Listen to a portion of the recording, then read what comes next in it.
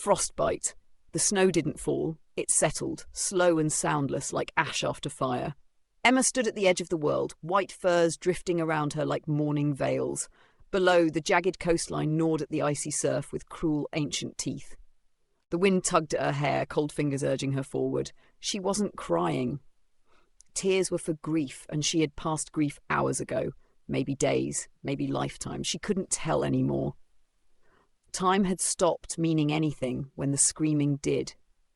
Her boots pressed into frozen earth that didn't give, not even beneath her weight, not even when her knees had buckled 20 minutes earlier and she'd caught herself on sheer will and pride. Now she stood again, silent, tall, unyielding, except inside she was all splintered crystal. She had held their minds in her hands. Bright young mutants with names like Firecrackers, Snap, Vivid, Alara, Drift. She'd taught them to protect themselves, to hope, and then she'd felt their lights go out. 1, then 3, then all. And she hadn't screamed. She'd stood there in diamond form and watched them die with eyes dry and heart locked in its cage, because someone had to. But tonight, there was no one left to save, no cause left to lead, no throne that didn't reek of ash. Krakoa had burned, hope with it. And now she could finally let go. Her voice, when it came, was almost curious. Is this what silence tastes like? She took a step forward, toes nearly past the frost-slick edge. Then a voice behind her, unexpected, quiet, not frightened, not fawning, just there. The boy is fragile, ridiculously so. He barely stands 4'8", and he is emaciated. Her mental senses would sense this immediately. He is not well. However, he speaks softly. I think the jump would kinda hurt. Nothing silent about that. He is somewhat sarcastic, but he is also kind. His brown eyes seeming to pierce the soul. His gaunt features hold pain and horrific suffering. However, there is a fighting energy inside of his spirit. He doesn't recognize her, of course, and yes, he is aware she is a lovely woman, and his thoughts give that away. However, his thoughts are also, this woman is in pain, this isn't the way. Also, no, for God's sake, there's been too much death, no more. She would freeze, not from cold, not from fear, but from something far rarer. The shock of being seen. Her telepathy touches his mind instinctively, a reflex as natural as breathing. What she finds there isn't invasive to her. It's human, raw, suffering that mirrors her own, weakness that doesn't flinch. A boy barely alive, but burning inside with something she'd almost forgotten existed. Defiance. Not the kind that shouts or resists, the quiet kind. The kind that stands there, ribs poking through threadbare clothes, and dares the world to take another swing. She turns. Slowly. Her voice is low, deliberate, ice layered over grief. You're wrong. The hurt wouldn't matter, not compared to what came before. Her pale eyes lock with his, reading him more deeply than anyone ever has. She sees the illness devouring his body, the tremor in his bones, the bitterness, the sarcasm, the way he knows too much for someone so young, and yet he stood there. For her. Her tone shifts just slightly, like glass cracking under heat. You shouldn't be here, not in this cold, not near this. But there's no command in her voice, no venom, just a tired, almost involuntary admission I was supposed to be alone. And yet, for the first time in a long while, she isn't. He says softly, we're all alone. We are alone when we are born, and we are alone when we die. I don't know if there's a heaven, but I am not a spiritual man. Whatever the case, whatever came before, or maybe whoever came, is this what they want? I won't stop you, I don't have that right, but I will say this, I recognise you. I also felt something in my head, a light caress, not my first experience. Whatever you decide, Miss Frost, I think you aren't meant to die forgotten and alone, and as for the cold, I am used to it. He smiles gently, grimly. Emma doesn't move at first. Not when he speaks, not when the wind tugs at her coat, not even when the snowflakes melt on her lashes. Stillness is her shield. Silence her last armour. But inside, something flinches.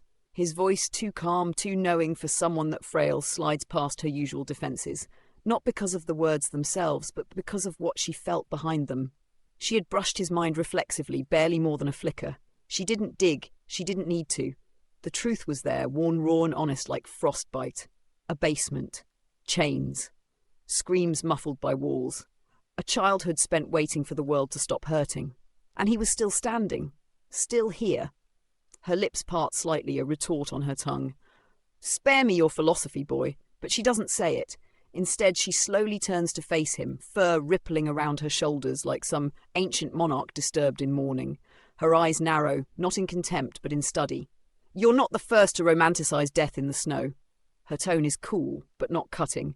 "But you're the first half-dead poet I've met who saw me."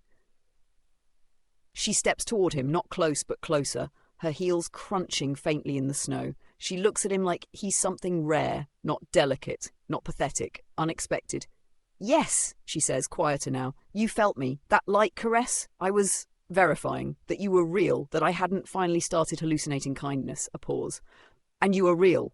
All ribs and thorns and grit, which is inconvenient." Her gaze drifts to the drop again, then back to his eyes, steady and searching. "As for not being meant to die alone..." Her voice hitches for just a moment. "That's not how the world works. We don't get what we're meant for." Then something softens. "But perhaps we get what we refuse to let go." She glances at the snow. "You're freezing, and I have too much blood on my hands already." Another pause. Then, dryly, "Do you have a name, or should I keep calling you Stray Beanpole who talks like a weathered philosopher?"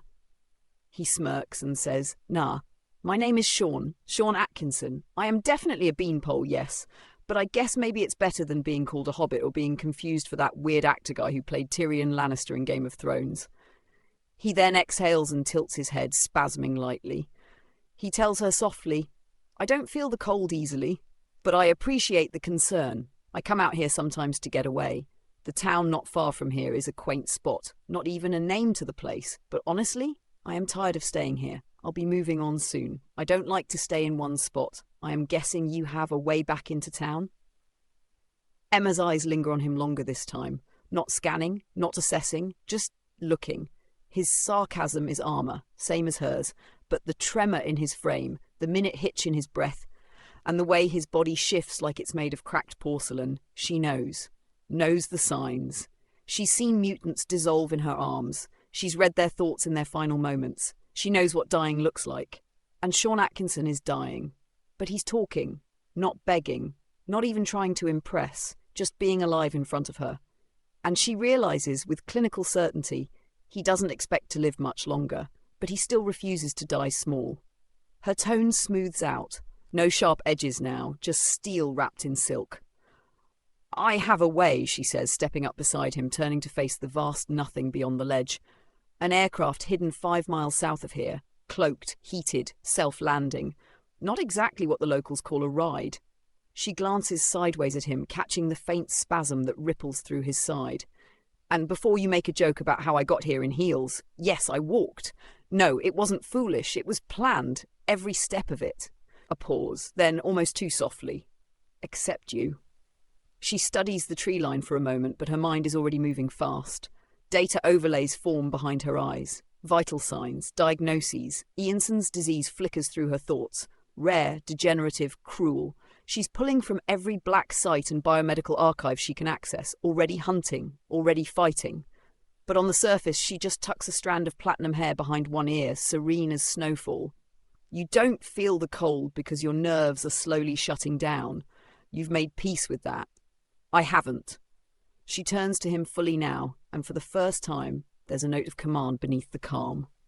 "Sean Atkinson, you're not walking away from this cliff alone. Not today. Not tomorrow. If you insist on moving on," a faint smile, more ghost than grin, "then I'll simply have to come with you." She doesn't wait for him to protest, just extends a gloved hand, imperious, regal and somehow gentle. "Shall we?" Emma sees it. The twitch of hesitation, the shift of his weight backward, the telltale flicker in his eyes that says thank you but no before he ever speaks it aloud. Of course he's going to resist. Of course he thinks he has a choice. Her smirk curves with effortless precision, half amusement, half quiet dare. "You really thought you'd get to walk away after a monologue like that?" He doesn't even finish the recoil before her gloved hand snatches his wrist. Not harshly, but with the kind of grip that brooks no argument. Cold leather, strong fingers, and behind them the full weight of a woman who's bent nations into line. She doesn't yank him, she hauls him with all the grace of someone guiding a stray into the warmth, as though it were the most natural thing in the world.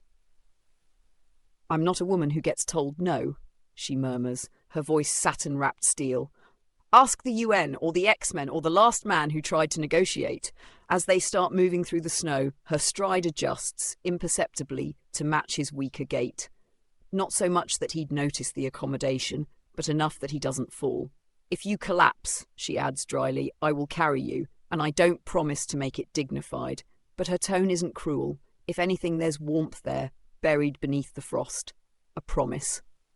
You are not alone anymore, and you don't get to disappear, not on her watch. The boy scowls and says, Look, there's no... He spasms and begins to grow woozy.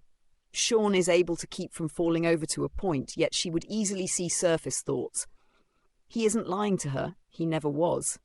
He is financially well off from an inheritance, a trust fund from his recently deceased grandfather. He is also a genius intellect, a student of the prestigious Phoenicia University of the Holographic Arts. Emma would know. She's donated to that university many times. He doesn't resist a woman whose grip is stronger than many men, and even without her powers, as athletic and as strong as any dancer. He quips grimly, Yeah, dignified. Emma catches his stumble with the ease of someone who's done this before, too many times. Her gloved hand tightens around his wrist, the motion instinctive and unyielding. She doesn't look at him with pity. That emotion doesn't live in her vocabulary. What she feels is something closer to irritated concern, the kind that grows when something fragile dares to be important. He mutters, grim and sardonic, Yeah, dignified. She smirks, not indulgently, not kindly, just genuinely amused, and more than a little irritated that he managed to be amusing in the first place. Darling, she murmurs, voice like warm silk layered over frost, if you knew the company I've kept, you'd beg for this kind of dignity. The snow swirls around them as she continues hauling him, her long ivory coat sweeping behind her, luxurious, tailored within an inch of its life and trimmed with pale fur. Practical, but unmistakably hers. Even out here, away from boardrooms and ballrooms, Emma Frost does not blend in. Her grip shifts just slightly, stronger now, more possessive than supportive. I've carried telepaths bleeding out through their eyes. I once had to escort a naked shapeshifter across a gala floor. You, Sean Atkinson, are practically a gentleman's arm candy. She casts him a sidelong glance, arching one perfectly manicured brow, reading his thoughts without digging. Phoenicia. Trust fund. No lies, just rot, pain, and dignity dressed in scraps. How quaint, how dangerous to be so breakable and yet still bite. Don't get smug, she adds lightly. You're cute. In a defiant little stray I'm now responsible for sort of way. And then she walks, purposeful, silent, and unrelenting, dragging him with her toward where the forest breaks, and a hidden aircraft waits, cloaked in more than just stealth tech.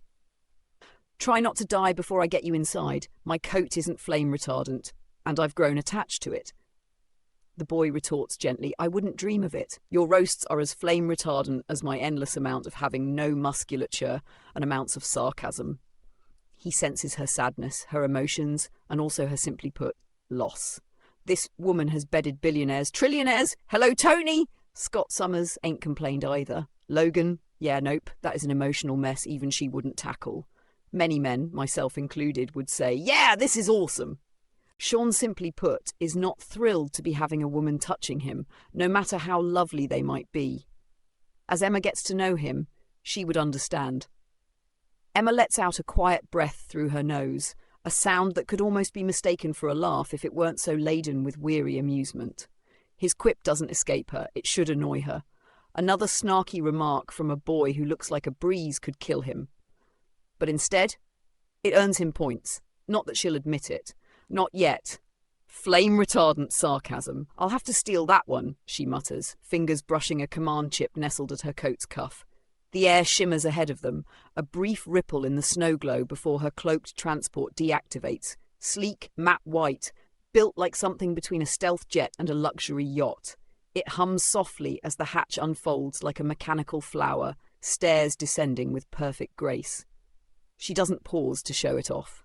She's not trying to impress him. That in itself is rare. Emma hauls him up the steps without another word, her grip still firm on his wrist. Inside, the cabin is warm and softly lit, all pale leather, minimal chrome, and one surprisingly plush fur-lined recliner near the rear. Probably designed for her, but Sean's going in it now, whether he likes it or not. She sets him down with just enough force to remind him she could have done this the whole way. There! Dignity intact, mostly. She peels off one glove and lets her fingers brush a console. With a soft hum, the doors seal, heat levels rise a few degrees, and biometric systems scan his vitals without asking permission. Emma glances at him, her lips quirked in that same dry smirk as before. Your humour, by the way, she says, pulling off her coat and draping it over a chair, is either just as bad as mine or just as good. She pauses, then adds, almost thoughtfully, which is probably why it's so irritating. And just like that, she turns to the cockpit, silent command to the autopilot, routing them back toward the edge of town, her mind already spinning at full speed. Not just about Sean's condition or care, but about why his presence made her step back from the ledge and what the hell she's going to do with him now. The boy sighs gently and says, I actually paid a fortune for a plane and bus ticket to that small town, just to take a break for 3 weeks. He is fully aware she knows his major. He has maybe 2 years to live, but he is almost done with 5 courses that usually takes your average individual 6 years or longer to complete. This was done in less than a year. Sean exhales and says softly, I am not going to say stay frosty. I would then be sent to a hell I don't believe exists. He pinches his nose and simply are getting serious. Are you going to be all right? His eyes meet her own, seeming to pierce the soul. Emma doesn't look at him right away. The hum of the engines fills the silence, soft and sterile, the kind of sound that gives people the illusion they're in control.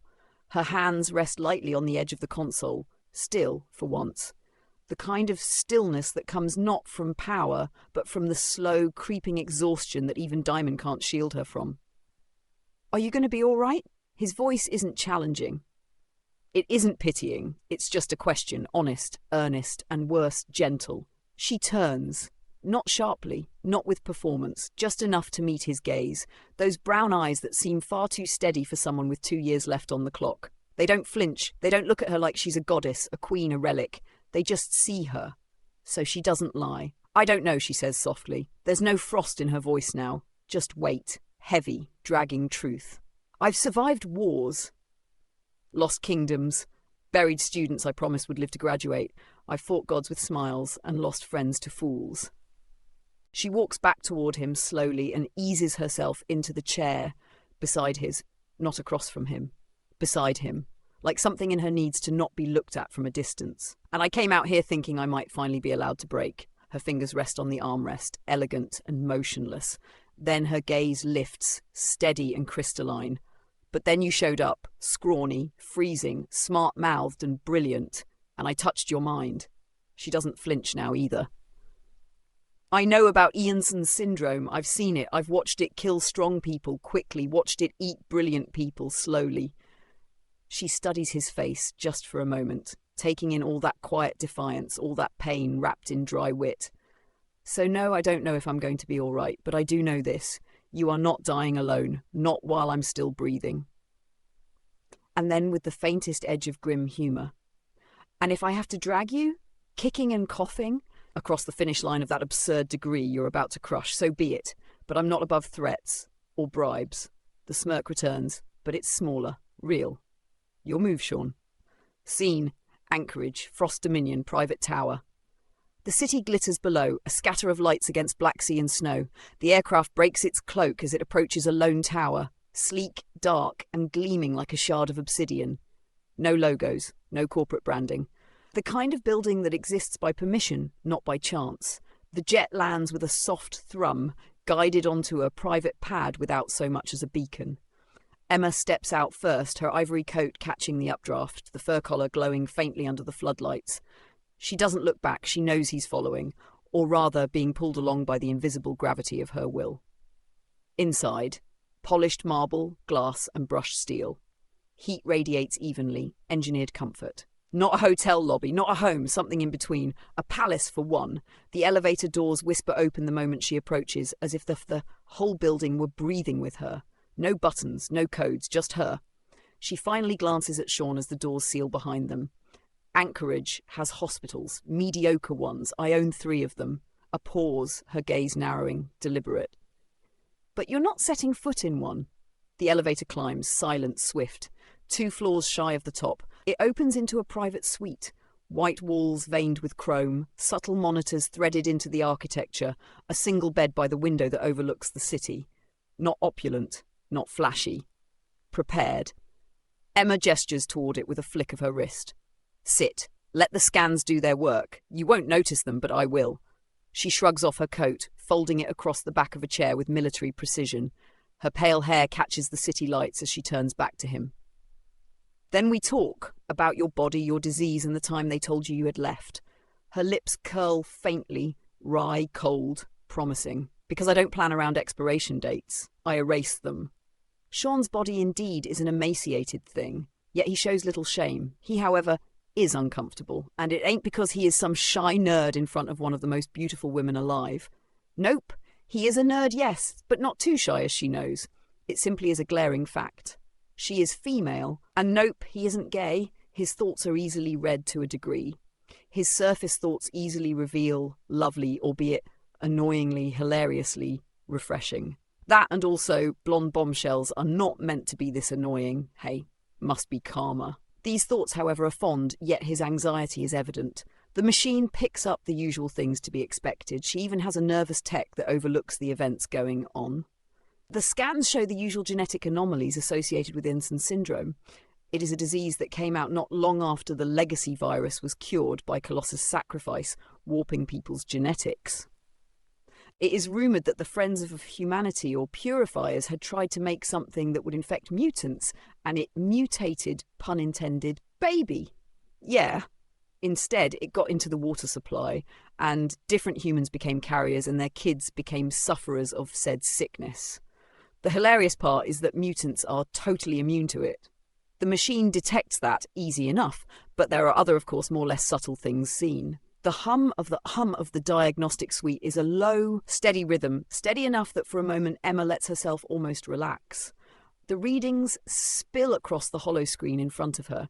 Ianson's markers, the signature anomalies she expected. Nothing shocking there. She knew before the machine told her. But then the imaging shifts deeper, mapping the scars beneath the skin. Her lips tighten, scratches along his chest, scars across his back. A bite mark on his thigh, old, healed, deliberate. Emma doesn't flinch, but her fingers curl against the console, polished nails biting into her palm.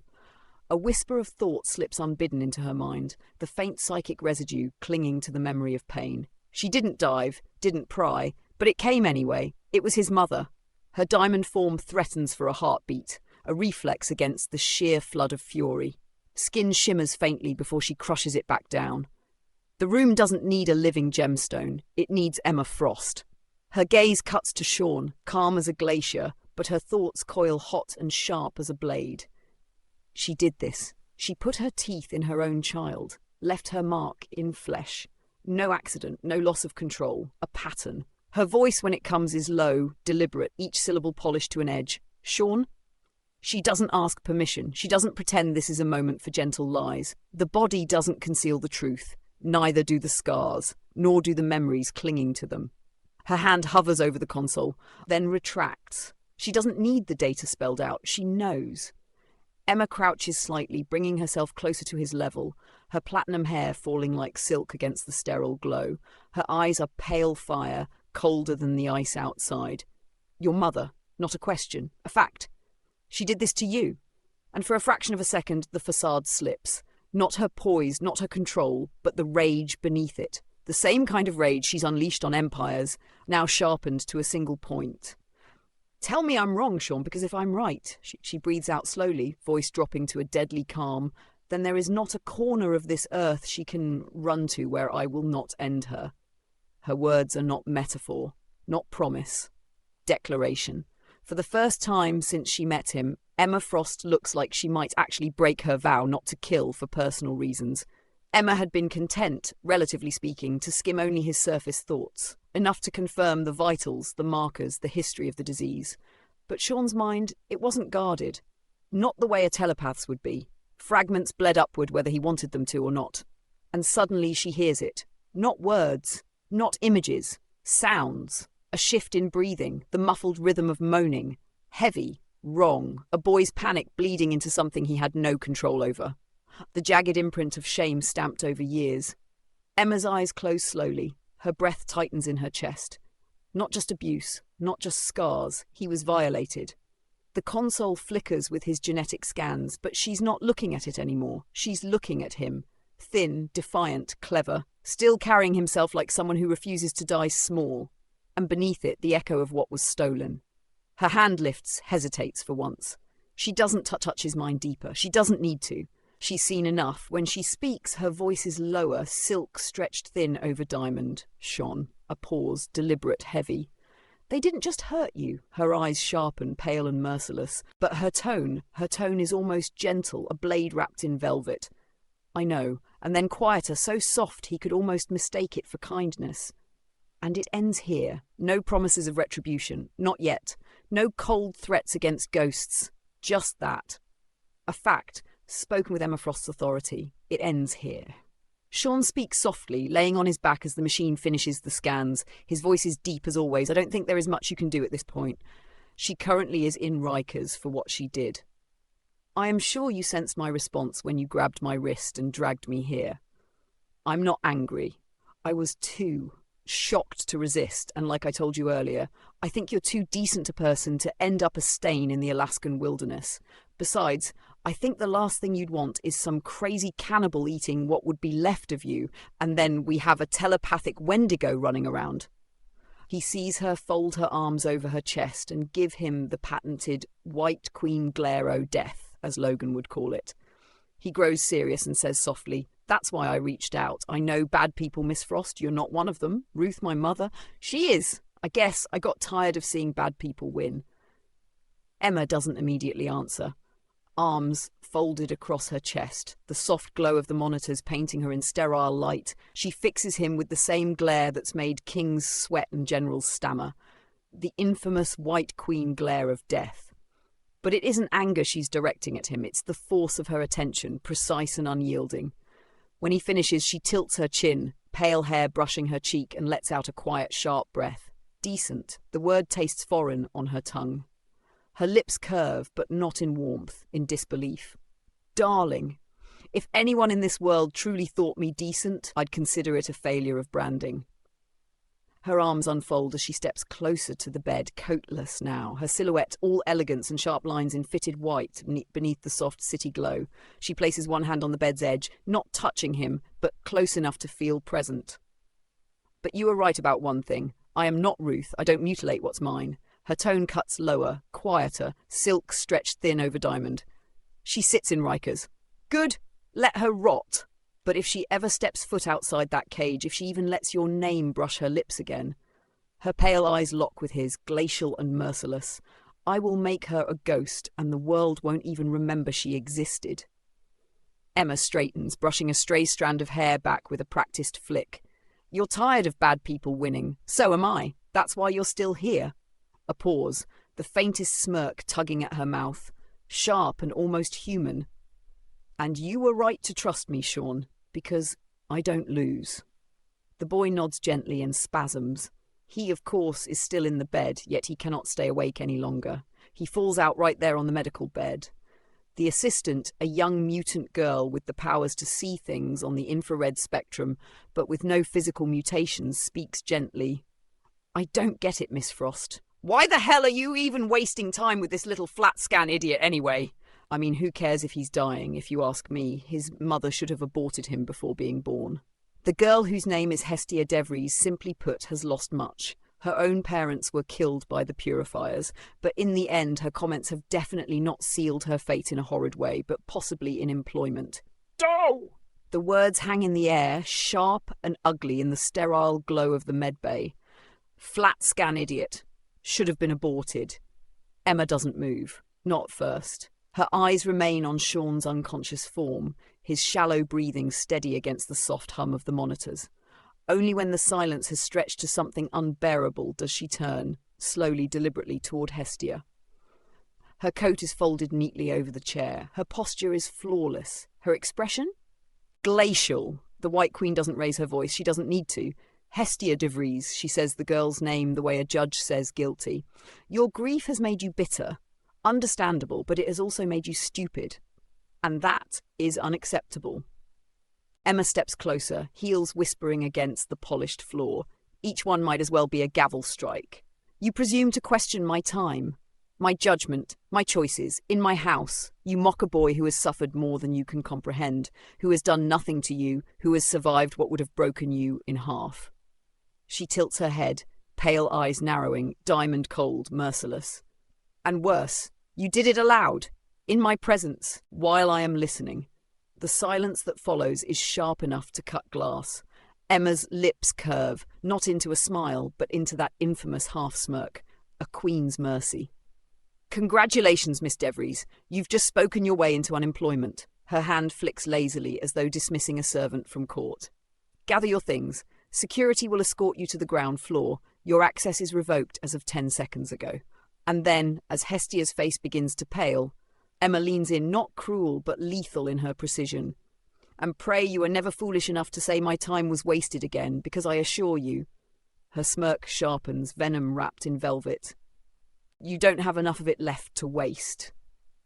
Emma straightens, the matter already finished in her mind, and returns her gaze to Sean, like Hestia had never existed at all. Hestia smirks. She is a young upstart, even if brilliant. Her features are sharp and a cross between Norse and Asian. The combination has made her truly attractive, and one who truly could have been someone until she spoke on the boy who had witnessed what even Scott Summers, who thought he knew Emma better than he knew Jeannie. And maybe this is true. However, Scott hadn't witnessed her lowest point, whereas a dying kid had actually fucking seen her in and out. This is what stopped her from becoming food for a Sasquatch after falling to her death. This is what kept her from ending her life. Hestia says very stupidly, I thought you were someone to look up to. I see now you're like the others. Xavier? Summers? Bleeding goddamned sheep! You had some good taste in men, I'll give you that. Summers isn't bad looking, but I guess you want some little freak that had too much time with his mommy now. I wonder, something I should know about? Her eyes begin shedding tears of rage. Yeah, Hestia doesn't take rejection well. Emma doesn't answer right away. She lets the words linger. Ugly things, heavy in the sterile hum of the medbay. Sean's shallow breathing, the machines. And Hestia, smirking through her tears like a child trying to play queen. When Emma finally speaks, her voice is low, precise, deadly. Are you finished? She doesn't wait for a reply. She steps forward, arms uncrossing, pale eyes fixed on Hestia like frost catching in the dark. You call me a sheep, compare me to Charles, to Scott, to martyrs you don't even understand. Darling, those men preached, they dreamed, they bled. I do none of those things. I win. That is why I'm still standing when their monuments crumble. Emma's gaze flicks briefly to Sean, thin, pale, unconscious. Her hand rests lightly on the bed's edge.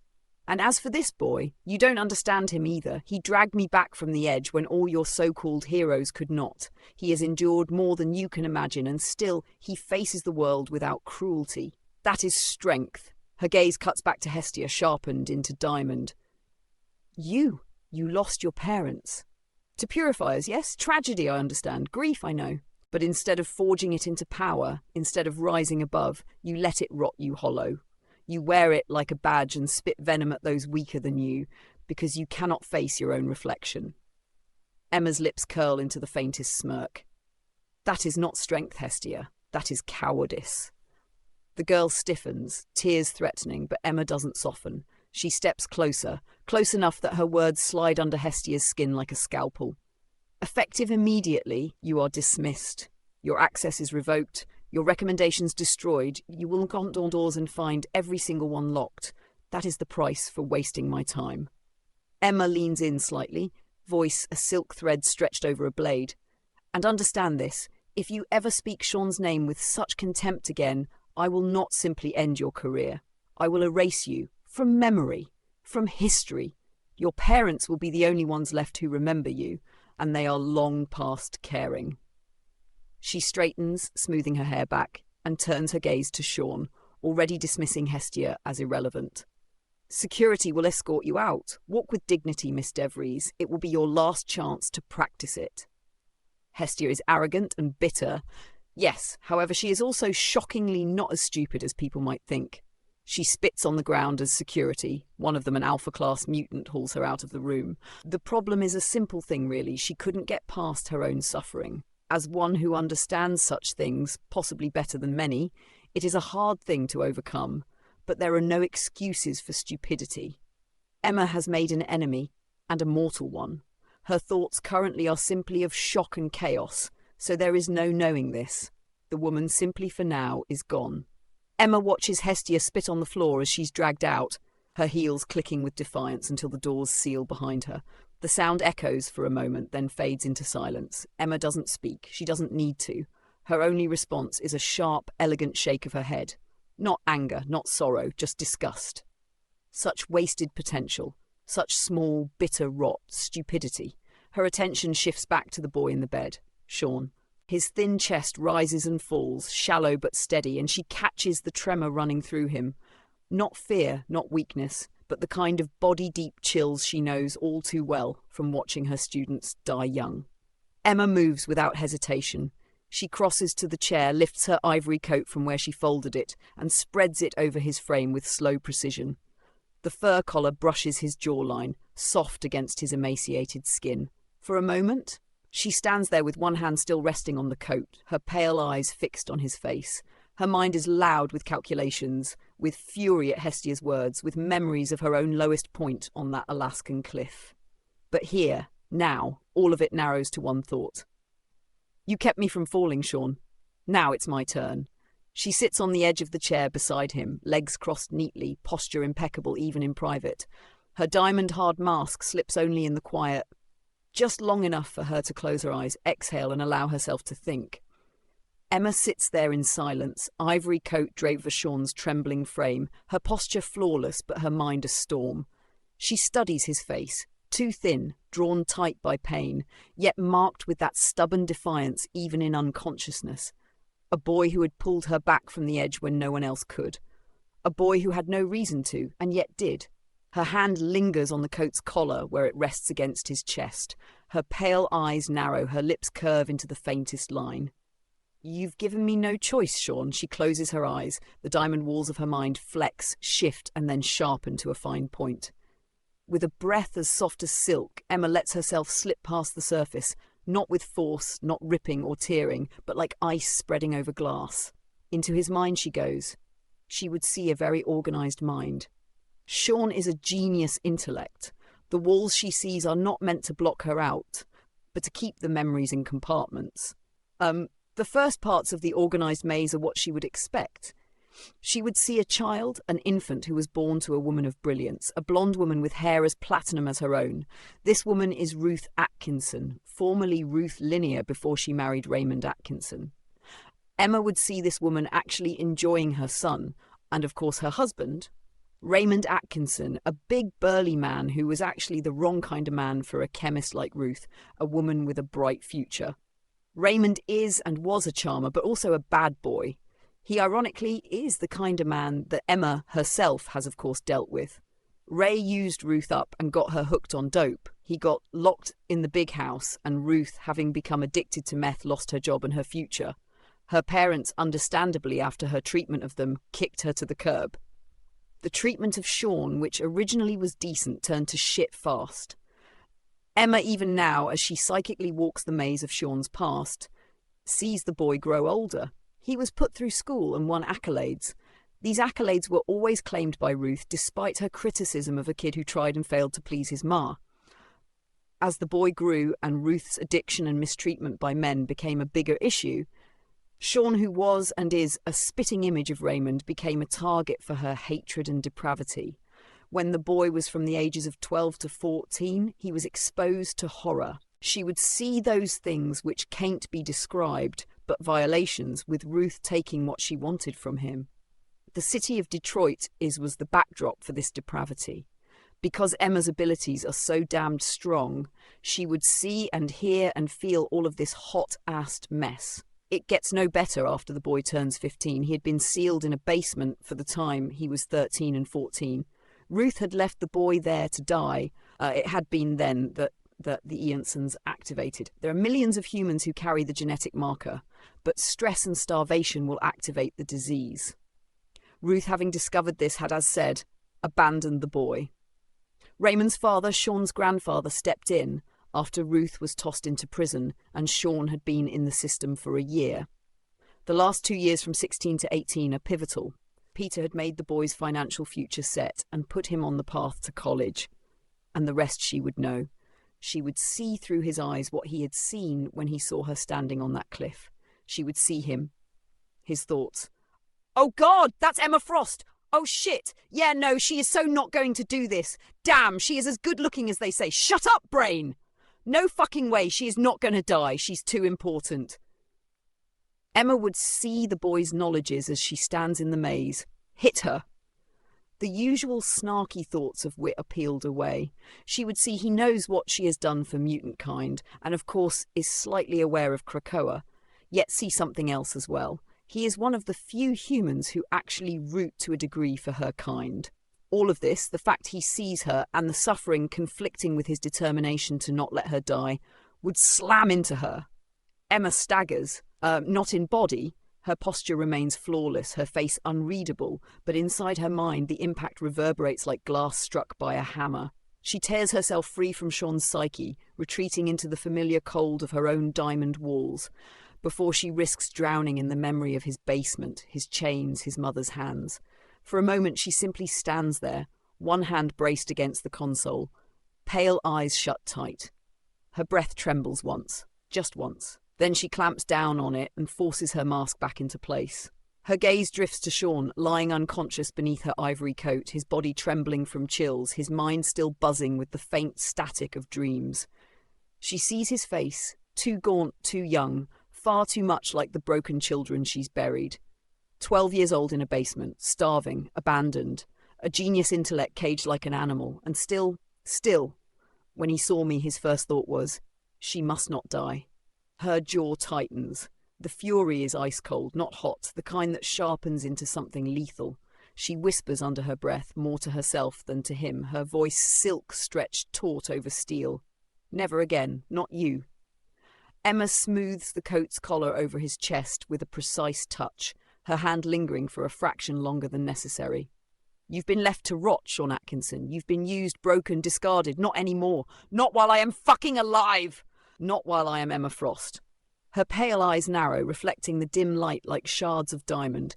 You will not be Ruth's victim. You will not be another obituary on my conscience. You are mine now, my student, my ward, my responsibility.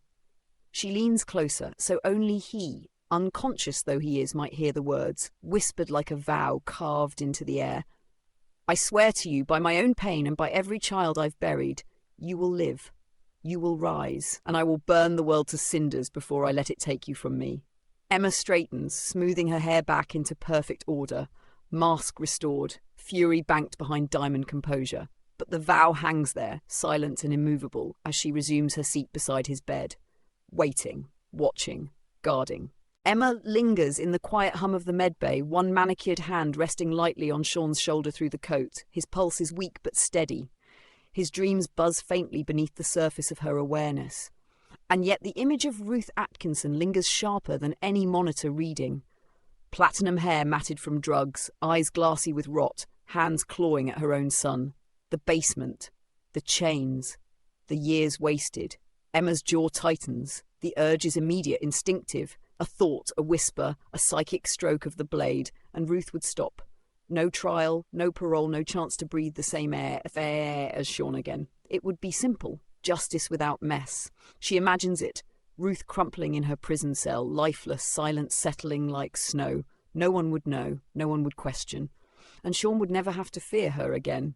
Her lips curve into the faintest smirk at the thought. So easy. But then her gaze falls back to Sean, small beneath her coat, shivering but alive. Alive because he had pulled her back from death. Alive because he refused to let one more body fall. And the thought twists. If she killed Ruth, if she spilled yet another life into the void, what would that mean for the vow she had just whispered? What would that make of Sean's defiance on that cliff, his refusal to let her die because there had been too much death? Emma inhales through her nose, slow and deliberate, forcing the rage down, forcing the blade back into its sheath. Not this time. I've waded through oceans of blood. I've buried children, enemies, friends. Not him, not her, not today. She smooths the coat again over Sean's frame, as though tucking the thought of Ruth away with it. Let Ruth rot in her cage. Let her decay in her own filth. I will not gift her the dignity of my hand. She has stolen enough life. She will not take mine or Sean's in memory. Emma sits back, diamond composure restored, but the vow crystallized sharper than ever. I will not kill her. But if she ever escapes, if she so much as breathes Sean's name, then I will. And with that, the matter is settled. It is then that she would see her cell phone vibrate. Scooter is more than capable of getting unlisted numbers. He is smart and the leader of the X-Men for a dang reason. However, him and a certain jealous and admittedly territorial redhead bumping heads has kept him from reaching out too much. However, the woman's voicemail would reveal a man's gravelly voice. Okay, kid, I ain't fucking stupid. I know you're near an edge that none of the others are seeing. I also been tracking your routes and your IP history. You want to do you and say to heck with the rest of us? Maybe I don't blame you. But if you do something stupid, I'll repay you the favour of... When you and the others pulled me from hell and go down there and kick your fucking ass. Just something to think on. The voice of Logan fades then and there. His number, of course, isn't traceable. Emma's eyes flick down to the phone as it vibrates against the console. She doesn't need telepathy to guess who it is. Only one man would leave a voicemail laced with threats and concern in the same breath. She presses play, lets Logan's gravel scrape through the speaker. His voice is as blunt as ever, every syllable a mix of snarl and unspoken care. By the time it ends, Emma is already rolling her eyes. Of course, she mutters, a sharp little exhale of bitter laughter slipping past her lips. She leans back in her chair, crossing her legs elegantly, phone dangling from her fingers. The smirk on her mouth is brittle, but it holds. Logan, forever the feral knight in a blood-stained flannel, always smelling smoke a moment too late. She can't quite blame him. He sees things the others don't, he always has. The cracks in her mask, the way despair curls in quiet corners. He reached out because he knew, but like all of them, he reached out too damned late. Emma's gaze slides back to Sean, trembling beneath her coat. His breath's uneven, his body far too small, far too fragile. If not for him, Logan, you'd be talking to my ghost. A shame, really. Your speech would have been entertaining. But he saw me. He pulled me back. Not you, not Scott, not even you, Logan. Her lips press into a thin line, pale eyes softening for the briefest flicker. It seems my priorities are clearer now. The rest of you can keep chasing ghosts and graves. I've found the one thing worth saving, and I'll burn anyone who tries to take it from me. With that, Emma clicks the phone shut and drops it into her bag, dismissing Logan's voice as neatly as she dismissed Hestia. She doesn't need the X-Men right now. She doesn't need the Hellfire Club. She has Sean, and that is enough. Emma exhales through her nose, a quiet sound that's half sigh, half laugh as she looks down at the boy. So small, so light. Too light. She slides her arms under him with ease, bundling him up in her ivory coat like a child being carried to bed. 70 pounds and a wit sharper than diamonds, she murmurs, rolling her eyes, smirk tugging at her lips. Utterly ridiculous. It is amusing, absurd even, but the humour sits bittersweet in her chest. Still, she carries him without effort, every step deliberate, her heels clicking softly against the polished floor. She lays him gently in the guest bed, her movements precise, careful, like she's handling crystal. Emma smooths the coat away from him and tucks the blanket snug around his narrow frame. He stirs faintly but doesn't wake. Straightening, she retrieves her coat from the mattress and drapes it back over her shoulders. This time the fur collar brushes her skin, and the fabric holds something it never did before, his faint warmth. For a heartbeat, it lingers. Feels grounding. Warm in a way she hasn't felt in years. Emma's lips press into a thin line as she shoves the thought aside. Sharp, decisive. No, he's 18, just. And I'm 42, old enough to be his mother, old enough to know better. She smooths her hair, restores her mask, and takes a seat in the chair by his bedside, watchful, composed, and silent. For now. She knows more than a few things about the kid's past at this point. Emma had left him a towel and some pyjamas she had literally dropped off. Yeah. She knows all of his, dimensions, yeah? So the clothing she had gotten, at least PJs for the moment and also a week's worth. She had been tempted to reach out to her girls, yet now is not the time. Her near suicide was something she didn't plan on exposing him to, yet a simple contact in one of her old corporations had been just the person. So there are perfectly folded sweaters, pants, and even a light jacket. She herself had fallen asleep after a time, yet she would wake up to see the boy sitting at a desk sketching. She would see him focused, and what he is drawing would hit her hard as a brick. He is drawing what he had seen through his eyes, his hand outstretched and her reaching and grabbing his hand. Right before she would have leapt, Sean looks up and says, "Hey, sorry, I got a shower, and I kind of borrowed these pencils. I appreciate the clothing, by the way." He sees she is looking at the sketch and he shrugs slim shoulders. "I kinda had this image stuck in my head. Doesn't make sense. Such things aren't how I see things. Usually when something's done, it's done." This isn't his way of looking for praise. He figured he helped her. It's done. She would certainly sense his gratitude and realize also he simply had drawn what she was projecting in her sleep.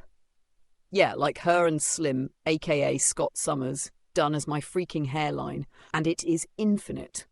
Sean, however, yeah, the poor kid is definitely linked and he has zero damn clue. It is a literal burning warmth in her head. Emma sat straighter in the chair, her pale eyes lingering on the sketch in Sean's thin hands. For a moment her mask almost slipped. Almost. But then her lips curved into that familiar cool smirk, the one that could slice through glass. She crossed one long leg over the other, tugged the coat tighter about her shoulders, and let her voice purr with silk and frost.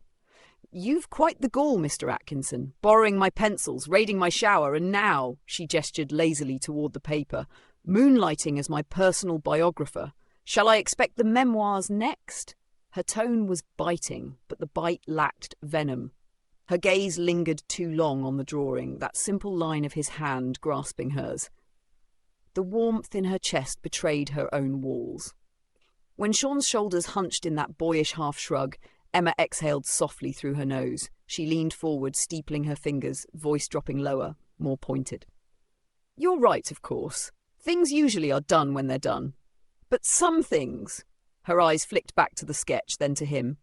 "Some things don't let you go so easily. Consider this image your receipt, proof that you paid your debt in full." She tilted her head, diamond-hard gaze softening just an inch. "And Sean, I don't give away coats or clothing or second chances lightly. So take the pajamas, take the pencils, and keep drawing, because whether you meant to or not, you've captured something no one else has managed in a very long time." The smirk returned, sharper, covering the warmth that still pulsed in her mind. "Now, don't let it go to your head. Genius or not, you still look like a half-drowned beanpole in my bedclothes." She leaned back again, but in her head that tether burned on. He snorts and smirks, the upturned middle finger a clue of his response. Sean then speaks softly, growing serious. "Yeah, I noticed the biographer part. I don't know how it happened, but yeah, I am guessing it has to do with what your abilities are." He taps his temple and then clasps his fingers together before tilting his head. "It's funny. Ma used to talk to me of debts. She would say, 'You owe this to me. You belong to me.' She taught me that debt is ugly and ugly people use it. Not many people move past that, and sometimes it is difficult to think in any other way. I appreciate you showing me that other way." He looks away and then rolls his eyes. "Yeah, I don't exactly have your figure." He smirks as he says this. Yeah, he went there, but unlike many who have objectified her, he speaks with true humour, his eyes flickering with understanding and rare empathy. Emma let the smirk curl across her lips, eyes narrowing in that feline way of hers. The middle finger, oh, that was delightful. It was raw, unpolished, far more honest than the grovelling of hellfire sycophants or even the carefully chosen words of her fellow X-Men. She inclined her head slightly, like a queen indulging a jester. "A charming gesture, Mr. Atkinson. Crass, yes, but charming. I'll take it over a bow any day." His words about debt gave her pause. Emma's expression didn't shift much. Her masks never did. But there was a flicker in her gaze, something almost gentle. Debt is ugly. A leash for the weak, wielded by the weak who fancy themselves strong. I've spent a lifetime entangled in it. She leaned forward slightly, tone sharpening into steel wrapped in velvet. But don't mistake me, Sean. What I gave you wasn't charity, and it wasn't an invoice. It was choice. Yours, mine. We're both far too clever to be shackled by the word owe. And then came his last remark, the jab about her figure. Emma arched a perfect blonde brow, lips curving into a sharper smirk. My figure, is it? Careful, darling. That sort of observation has gotten grown men turned to ice, stone, or simply left wishing they'd been. She let the silence stretch just long enough to make him squirm, then added, almost too softly. But since you managed it without sounding like a slobbering fool, I'll allow it. Consider it your one free pass.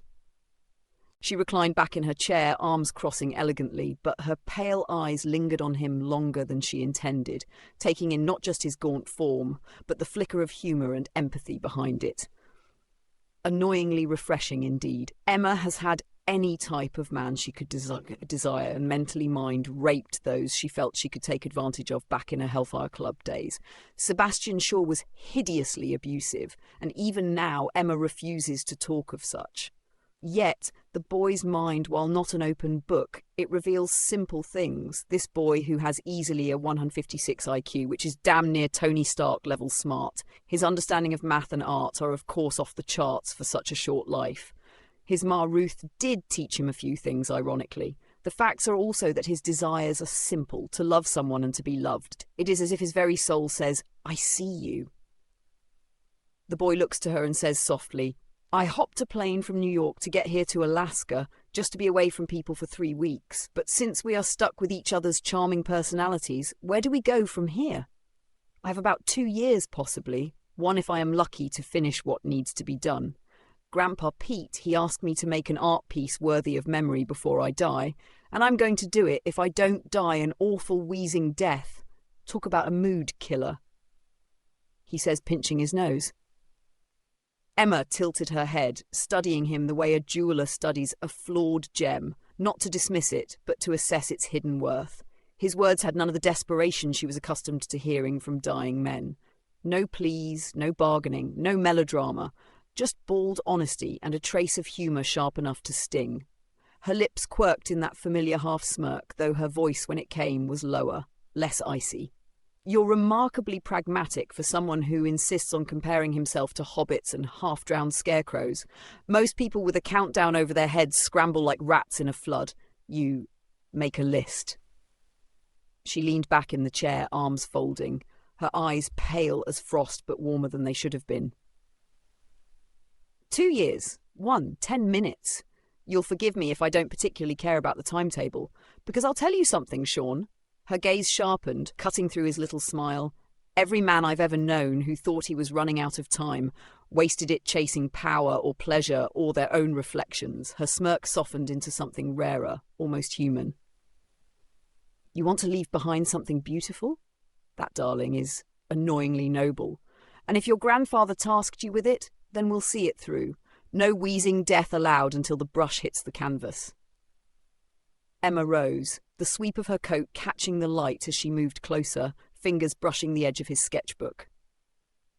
And as for where we go from here, she glanced at him, her smile wicked, edged with truth. For the first time in a very long time, I don't have an answer, which is either exhilarating or infuriating, likely both. She tapped the page, right over the graphite line of his outstretched hand. But I do know this much. You're not doing it alone. He scowls for a moment. It isn't in anger, his thoughts reveal that much. No, his brilliant mind is filing things away, literally seeing her and himself as literal formulas to solve, but not in a negative sense. Sean simply sees things in a realistic sense and also expands outwards. She would see vulnerability in his eyes, as he then tilts his head and nods slowly. I wouldn't want to do it alone, not now. He confesses one thing, even if it ain't spoken. He is fond of her. Emma tilted her head ever so slightly, pale hair cascading like silk as she studied him. Sean's words weren't sharp-edged, weren't layered with sarcasm or deflection. For once he wasn't hiding behind that quip-laden armour of his. He was exposed. That surprised her. Pleasantly. Her lips curved, faint but genuine, and for a heartbeat she let it linger before her pragmatism swept in like a cold tide. Her mind began running the equations. A boy this brilliant, this tethered to her, could be an asset. A mind she could shape, direct, use. Old instincts stirred, whispering of leverage and power. But then she stopped. The thought repulsed her almost as much as it tempted her. That was the woman she'd once been, the Hellfire Queen who devoured pawns and left them hollow. Not this, not him. Her gaze softened again as she caught the flicker of vulnerability in his eyes, the fondness he didn't even try to mask. She realized with a chill that the boy wasn't leaving, not like the others, not like everyone she'd buried or been betrayed by. No, Sean Atkinson had anchored himself. Emma's smirk returned, not sharp this time, but edged with something warmer, more dangerous. "Well," she murmured, voice low, velvet threaded with steel, "that makes two of us. Alone is overrated." She let the silence breathe, watching him with that unsettling way she had, like she could peel him apart and still choose not to. And beneath it all, a darker awareness stirred. Emma Frost wasn't blind to her own nature. Seduction had always been a weapon in her arsenal, as natural as breathing. She didn't move on it now, not consciously, but the thought curled at the edges of her mind, undeniable. "Careful, Emma. This boy has already seen more of you than anyone else ever has, and you are far too good at turning fondness into something dangerous." Emma rose smoothly from her chair, folding her arms as though she'd just reached a verdict in some private court. Her pale eyes lingered on Sean for a beat, watching the way his thin fingers still hovered over the sketchbook like he was afraid to set it down. Then, with that velvet-edged tone that could melt or cut depending on her whim, she spoke. "You're chasing inspiration, Mr. Atkinson, and forgive me, but Alaska's wilderness, while dramatic, doesn't exactly scream masterpiece." She let the smirk play across her lips, faint, teasing, though her eyes burned with something far more deliberate. "No, if you're going to create something worthy of memory, you need to drink from the well where artists have bled genius for centuries. Paris, the Louvre, the Orsay, streets littered with ghosts and brilliance in equal measure." Emma tilted her head, regarding him with the kind of cool appraisal she once reserved for diamonds. "You want your grandfather's wish to matter? Then you'll see what real inspiration looks like. Paintings that outlived their makers. Sculptures that mock mortality by refusing to crumble. And if you behave, perhaps I'll even let you critique Monet over breakfast." Her smirk sharpened, then softened again, almost imperceptibly. "You'll come with me, and before you protest, spare me the beanpole humility. You're not doing this alone. That much we've already settled." She straightened her coat around her shoulders, the faintest glint of warmth crossing her features. "Paris, darling. Pack your sarcasm. I'll handle the rest." The boy doesn't snark at all. He hasn't been to Paris, yet in the end, while he is mentally very excited, he freezes. His mind's thoughts are easily read. "Oh God, damn it, this, not now!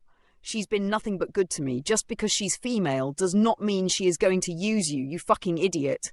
His sharp mind shuts that down than Scott Summers ever did with his own ramblings. This is possibly the fastest she had seen one shut down their doubt. He is simply that intelligent, but also broken. He tells her gently, "Hey, I have plenty of sarcasm for both of us." Emma caught it in an instant. The flicker of excitement, the recoil of fear, the venom of self-loathing, and then like a trap snapping shut, silence. His mind locked itself down with a precision that would have impressed even her most disciplined students. She didn't even have to dig. It was there on the surface, raw and ugly. Ruth's voice echoing in him, teaching him that affection was just a prelude to pain, that love was a leash, that every outstretched hand was just another claw waiting to close around his throat. Emma's jaw tightened. She remembered Shaw's hands, his voice dripping with the same poison. She remembered surviving by becoming colder than the men who broke her.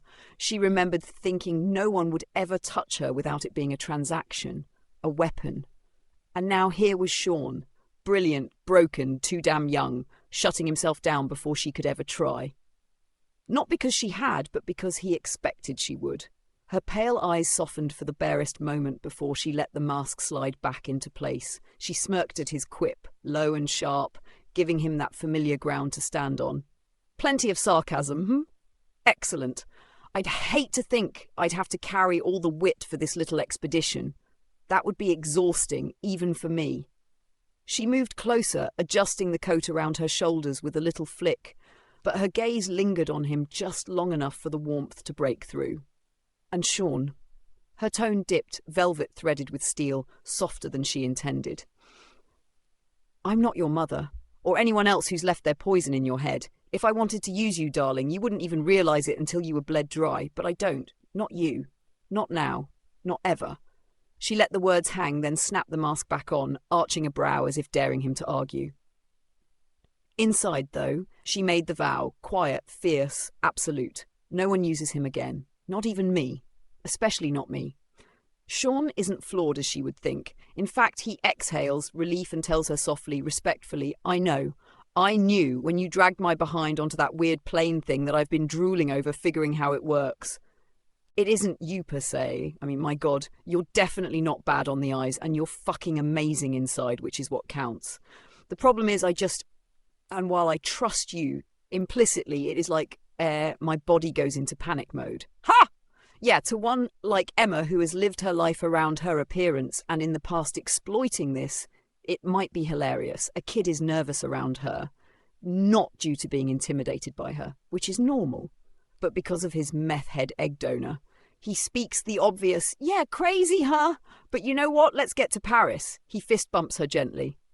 Emma blinked and then laughed. Not her usual icy chuckle meant to cut someone down, but a genuine startled laugh that slipped out before she could stop it. The sheer absurdity of it hit her. Men tripping over themselves for decades to get a taste of her attention, some willing to sell their souls for it. And here was this half-starved boy bluntly telling her, you're amazing inside, but my body panics. Nothing personal. Her smirk curved, sharp but fond as she shook her head. Sean Atkinson, you might be the first man in history to make me laugh at my own expense.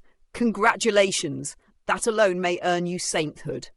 She reached out, meeting his fist bump with a slow, deliberate brush of her knuckles, before giving it the barest tap, as if humouring him but also anchoring the moment. And no, it's not crazy. Trauma leaves echoes. Your body remembers even when your mind knows better. Trust me, I know the sensation all too well. Her tone softened for a beat, then the mask snapped back into place with a glitter of her pale eyes. But Paris, that, darling, is something we can both agree on. Pack your wit and your pencils. I'll handle the jet, the itinerary, and the inevitable looks when people assume I've adopted a very sarcastic younger brother. She let the tease hang in the air, though beneath it she was faintly, dangerously warmed by his words. Amazing inside. Few had ever said that to her, and meant it. The jet cut through the winter sky like a blade, its cloaking systems humming silently, designed for someone who'd long since learned the value of discretion. Paris sprawled below in muted lights and long shadows, the Seine winding like a black ribbon through the heart of the city.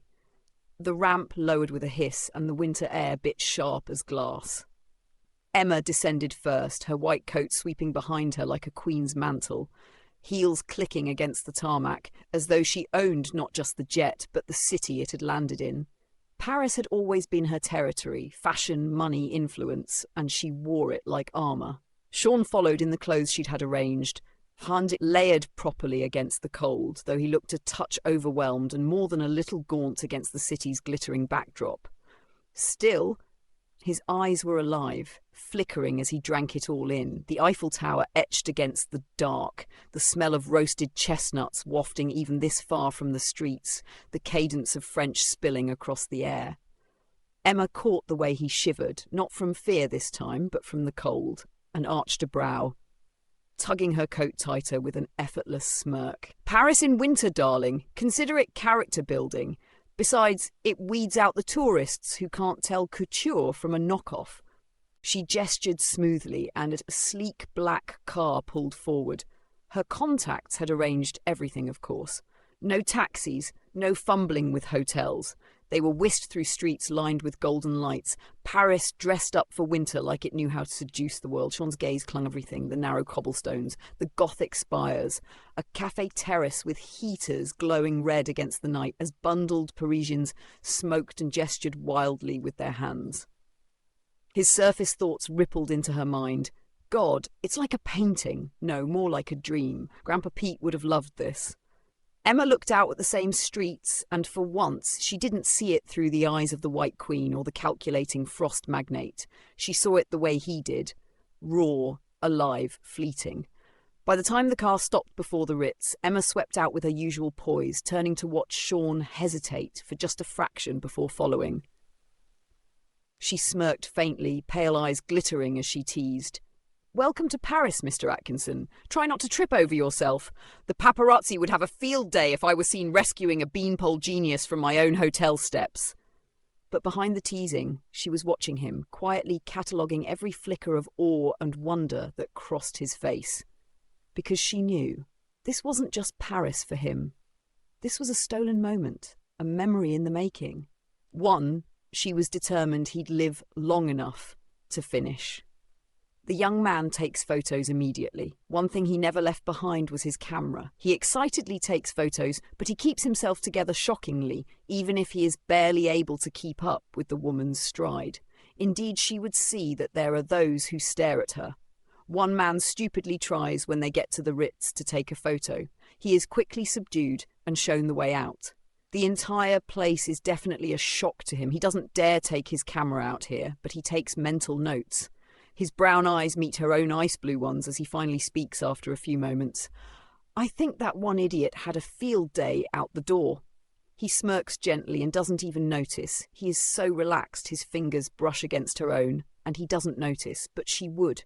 His spirit is warm, insanely so, and the feeling and sensation passes. Such is the bright light that burns within him.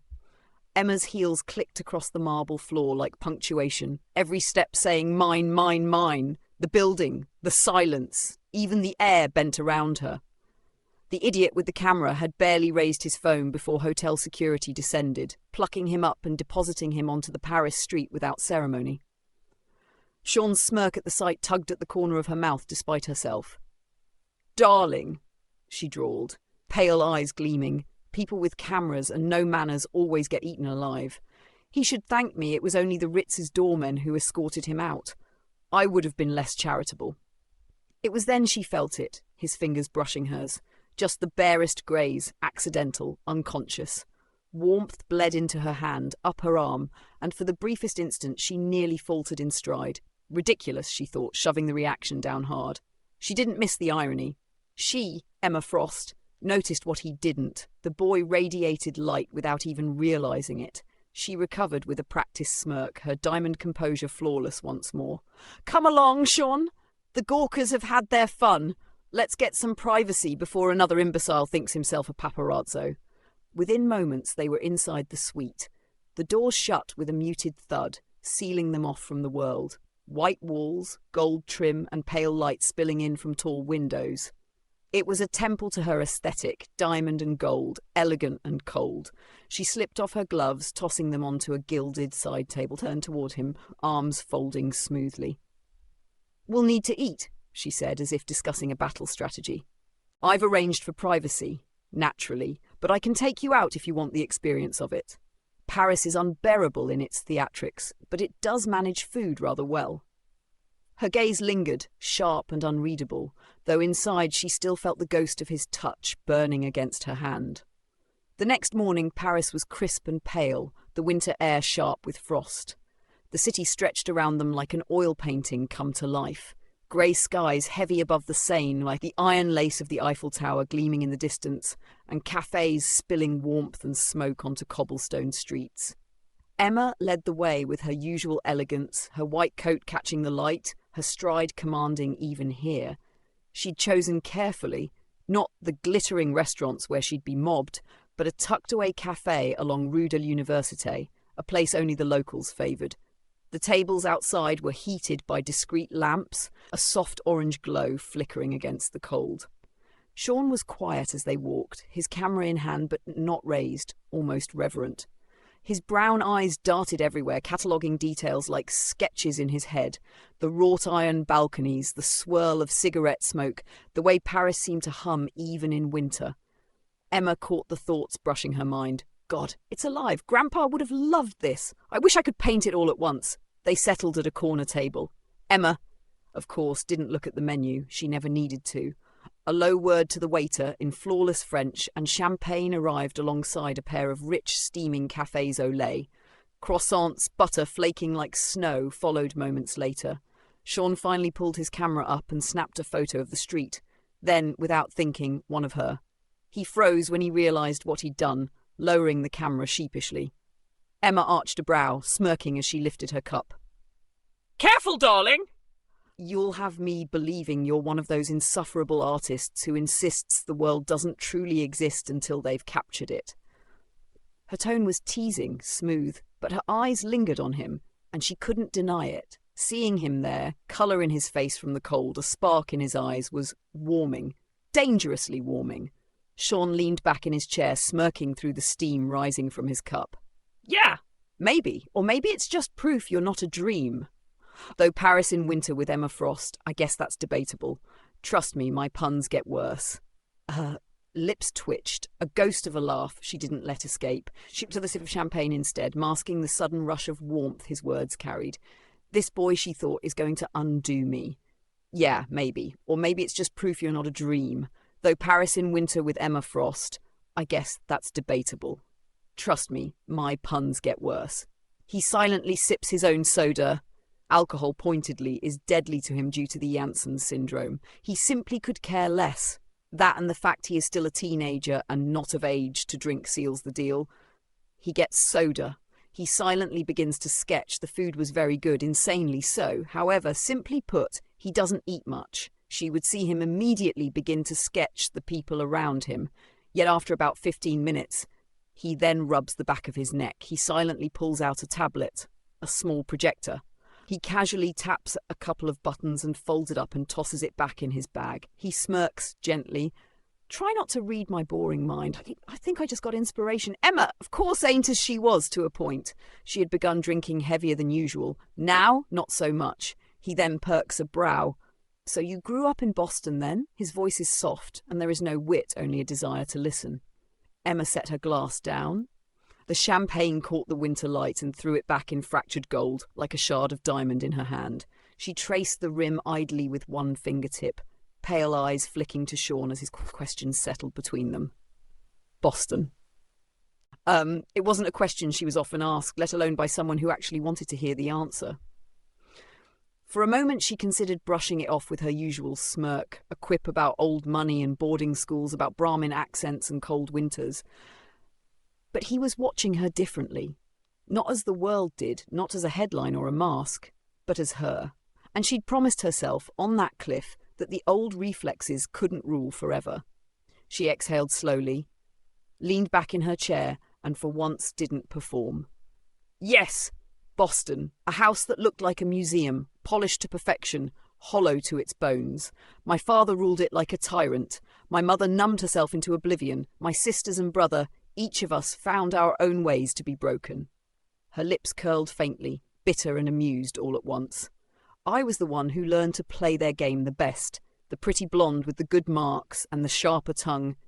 But it was never enough, not to be seen, not to be loved. So I built walls, darling, walls of dials of diamond, so no one could cut me again.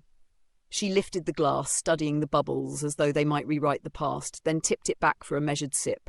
The warmth hit her throat, her chest, but her gaze never left his. So yes, Boston raised me, but it was also what taught me to escape, to reinvent. The White Queen was born the day I realised the Frost name would only ever mean pain, unless I made it mean something else. Her smirk softened just a little. Why do you ask, Sean? Looking for the roots of the woman who dragged you off a cliff?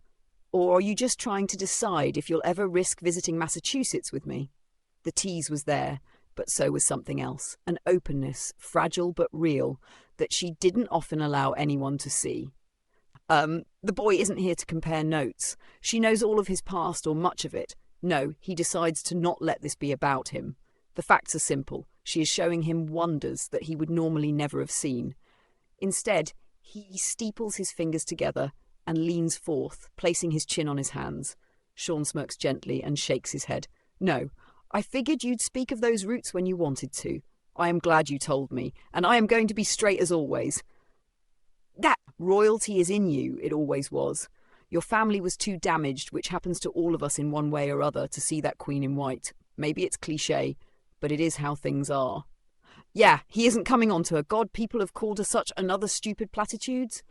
No, he is simply saying she has a light he sees and doesn't know how else to say it. He then tilts his head and says to her, "And honestly, I'll hear and happily be here for you to share whatever you desire to with me." That would land on her like a blow she hadn't braced for. Not cruel, not cutting, but honest. Emma was used to men gilding her, to simpering compliments dressed up as adoration, to people either fearing her or lusting after her. But Sean's words weren't any of those. He wasn't flattering her, was angling for her bed or her favour. He was just seeing her. That was infinitely more dangerous. Her first instinct would be to scoff, to flick her hair back and quip something sharp about him needing new glasses if he thought royalty was what she carried in her blood. But his eyes, steady, warm, sincere, pinned her. And for once, Emma Frost didn't feel the need to play the part. She let silence hang for a beat, sipping her champagne, the bubbles catching against the corner of her mouth. Then her lips curved into a small, unguarded smile. Something almost no one outside her family ever got to see. "You're either very brave, Sean, or very foolish, calling me royalty without the slightest hint of fear or grovel. Most men would have used that line with a hand already halfway up my skirt." Her gaze softened, that smile lingering as she set her glass down. "But you mean it. Not as a weapon, not as a lure, just as truth. And truth," she tilted her head, eyes gleaming with something deeper, "is rarer than diamonds. I think I'd get used to it." Her tone carried its usual edge, but the warmth beneath it, that was real, and she hated how much she wanted to hold on to it. The walk from the cafe to the Louvre was short, but it felt like worlds shifting underfoot. Paris hummed around them, the murmur of French voices, the clipped rhythm of heels on cobblestones, the scent of roasted chestnuts and car exhaust mingling in the winter air. Emma moved with her usual grace, white coat brushing her knees like a banner. Sean a half-step behind, his camera bag slung over one thin shoulder. She kept her eyes forward, but her mind was racing, and not about Paris. His words at the cafe still echoed, "Royalty is in you. I'll hear whatever you want to share." It was absurd, really. She'd been called a goddess, a witch, a queen, a whore, a saviour. Never in those tones, never with that quiet conviction. That kind of truth, it was rarer than diamonds, and more dangerous. She was already planning against her better judgment. Not rushing, Emma Frost did not rush, but filing him into the vault of things I will not lose. They passed through the Louvre's glass pyramid, sunlight fractured across the panels into cold crystalline beams. Tourists milled about, eyes wide, chatter echoing. Sean's gaze darted everywhere, overwhelmed but focused, sketchbook already in his hand. Emma, for her part, looked utterly at ease. The Louvre had been hers a dozen times before. Exclusive galas, private viewings, evenings where she'd walk past the Mona Lisa without sparing it more than a glance. But today she saw it differently. She saw it through him. Sean stopped in front of a marble statue. Apollo, lyre broken, expression serene even in ruin. His pencil scratched furiously across the page, fingers moving fast despite the tremor in his hands. Emma tilted her head, watching, champagne still warm in her veins. "Careful, Sean," she murmured, her voice low enough that only he could hear. "Paris has a way of stealing hearts, even the coldest ones." Her lips curved, the White Queen's smile, but her eyes lingered on him, sharper, softer, betraying more than she intended. And deep down, beneath the poise, a thought flickered unbidden. Perhaps it's already stolen mine. He walks with her through the halls of the Louvre, not responding at first as he then smirks gently. Paris was founded by Aztec priests who worshipped Quetzalcoatl. The heart definitely would be needed. He grows serious and smiles, not smirking, the look is genuine. He has already sketched paintings by Rembrandt and also Raphael, the School of Athens, along with the Winged Victory of Samothrace and many others. She would see via his surface thoughts that he had actually not just sketched the paintings along with his photos. Nope, she would see he had included her even if it was a simple part, maybe her hand or even her arm glimpsing things. These details and the way the boy fires off these images in his head like an algorithm would even blitz her to a degree.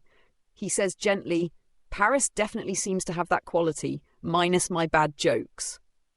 But you're wrong on one thing, Miss Frost. I don't see a cold heart here." He perks a brow gently, and yeah, these words have sealed his fate. Forever. Emma nearly winced aloud at the Quetzalcoatl crack, a soft hiss through her teeth, the faintest twitch at the corner of her mouth. Aztec priests in Paris, indeed. God save me from boys with bad jokes, but then his tone shifted. The smirk was gone, replaced by that rarest of things, sincerity. When his words landed, "I don't see a cold heart here," Emma Frost, who had faced gods, despots, hell itself, actually faltered in stride. It hit her like a psychic lance, bypassing all the armour, the diamond-hard poise, the walls that even telepaths feared to breach. No one said that to her. No one saw that in her. For the briefest moment, her throat tightened, a flicker of raw, painful shock breaking across her features before she masked it again. Champagne fizzed faintly in her veins, softening the edges of her control. His surface thoughts, those sketches of her hand, her arm, those fragments of her woven into greatness, they swam in her head like heat. She exhaled, low, controlled, a bittersweet little laugh under her breath. "You are infuriating, Sean Atkinson. Utterly, irredeemably so." Her pale eyes caught his, and this time she didn't look away. There was ice there, yes, but ice that burned like fire. "Do you have any idea what you've just done? What it means to say that to me?"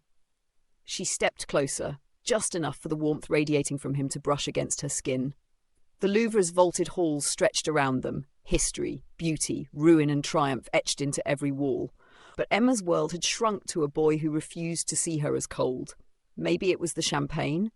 Maybe it was the ghosts of Scott and Jean, Logan's voice on her phone, Krakoa's ashes still heavy in her chest. Maybe it was just the unbearable truth of being seen. But Emma Frost made her decision in that instant. Not as the White Queen, not as an X-Man, not even as the woman who once nearly leapt from a cliff, but as Emma. And in her heart, carved, sharp and irrevocable, 8 words branded themselves like diamond fire. "I am not letting this go. I refuse." Sean narrows his eyes as he tilts his head, looking up into her blue orbs. He ain't looking away, or as most guys looking at her legs. And yeah, he does do that. Nope, he looks her dead in those eyes. It is funny, she would possibly remember that moment when she was having a psychic affair with Scott, showing Jean Grey an avatar of herself, fat and greasy, exaggerated and threw it in the angry redhead's face. That had been her move, and yes, Scott accepted and loved her. He still does to a point, as she is. However, she would see something else. It is a subconscious thing in the boy's head. He is admiring her looks, yeah. But she would see in that subconscious.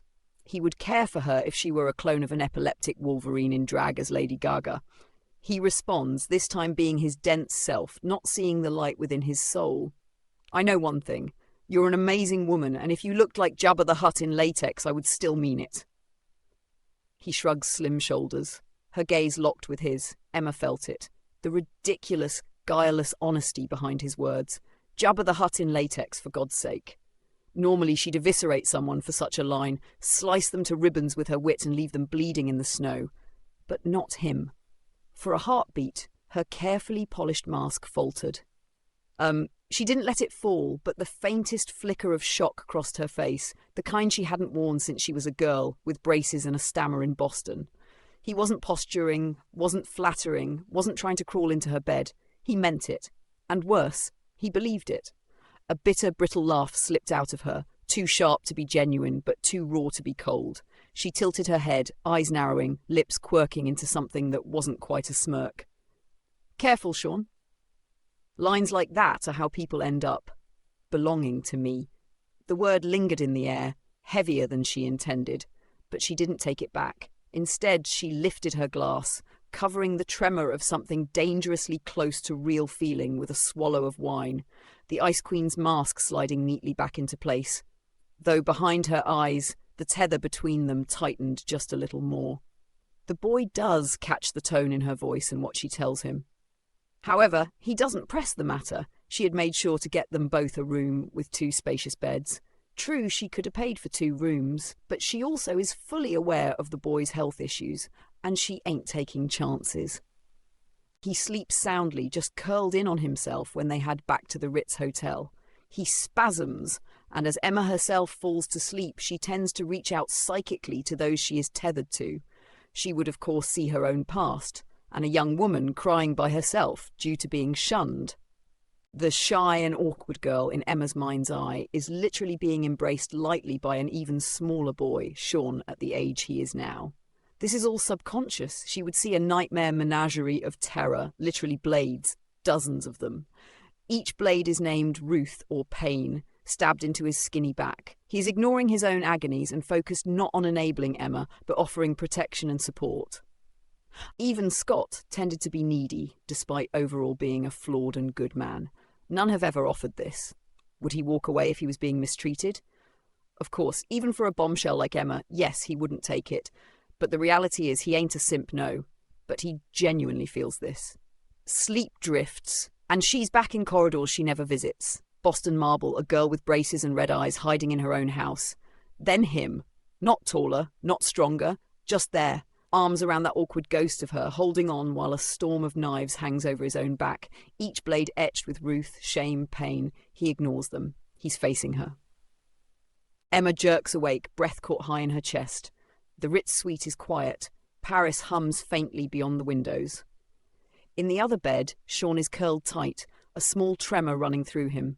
She slides up, smooth as silk, crosses the few steps and tucks the duvet higher under his chin. Her coat, that coat, goes over the foot of his bed like a white banner. "Not one more blade," she whispers. "Not while I'm here." She moves with purpose after that. Phone out, voice low and lethal. No alcohol within 50 meters of her suite. Full sweep of the floor. Bar staff briefed by name. Privacy locks engaged. Cameras rerouted. Anyone asks questions, they don't work here anymore. Kitchen. Plain broth, soft bread, fruit. Small portions, frequent. Medical kit stocked, oxygen on standby. She stands between the beds, watching his breathing even out. Her fingers hover over his temple, then withdraw. No more digging, not tonight. Back in her bed, she stares at the ceiling, eyes cold and awake. "You offered to hold me, didn't you? You ridiculous boy. Fine, then I will be worth holding." She turns on her side so she can see him across the dim room. The White Queen mask settles, but the decision beneath it is iron. Protect first. Teach next. Anything else can wait. Emma's phone goes off. It is Scott. Is it an Epsilon-level threat? Nope. Oh, he and Jean have had a freaking argument, and the two are fighting like cats and dogs, or a wolverine and a badger without Logan in the mix, which ironically would have been better, as the runt might have talked sense into Scott. Yeah, the diminutive bear rug wearing a flannel currently is in Canada, walking the wilds out there, not from where he grew up. Scott is lonely in Alaska. Same state that Emma was about to make herself fly without wings, but literally the other side of a place bigger than Texas. Yeah. Jean is starring in her own drama called Redheads in Space as the Phoenix, which is self-explanatory. Even across the stars, those two doofuses fight. Gotta love telepathy. There are two psychic images now, Sean even now holding her in his dreams. And yeah, two grown mutants, one alpha going on Omega and the other definitely Omega blathering. That and the phone ringing. Damn, Emma, you got some serious drama you didn't want. Oops. The phone starts doing its little death rattle on the marble nightstand. Caller ID, Scott. In her head, two separate pings, one summer's sulk, one distant phoenix static, like a radio arguing with itself from orbit. Emma doesn't even sit up. She glances across at Sean, curled, breathing evenly, and flicks a mental switch. Do not disturb tightens around the suite like frost. The psychic line gets the same treatment. A diamond pane slides into place, knocks will be logged and ignored. She thumbs one text because she's feeling generous. To Scott, not an extinction event, not medical, then book a therapist, not me. For cosmic disagreements, speak to your cosmic wife. For Alaskan loneliness, try a lamp. For emergencies, Ororo. For everything else, grow up. Send, block, phone, face down. A second arch little memo drifts starward, just G enough to satisfy. Darling, I'm off duty. Try inside voice. Also, he's your mess tonight. She exhales, amused despite herself. Redheads in space, she murmurs, then shakes her head. Back to business. She checks the duvet on Sean, smooths a wrinkle with two fingers, and lays the edge of her white coat back across the foot of his bed, a quiet ward. Sleep, she tells him, barely a breath. I've muted the circus. He quips gently. Good God, I would give myself a lobotomy and cut my ears off it were me. Emma would smirk without looking up. Please, I did the civilized version, diamond earplugs and do not disturb. No self-surgery required. She'd flicked the phone farther away with one manicured finger. I've muted the Summer's Grey Opera. You, Beanpole, are the only broadcast I'm taking tonight. Go back to sleep. I'll keep the volume down on the universe. Over the next 2 weeks, Emma does have to take care of business. A multi-billionaire cannot simply be absent her corporations for a long period. Sean is, of course, yoinked across the country, where he continues to work on something secretive. Emma could easily read his mind, but he simply tells her she'd ruin the surprise. So she doesn't. The 3 weeks is up for Sean's semester break, but shockingly, the mutant tells him to wait up. She will help guide him, even if she is a different type of genius. Her experience and more raw smarts definitely shows him something he sometimes, due to youth, doesn't always have. That is patience. Finally, he is done. It is still winter, and she had dragged his behind to a very nice little flat in Boston. It ain't Frost Manor, but she ain't quite ready for that yet. The boy finally grins and says, I have finally perfected it, and no, it is not you looking like Jabba the Hutt in drag, I swear. He had said he would do this in a day or two when they were in the Louvre, but well, even he can be wrong. He whips out a tablet and fires it up. The holoprojection flares to life. It shows 2 images. One is a perfect image of her as she was when young. This is of the awkward, skinny girl with braces. The other is of her as she is now, hand on hip, in a business suit and that wide shoulder-padded coat she loves to wear as a cape at times that hits the floor or close. She wears sunshades and has that trademark smirk. The text beneath reads, I see you. Emma's breath caught as the projection flickered between the girl she had been and the woman she had become. For a heartbeat, her lips trembled, an uncharacteristic falter, and then her decision slammed down like diamond. She rose halfway out of her chair, grabbed Sean by the front of his shirt, and with a sharp, fluid tug, yanked him straight into her lap. Before he could get a word out, her mouth was on his, urgent, claiming, a kiss that was both declaration and demand. It wasn't soft. Emma Frost didn't do soft. It was heated, absolute, the kind of kiss that said, I decide when masks come off, and right now, this is mine. When she finally pulled back, lips just barely grazing his, she let out a low, shaky laugh. Consider yourself warned, darling, she murmured, voice husky, eyes gleaming with both danger and warmth. I don't share my toys. And you've just made yourself indispensable. The boy at first is taking off guard and almost struggles, but he also is man enough to own the moment. He will not manipulate her, and even if a woman had traumatized him in the past, it is time to make choices. Emma would, of course, easily read his thoughts and realize the choice he is making for her. Sean narrows his eyes and dares to touch his forehead to her own, relaxing in her lap. He tells her softly, indispensable toy, eh? Now that is a definite oxymoron. His hand reaches up to cup her cheek, eyes closed as he spasms gently. Emma's hand slid from his cheek to his wrist, her fingers tightening just enough to remind him of the difference in strength between them. Oh, you clever little idiot, she breathed, the smirk tugging at her lips even as her eyes burned with something deeper. With a tug sharp as a whip crack, she pulled him halfway off balance, rising in the same motion. He barely had a second to catch his footing before she was dragging him with her across the apartment, heels clicking, stride unrelenting. The bedroom door clicked shut behind them. One shove, one twist of her wrist, and Sean was tossed onto the broad expanse of her bed. He landed with a startled grunt. But before he could recover, she was already on him. Smooth, deliberate, lowering herself until her body covered his completely. Her platinum hair brushed across his face as she leaned in, close enough for her voice to slide like silk into his ear. You really shouldn't have made that hologram, she whispered. Each word a velvet-edged threat and a promise. Her weight settled over him, a queen staking her claim. Her lips hovered a breath away from his, the ghost of a smile playing at the corners. Now I've no choice but to prove you right. He spasms gently and scowls lightly, but this is definitely not in a negative way. He tilts his head and laughs gently. Hey, I waited for 3 weeks instead of 2 days. We all make mistakes. Sean's, he definitely is very male, and she would know he is a hem, you know. He does freeze for a moment, but she would easily hear his thoughts. Yeah, nope, I'm not ruining this. We both deserve this. She's been through enough, and I am not letting that hag win. He means his Ma Ruth, of course. Brown eyes meet blue at this moment, her platinum hair, and yes, she keeps it long and has a good bit of it spills over them both. Emma shifted with liquid precision, adjusting her weight until she was straddling his narrow hips, her body pressed flush to his. The cool, commanding sweep of her coat, still warm from her shoulders, slid down to envelop them both, a silken tent of heat and secrecy. Her platinum hair spilled forward, curtaining their faces in a pale veil, her lips brushing the edge of his jaw as her hand slipped beneath his shirt. Fingers splayed, firm yet exploratory, tracing the ridges of ribs too sharp from sickness and suffering. But there was no pity in her touch, only possession and promise. Her eyes locked onto his, icy blue boring into warm brown, her smirk curling wider as she felt his body's unfiltered response. "You're right," she whispered, voice low and husky as her palm flattened against his chest, feeling the frantic rhythm of his heart.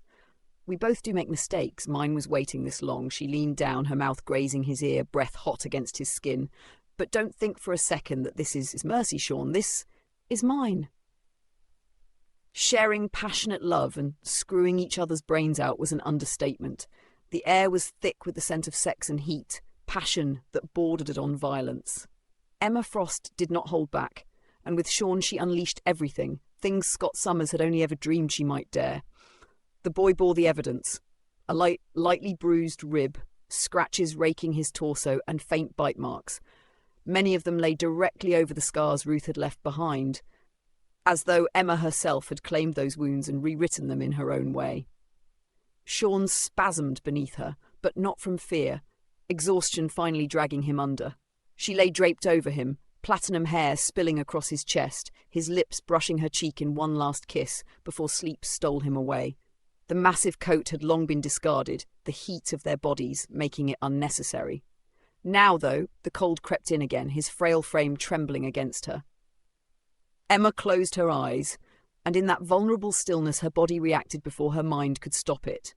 Her skin flickered into diamond, the unconscious instinct to shield, to protect him, to protect herself. The strange, cool solidity pressed into him for a breath before she willed it back into flesh. She hadn't even thought about it. She was only aware of one thing. This boy had slipped past her defences in a way no one else ever had. Her body betrayed her before her mind even caught up. For an instant, the shimmer of diamond replaced soft flesh, an old reflex, a shield meant to keep the world out. But Emma didn't push it away. Not yet. This time it wasn't armour from him. It was armour for him. Instinct telling her she would not, could not, allow harm to touch this boy who had already bled too much. When she finally let the glittering carapace fade, she moved with precision. Her coat, her armour of another kind, was pulled from the floor, spread over the two of them with a deliberate sweep. It swallowed them both in its warmth, turning the cold of winter into something distant, irrelevant. He twitched beneath her, the aftershocks of his body still fighting its own fragility, and she pressed herself against him until his trembling quieted. One arm wrapped protectively around his chest, the other tangled in his dark hair as though anchoring him to her. Emma lowered her face to his crown, breathing him in. Salt, sweat, the faintest trace of cologne. Human. Alive. Real. For the first time in years, her chest ached in a way she could not turn into ice. Tears stung her lashes before she could stop them, and for once, she didn't. In the privacy of the dimly lit room, with no one awake but the boy in her arms, she let them fall. Silent trails of grief and surrender down her cheeks, vanishing into his hair. She had known power. She had known lust, survival, rage and ambition. But this? This was something she had sworn she was too hardened, too wise, too scarred to ever touch again. Yet it was undeniable. Emma Frost, the White Queen, was in love, with a boy far too young, far too fragile, far too everything. He was younger than her cuckoos, and it should have mattered. It didn't. Not to her. Not now. She pressed her lips to his temple, voice a cracked whisper meant for no one but herself. "This, it's ours." Emma stirred, lashes fluttering as the faint winter light filtered through the curtains. Instinct told her to expect space beside her, the aftermath of heat, a body sprawled away, distance that was safe and simple. But that wasn't what she found. Sean was curled into her, arms wound around her waist with the tenacity of someone clinging to the only anchor in a storm. His head rested against her shoulder, face pressed into the curve of her neck. His breathing was uneven, hitching every so often in unconscious spasms, but steady enough to assure her he was here, alive.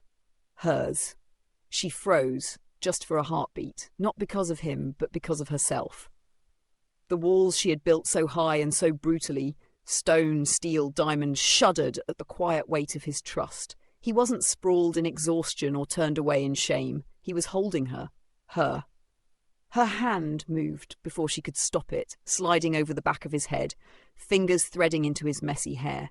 The boy shifted, a faint sound slipping from him, something between contentment and vulnerability, and she felt that ache in her chest again, sharp and dangerous. Emma Frost didn't do this. She didn't allow herself to be wrapped up like this, tangled in someone else's trust.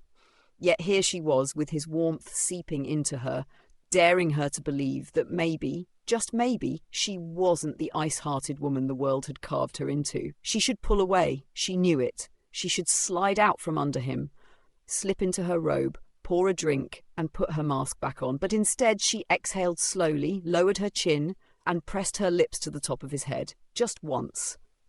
Just enough. He looks to her after a moment of silence, the coat still draped over them both. Sean gently pulls the coat from over them and folds it. He sits up, not even caring about his nakedness. He had been forced to sit in a basement for weeks on end, chained without clothing by Ruth's hand, so it matters little to him. Silently, he looks away and doesn't speak. No, this isn't the time. He gently places a hand on Emma's wrist, shaking his head. He is letting her know she doesn't need to have to wear that mask she tends to, but he also understands. A small smile is on his lips. Emma's fingers twitched at the soft weight of his hand on her wrist. That quiet refusal, the shake of his head, the smile that wasn't for her body but for her. It hit like a blow she hadn't braced for. He was too unguarded, too genuine, and that terrified her. Before he could move further away, she caught him by the arm and pulled. Decisively, unyielding, Sean let out the faintest sound of surprise before finding himself in her lap, his lean frame folding against her as if he'd always belonged there. Emma's arms wrapped around him, clutching too tightly at first before softening, her cheek pressing into the side of his neck. His skin was warm, fragile beneath her touch, yet grounding in a way diamond never could be. She inhaled deeply, the scent of him still carrying the echoes of passion, of survival, of something that felt dangerously close to hope. Her eyes burned, and she shut them before the tears could slip free. This was the part she never allowed, the part she buried beneath wit and cruelty and cold poise. But here he was, silent, trusting, curling into her like she was more than an ice queen with too many sins. And the truth clawed at her with sharp edges. Being near him scared her. It scared her more than Scott's devotion, more than Jean's fire, more than every betrayal she'd survived, because walking away from him, letting go of this boy who had seen her at her weakest and still reached for her, that terrified her far, far worse. Sean has of course seen mutants on the TV and come across some throughout his short life. However, he has never seen one use their abilities, except Emma. Of course, telepathy is something surprising, but almost mundane to the eye. Emma very rarely uses her abilities for shock value, even though she can damned sure project light constructs of telepathic and psychic energy. The diamond form, he had seen her turn into it earlier.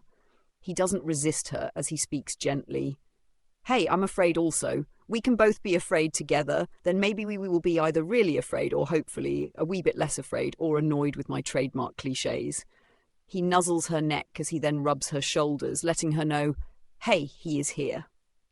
Emma let out a sound that was half a laugh, half a shudder.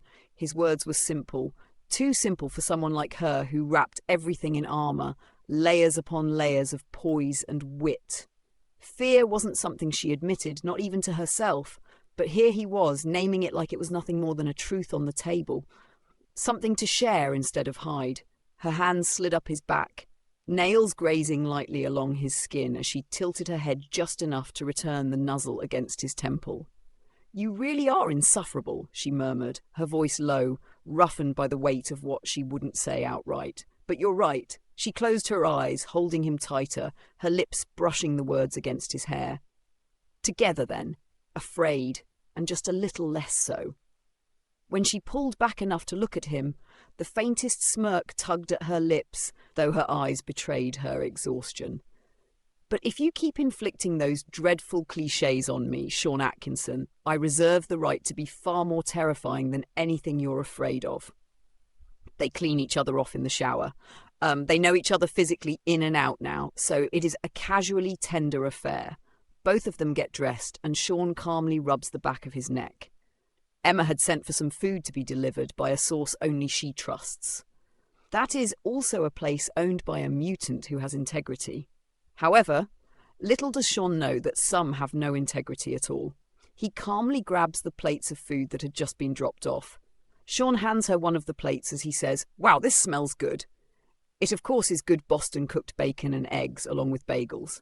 As Emma gladly digs in, Sean silently begins to eat as well. He calmly takes a sip of his juice, and immediately he goes into convulsions, and into serious anaphylactic shock. A scream of shock and pain hurtles through the psychic plane. The juice was spiked with alcohol. The Ianson syndrome does the rest, and not in a good way. The instant Sean convulsed, Emma's fork clattered against porcelain. Her chair was shoved back with a violence that shook the flat. "Sean," her voice was sharper than diamond. In the same second his body hit the floor, her mind slammed into his like a steel wedge, forcing calm into a brain awash with terror and dying neurons. His breath was choking, his system thrashing, but she did not let him slip. Her hand darted into the sleek drawer beneath the counter, not fumbling, not hesitating. She knew exactly where she had stocked them. Frost Industries R&D, experimental EpiPens she'd had altered the moment she learned what Insons could do. Not off the shelf. These were tailored to him.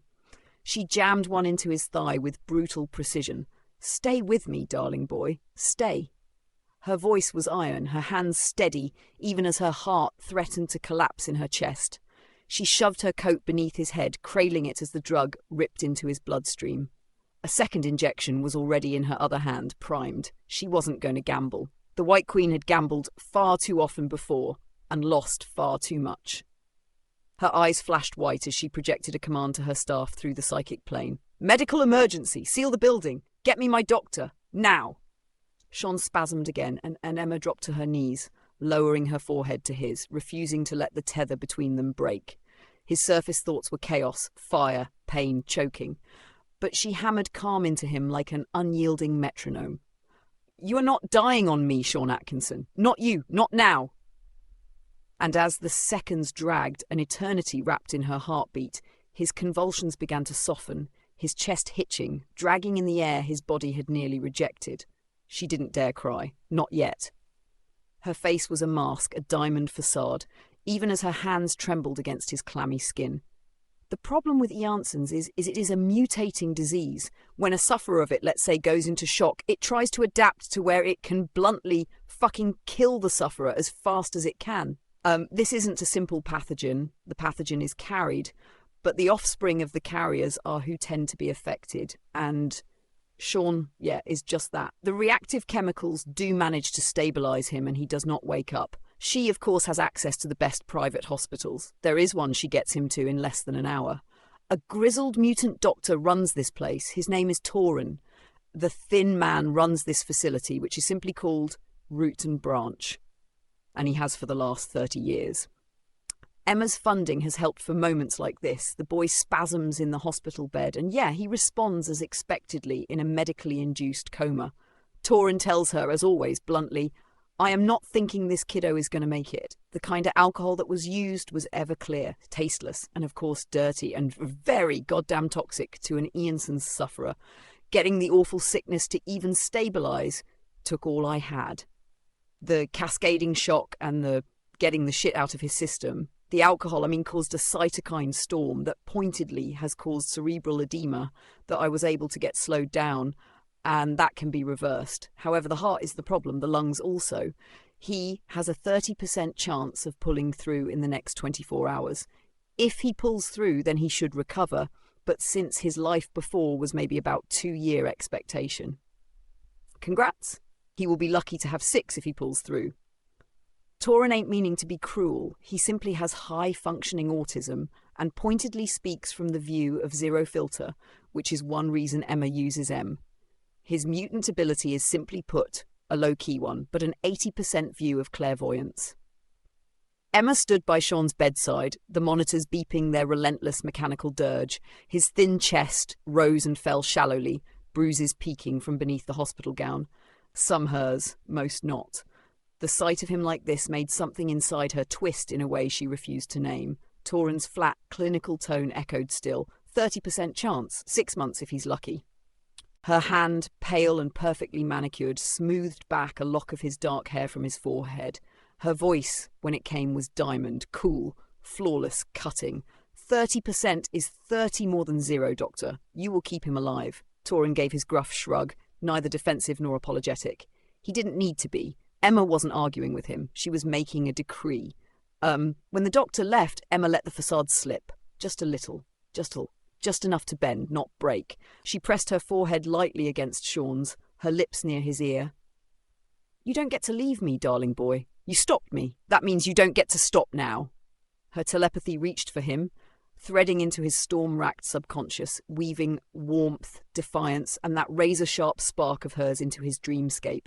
She fed him images of his art, his laughter, his damned puns, anything to keep his mind from drifting too far into the dark. But then her attention slid to the half-empty cup of juice on the tray. She focused, letting her diamond-hard psychic discipline narrow. There, a greasy smear of thought, arrogant, bitter. A mental signature she knew all too well. Hestia, of course. Only one little brat had both the motive and the knowledge, and Emma had been foolish enough, distracted enough, to overlook it. Hindsight sliced like a knife. Emma straightened, and her coat, white, pristine, armour-like, swept around her shoulders again.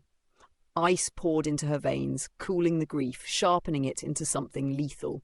Her fingers traced the rim of the glass, her mouth curling into a smile that could cut glass.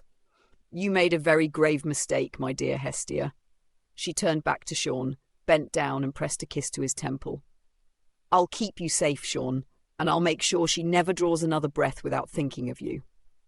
Sean's mind responds silently, but due to his entire body being dedicated to fighting the disease, he doesn't respond in words. Nope, he doesn't even respond to the art. Instead, he is embracing her as tightly as he can, all 4'8" of M in the shadows of his mind, and shielding her from the agonies he is going through. Yeah, even then, the little shit doesn't worry of himself, and it ain't a simple cap-and-save-a-hoe kind of thing. It is him shielding someone who he is aware would do the same.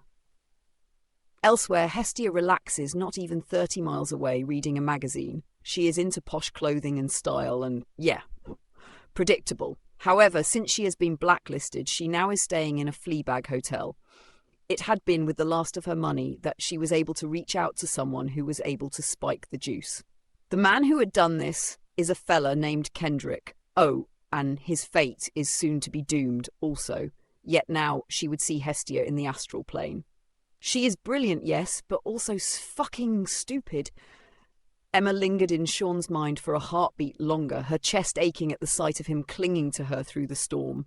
Protecting me when you can barely stand, she thought bitterly. Fool boy, brave boy. And then she caught it, the sour, jagged psychic residue smeared along his consciousness, like fingerprints on glass. Hestia. Emma's eyes narrowed, and she followed the thread across the psychic plane, slicing through layers of thought until she found herself in the dim, cramped squalor of a run-down motel. There she was, the girl, sprawled on the bed with her magazine, as though she hadn't just conspired to poison a dying boy. Emma manifested in full regalia, white corset, cape, platinum hair cascading like liquid fire, her diamond form shimmering faintly beneath her skin. She didn't need to shout. The room froze with her presence. Hestia looked up, startled. Her lips parted. Miss Frost, Emma tilted her head. You touched what is mine. Hestia's face twisted, defiant even as fear bled through her. He's nothing! A flat scan! You're Emma Frost! You're a queen! He's just... enough. The word cracked like thunder. Emma raised a gloved hand, and Hestia froze mid-breath, her body trembling as if pinned under the weight of a glacier. Emma's voice was smooth, refined, unyielding. You misunderstand, child. This isn't about his worth. It's about your irrelevance. With a flick of her fingers, she reached into Hestia's mind. Not tearing, not torturing. No, this was surgical. Precise, elegant.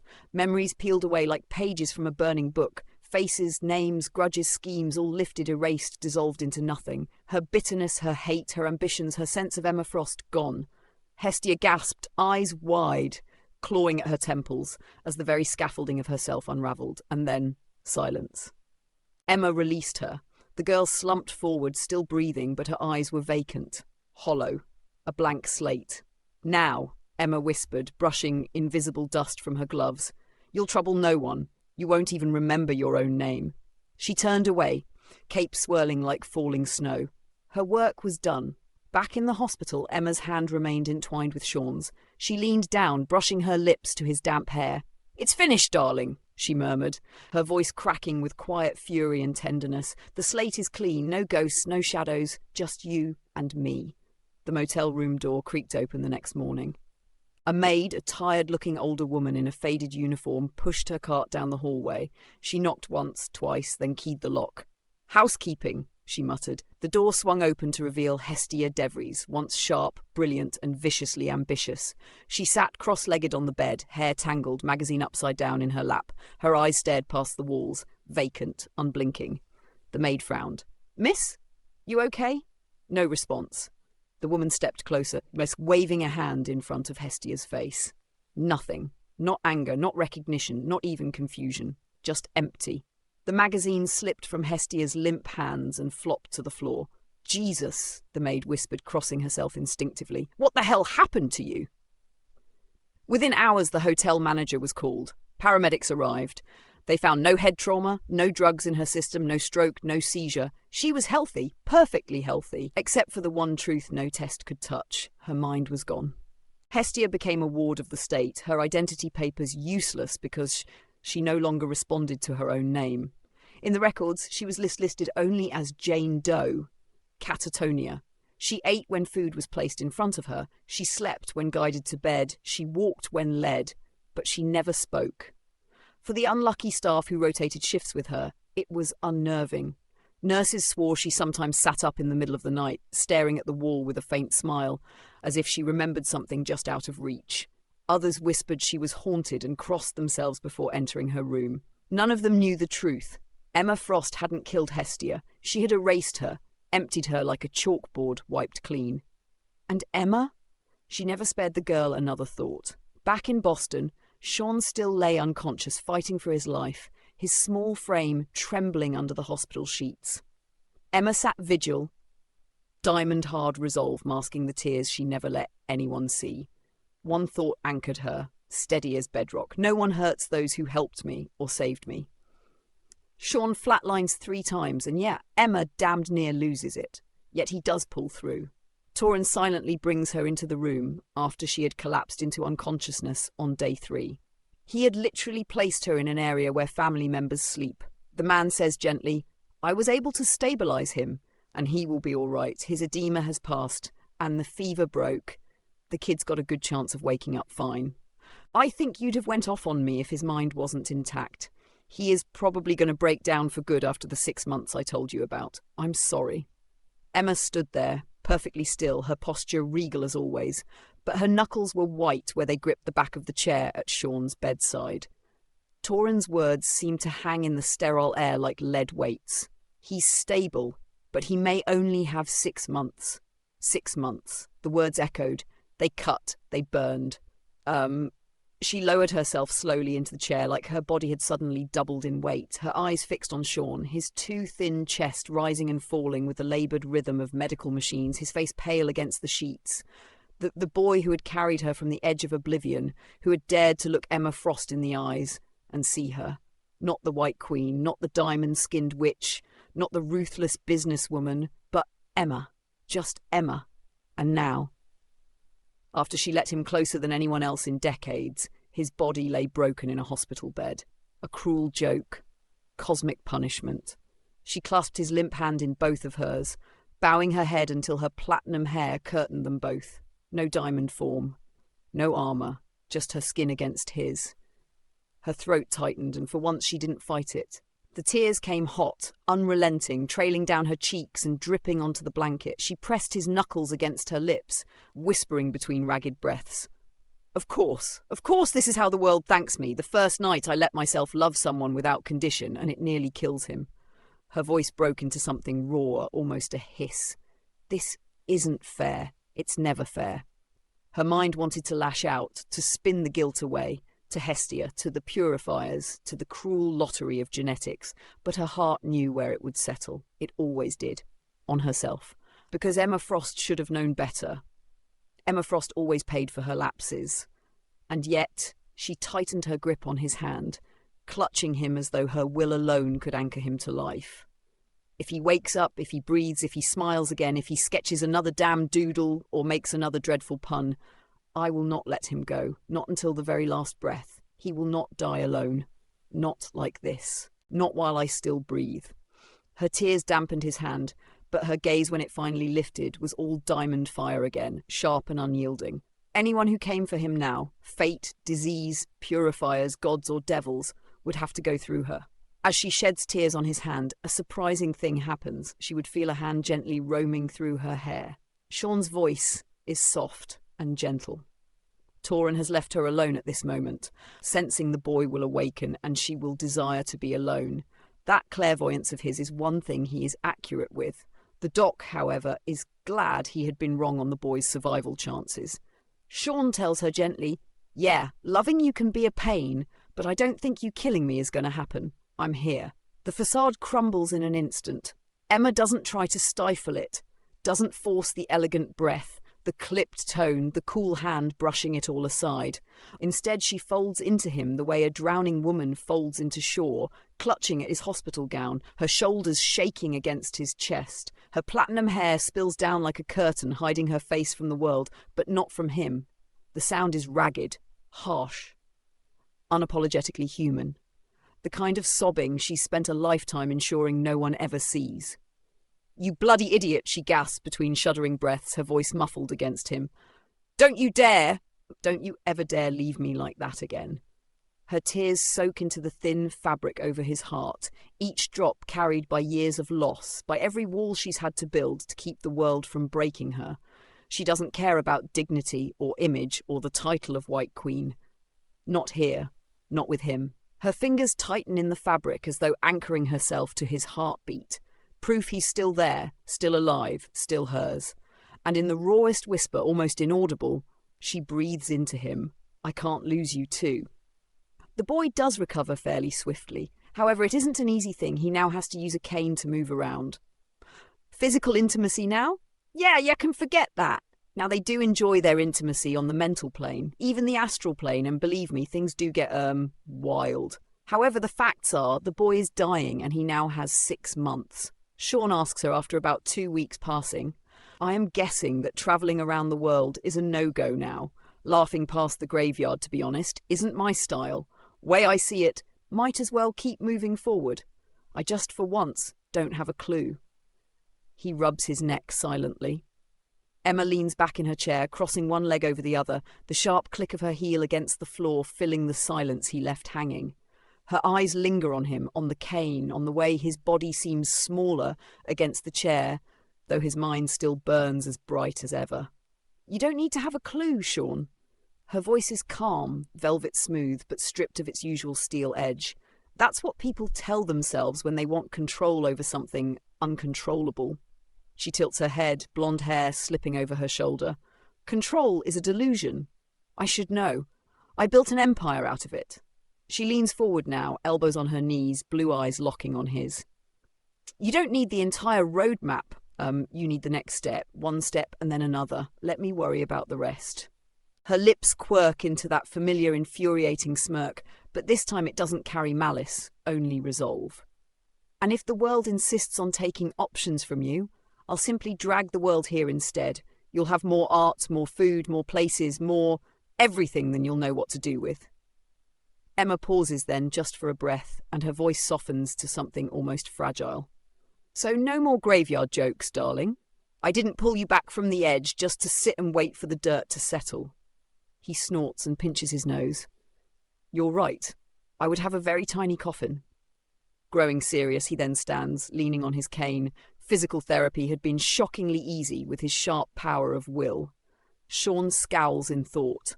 Understandably, at first, he thinks she is giving him pity, but in the end, he swiftly shoves that out of the way, as it is not the truth. He thinks for a bit before responding, "I'd like that, and I promise to share it for all we have together. If I even have to do it after whatever death is, I won't run from this. Let's do it." Emma rose without a sound, her steps deliberate, heels clicking once before she came to stand in front of him. He looked so small against the cane, fragile in a way that cut her deeper than she ever allowed anyone to see. But his eyes, those steady, stubborn eyes, burned with that damn defiance that refused to break. For a moment she just studied him. Then she leaned in, her hand rising to brush against his jaw, thumb tracing the faintest line of stubble. She kissed him, soft, lingering, not out of passion, but out of sheer relief. When she drew back, her forehead rested lightly against his, her voice hushed.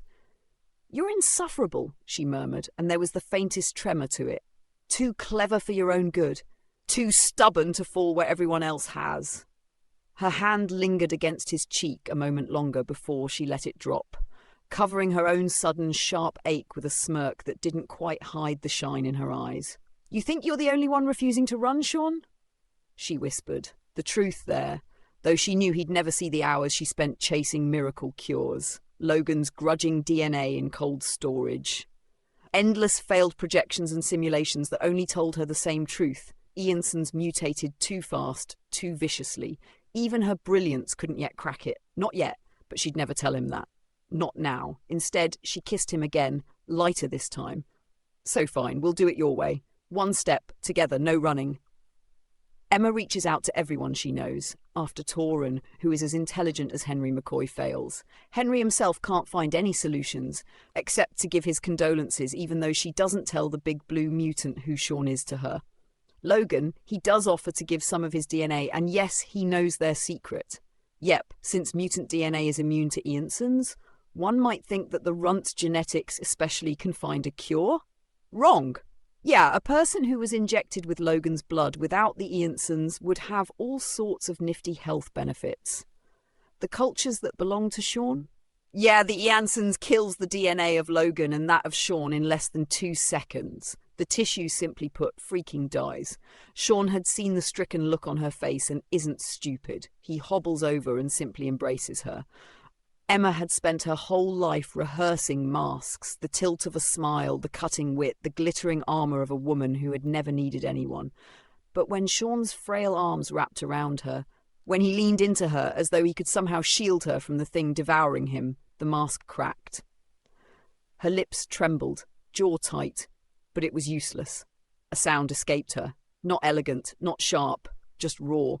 She grabbed him, hard, pulling the boy into her lap as though she could hide him from the universe itself. Her fingers tangled in his hair, clutching, and her shoulders began to shake.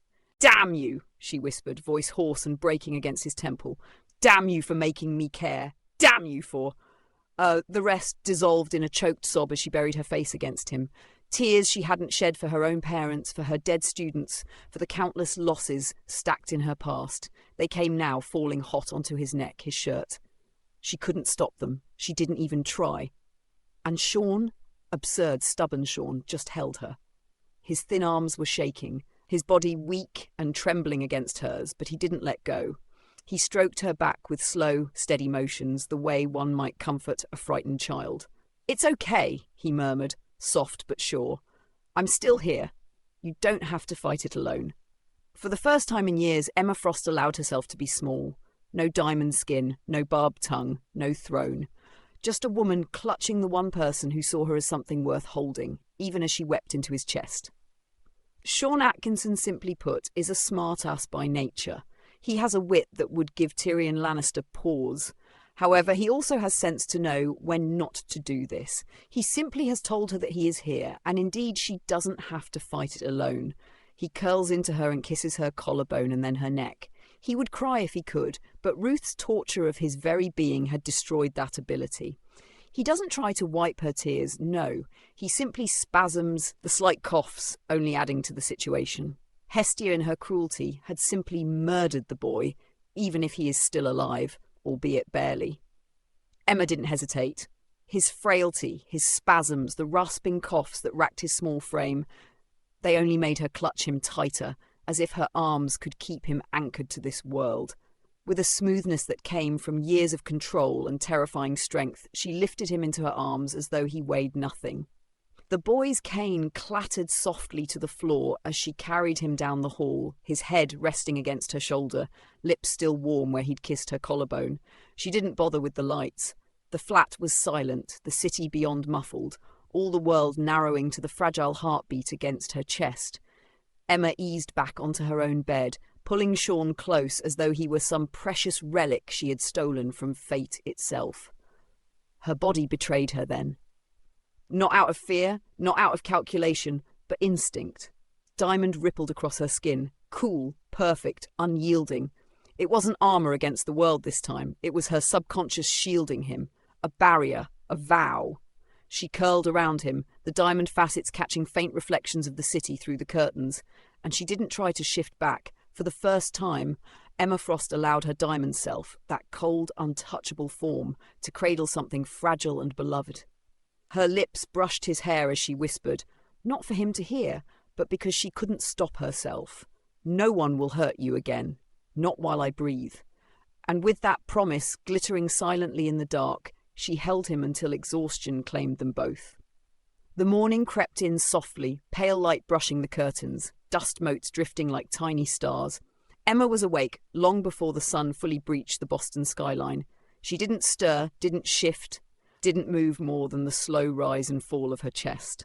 Sean lay curled against her, his head tucked beneath her chin, his thin frame slack in exhausted sleep.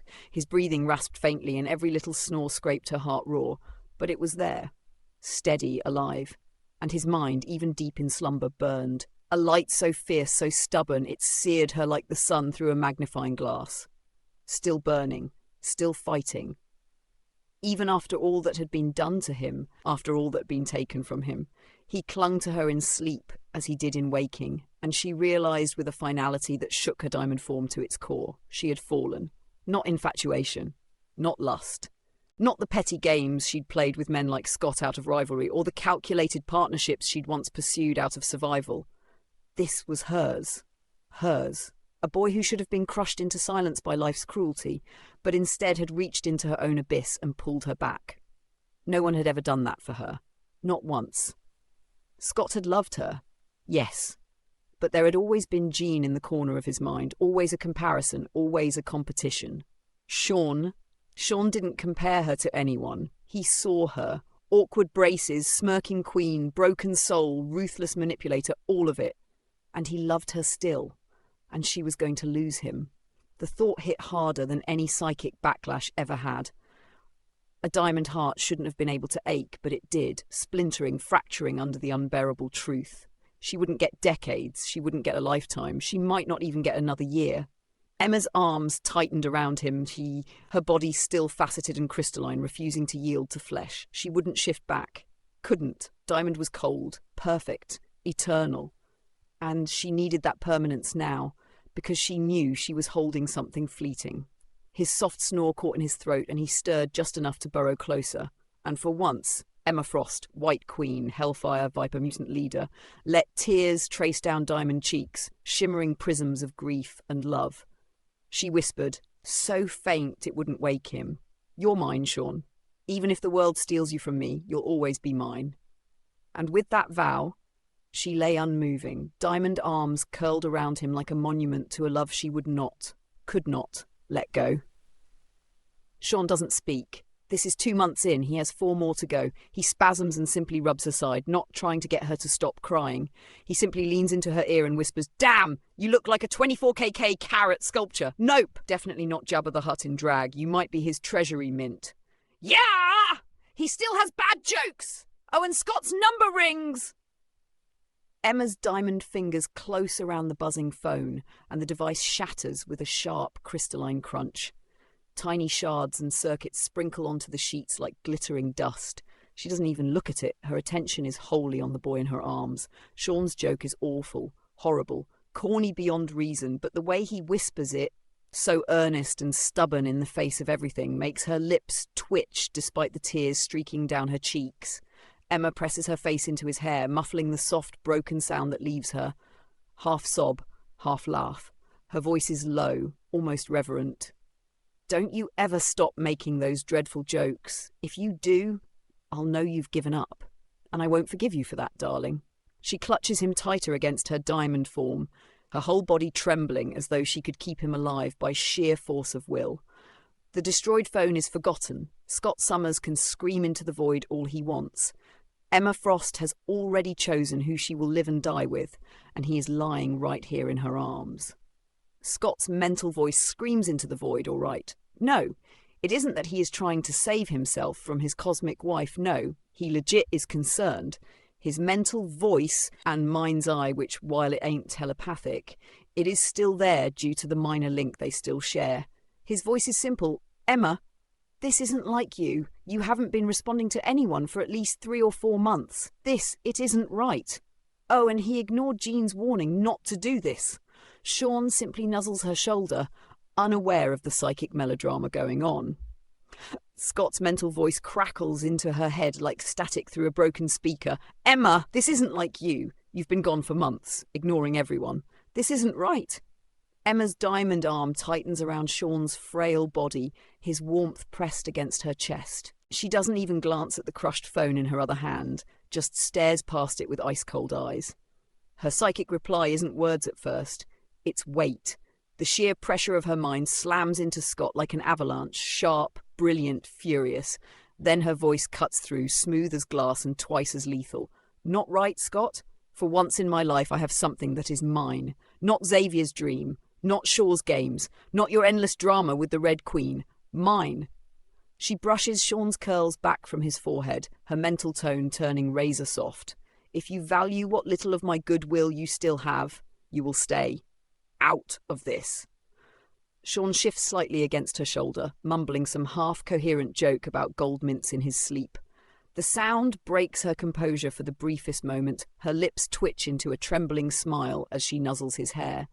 And then she sends the final psychic shove across the link, a warning flare so sharp it makes Scott reel back in his own head, migraine blooming behind his visor. Don't ever intrude again. He is not yours to know. Jeannie had warned him not to do this. Yet in the end, he has earned one thing, that is a terrible migraine, and also puking so bad he coughs up blood. He is shocked and almost afraid. Emma had been forced to shift out of diamond form to respond to him. Plus, if she shifts back due to the fact she is laying over the boy, that in itself could crush him, so yeah. Scott took away a moment that she cannot get back. Jean doesn't dare interfere because she had seen enough. Yeah, this moment of selfishness by Scott's hands, even if well-meaning, will cause serious issues in the future. Sean simply says softly, I see you, corny I know, but it's the truth. Shh. He kisses her forehead. Emma doesn't even try to summon words at first. She just nods silently against Sean's temple. Her platinum hair spilling down over his forehead. His soft, I see you, cuts through the lingering psychic static Scott left behind like sunlight through storm clouds. Her hand slides along Sean's side, fingers splaying lightly over his ribs, careful of every tremor in his body. She rubs slow circles there, grounding herself in his warmth, in the fragile but unyielding heartbeat under her palm. Her lips part for the faintest whisper, meant only for him. And I see you. That's enough.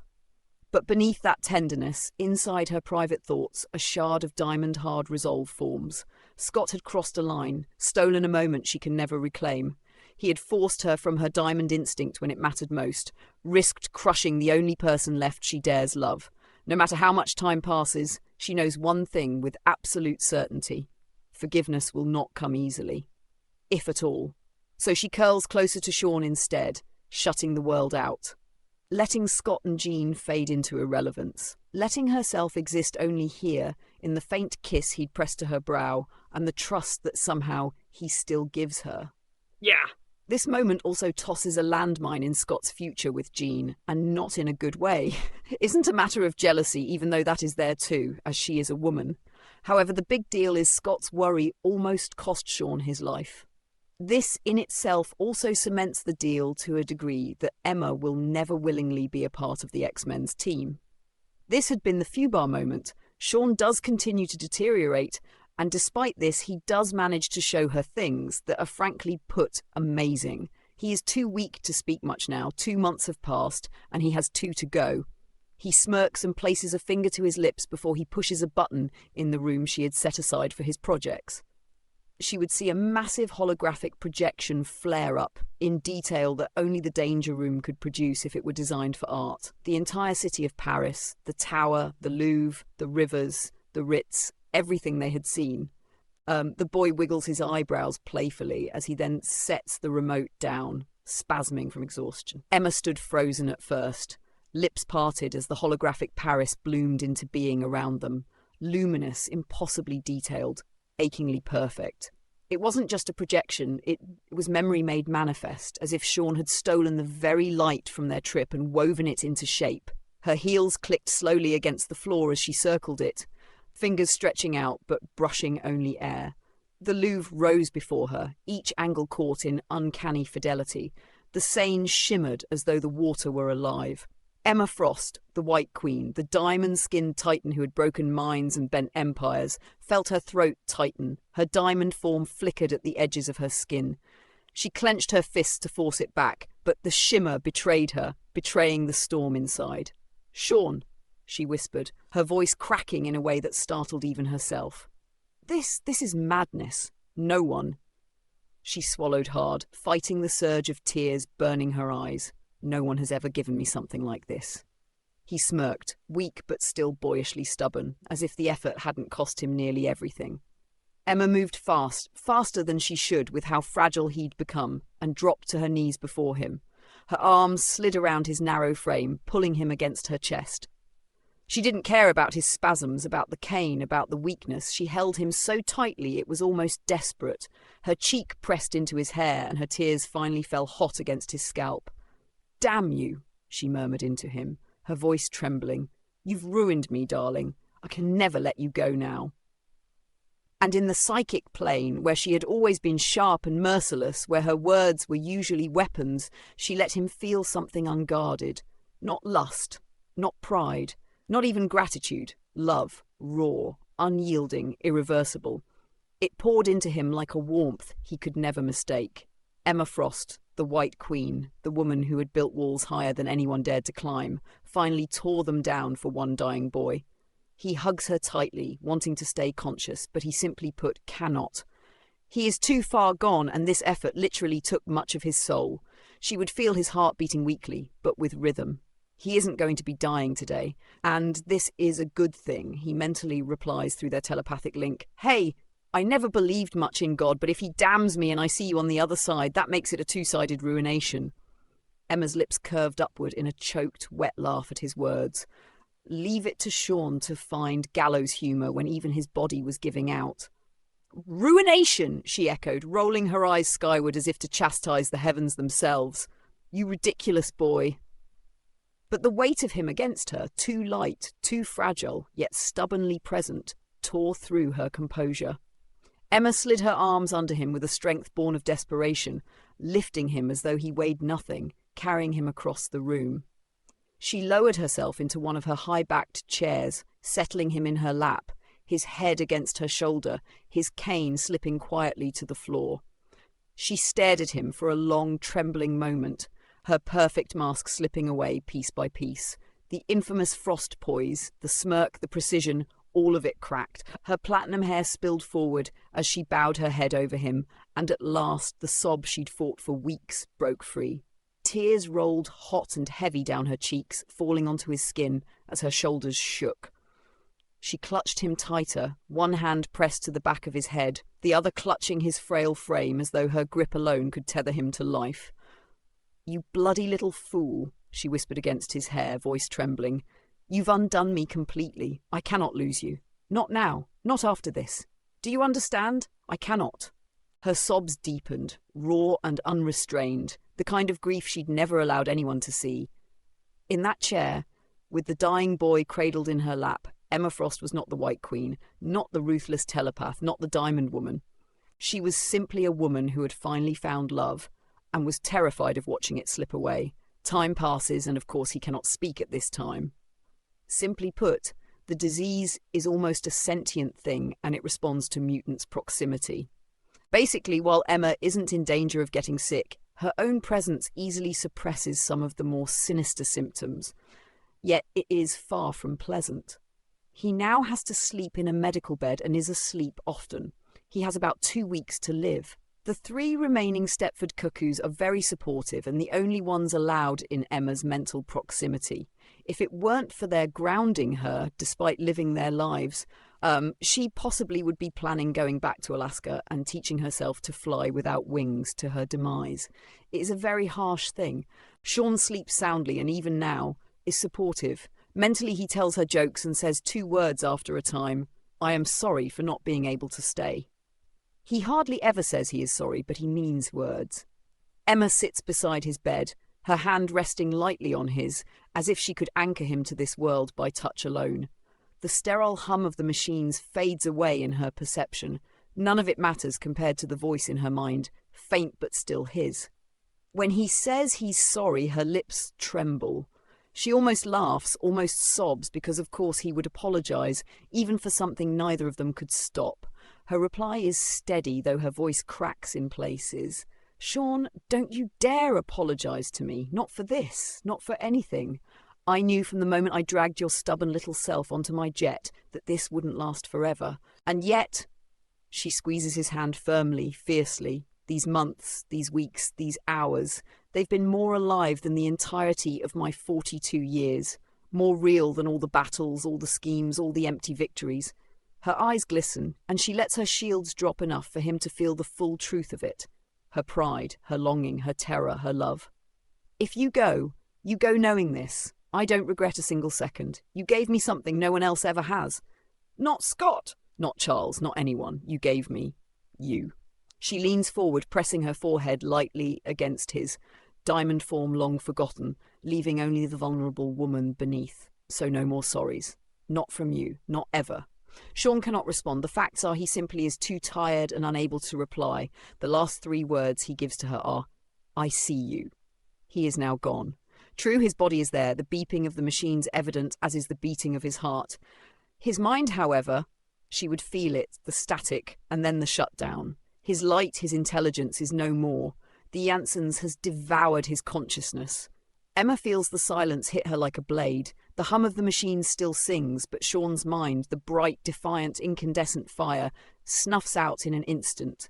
Static, then nothing. Her breath stops, the room tilts, and then the diamond comes. It floods her body without conscious command, her flesh crystallizing into flawless white facets. She doesn't even hear the crystalline crackle of her own shift, doesn't feel the blood-cold hardness. Only the scream inside her chest that never reaches her throat.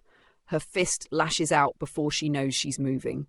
2 inches of reinforced titanium meant to withstand explosions caves like tissue paper. The door is ripped from its hinges, hurled across the hall like a child's toy. It smashes into the far wall with such force that it bends inward, leaving a crater in the masonry. A staffer yelps, diving aside just in time. They're pale, wide-eyed, caught between fear and pity, but Emma doesn't even register them. She stands there, chest heaving, facets gleaming with an almost blinding sheen under the fluorescent lights. The floor at her feet is cracked from the sheer force of her stance. Inside her diamond skin, though, is nothing but a woman broken open. Her voice, when it finally escapes, is a hoarse, cracking whisper meant for no one but herself and the boy she just lost. "I see you too. Damn it, Sean, I see you." The thunderclap of steel against stone still echoes through the halls when the staff converge. A nurse freezes mid-step, clipboard clattering from her hands. Another mutant orderly, eyes wide, instinctively begins to reach for his own gift, then stops cold when he realizes it isn't an attack. It's Emma Frost, and she is shattered. The diamond form glitters like a fallen statue of some pagan goddess, terrible in her grief. The staff look on, but none dare approach. They all know what she is capable of. More than that, though, they know what she has just lost. They felt it too. The psychic scream that tore through the building when Sean's light gutted out. Then the air shifts, 3 minds pressing in, like soft hands against her own. Celeste, Phoebe and Irma. The remaining cuckoos don't barge into the room. They don't have to. Their bond with Emma isn't one of deference. It's one of shared survival. Emma. The 3-fold voice enters her mind in perfect harmony, warm but steady. You don't have to hold this alone. Emma's jaw tightens, facets grinding. She wants to shove them out. She wants to scream until the world itself fractures, but their presence is like an anchor dragging her back from the abyss. Her diamond form shimmers, flickers, then collapses away. Flesh returns. Pale skin, red-rimmed eyes, tears finally cutting down her face unchecked. She staggers, knees threatening to give out. The cuckoos move in, silent and graceful. Phoebe steadies her elbow. Irma curls a hand around hers. Celeste just presses her forehead gently to Emma's temple, offering the quiet intimacy of shared thought. He's gone. Emma's voice cracks, the words tasting like glass. My boy is gone. For once, the cuckoos don't correct her. They don't say student or charge or Sean. They let her claim him as hers. Behind them, the staff exchange glances, uncertain. But one by one, they bow out quietly, leaving the White Queen on the floor, wrapped in the embrace of the only daughters she has left. In that ruined room, Emma Frost weeps. Not the Queen, not the headmistress, not the business titan.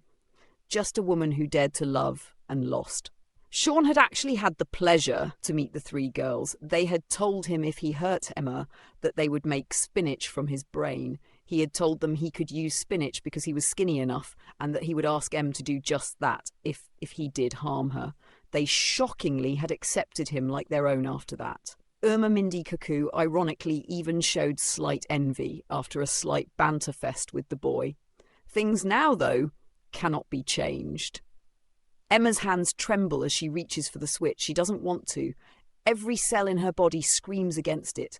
But she hears Sean's voice in her memory, his humour, his stubbornness, his insistence on choosing how he lived and how he left. Her diamond skin flickers for an instant, but she forces it back. No mask. Not now. She exhales once, sharp like tearing cloth, and presses the control. The soft, sterile hum of the machines winds down. The steady beep of his heart monitor becomes one long, final tone. She bows her head, platinum hair curtaining her face, and holds his still hand until silence settles over the room. He is gone.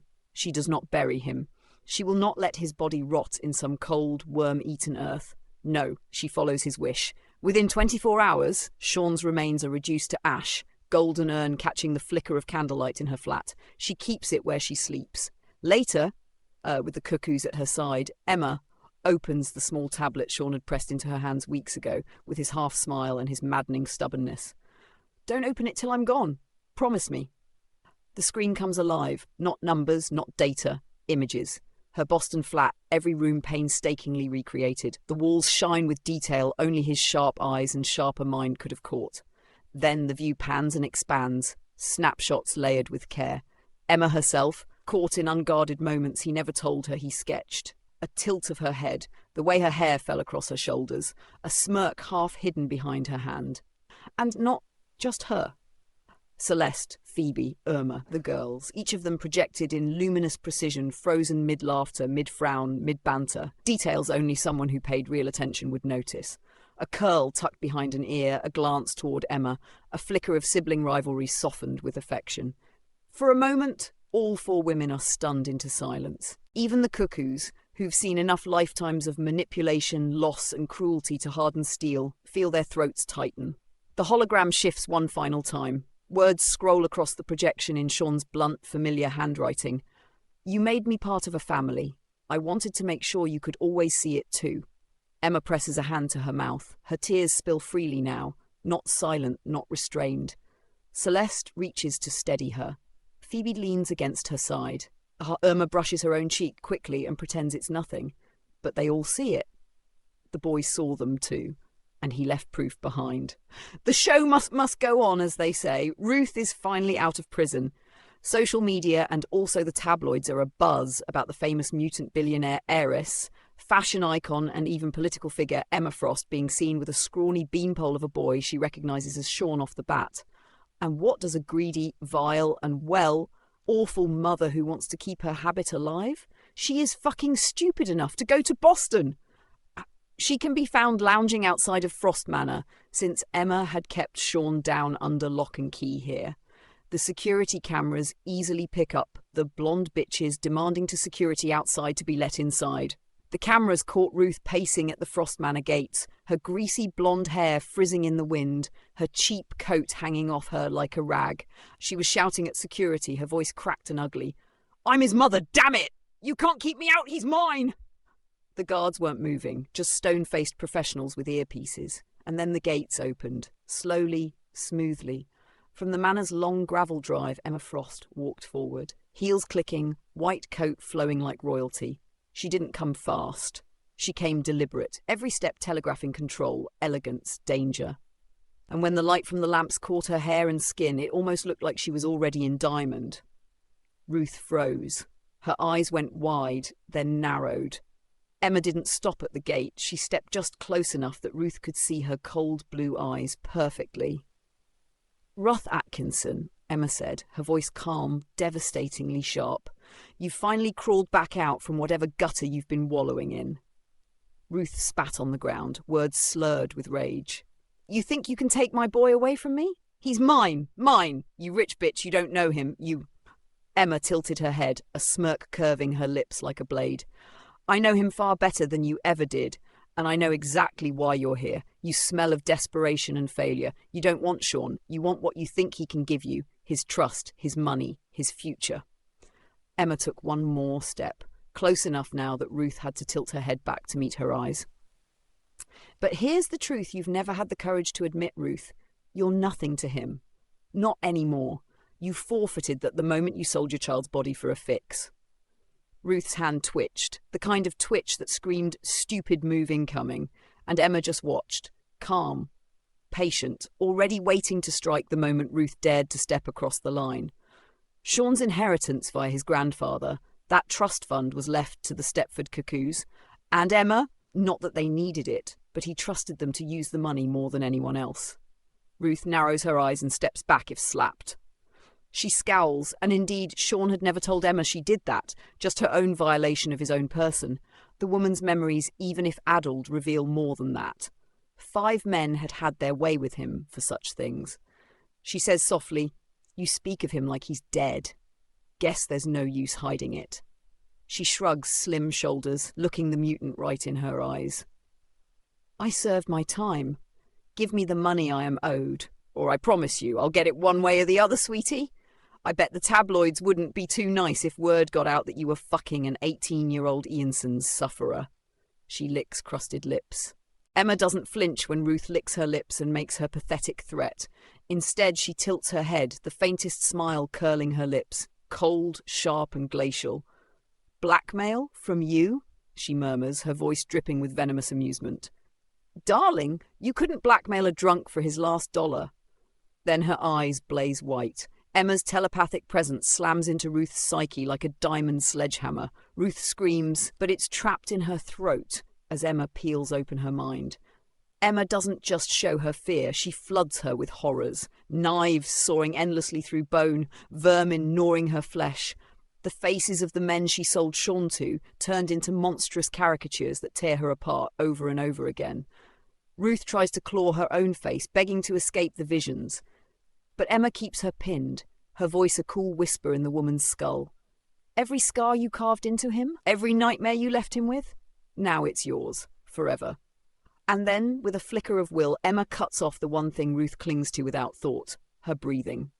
The woman chokes, spasms, her eyes bulging as invisible hands crush her lungs.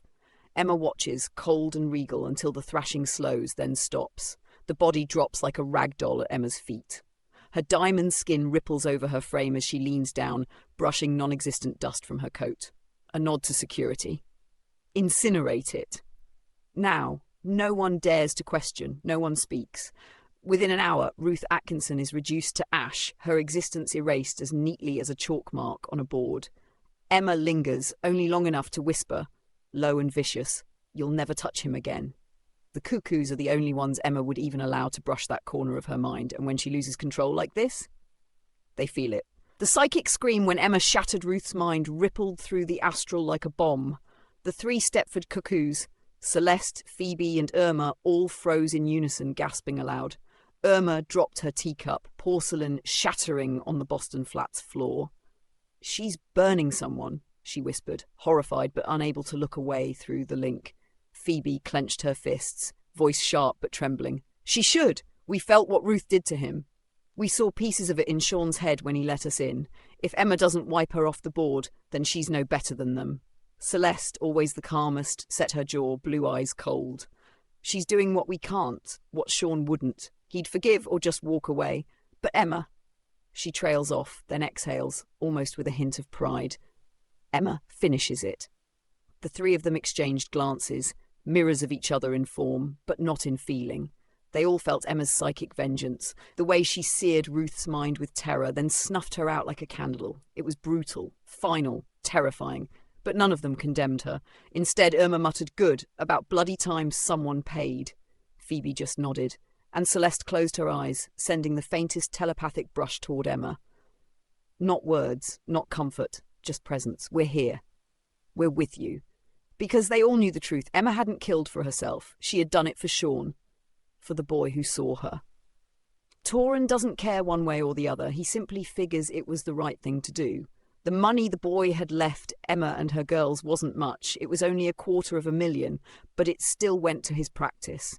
He liked the boy's humour, and when he senses the horror and agony of what happened to Ruth, he casually lights a cigarette and gets to work. There are, however, repercussions, and they are far-reaching. Scott Summers is the first one to make a move. He surprisingly is there in record time. The security let him into the manor at Emma's orders. He is haggard and saddened. Jean had decided they needed time apart, after his foolishness almost caused Sean to get smushed by Emma's diamond form into a skinny flapjack. He swallows gently, waiting for Emma to show up, right there in the main chamber.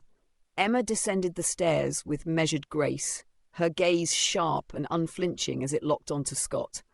The air seemed to chill with her presence, the authority in her bearing undeniable. When she spoke, her voice was calm but edged with steel, every syllable deliberate. "Scott, why are you here?" No warmth, no softness, just the question, clipped and cool, demanding an answer he couldn't sidestep. Scott sighs and folds his arms along his broad chest. He says gently, Jean heard the woman's scream of agony, and then her forgetting how to breathe the moment it happened. "Emma, look." The leader of the X-Men meets her gaze, those sunshades the one thing keeping those eye blasts at bay. His voice is stern, but soft also. He has never seen the woman he still admittedly loves like this. In fact, it breaks his heart. You broke her mind in ways that would make the Shadow King blush. That woman, she was awful, but you murdered her. I doubt the boy, Sean was his name, right? I doubt he would have approved of this. Emma stops halfway down the stairs, one hand on the railing, the other tugging her silk robe tighter around herself like armour. Her eyes are cold, the sharp blue of a glacier about to carve and bury a village. "You dare, Scott!" Her voice is velvet wrapped around barbed wire. "You march into my home after 4 months of silence and lecture me about morality? About restraint?" She steps closer, heels striking like gunfire on the marble. "You speak his name as if you have the faintest idea what he would or wouldn't approve of. Tell me, Scott, when you were climbing into my bed while Jean's body was barely cold, did you care about her approval? When you tore apart Xavier's dream with your precious necessary decisions, did you pause to ask if Charles would have approved?" Her diamond form flashes over her skin for an instant, a dangerous, involuntary shimmer of rage, before vanishing again. Her lips curl into a bitter smirk. "You don't get to use Sean as your shield. Not him. Not ever. He was mine, Summers. The only soul in this wretched world who saw me. Not the Queen, not the diamond, not the monster. Me. And unless you want me to demonstrate exactly how thorough my education in cruelty really is..." She leans forward, voice dropping to a whisper sharper than a blade. "You will never, ever speak his name to me again." The man steps back, actually for once, listening. He has matured quite a bit in this hot mess that he actually had made these last few months. Jeannie doesn't try to even intervene because for once she is a bazillion% on Emma's side. Scott once might have asked all of this for a human boy. However, he knows the truth to a point.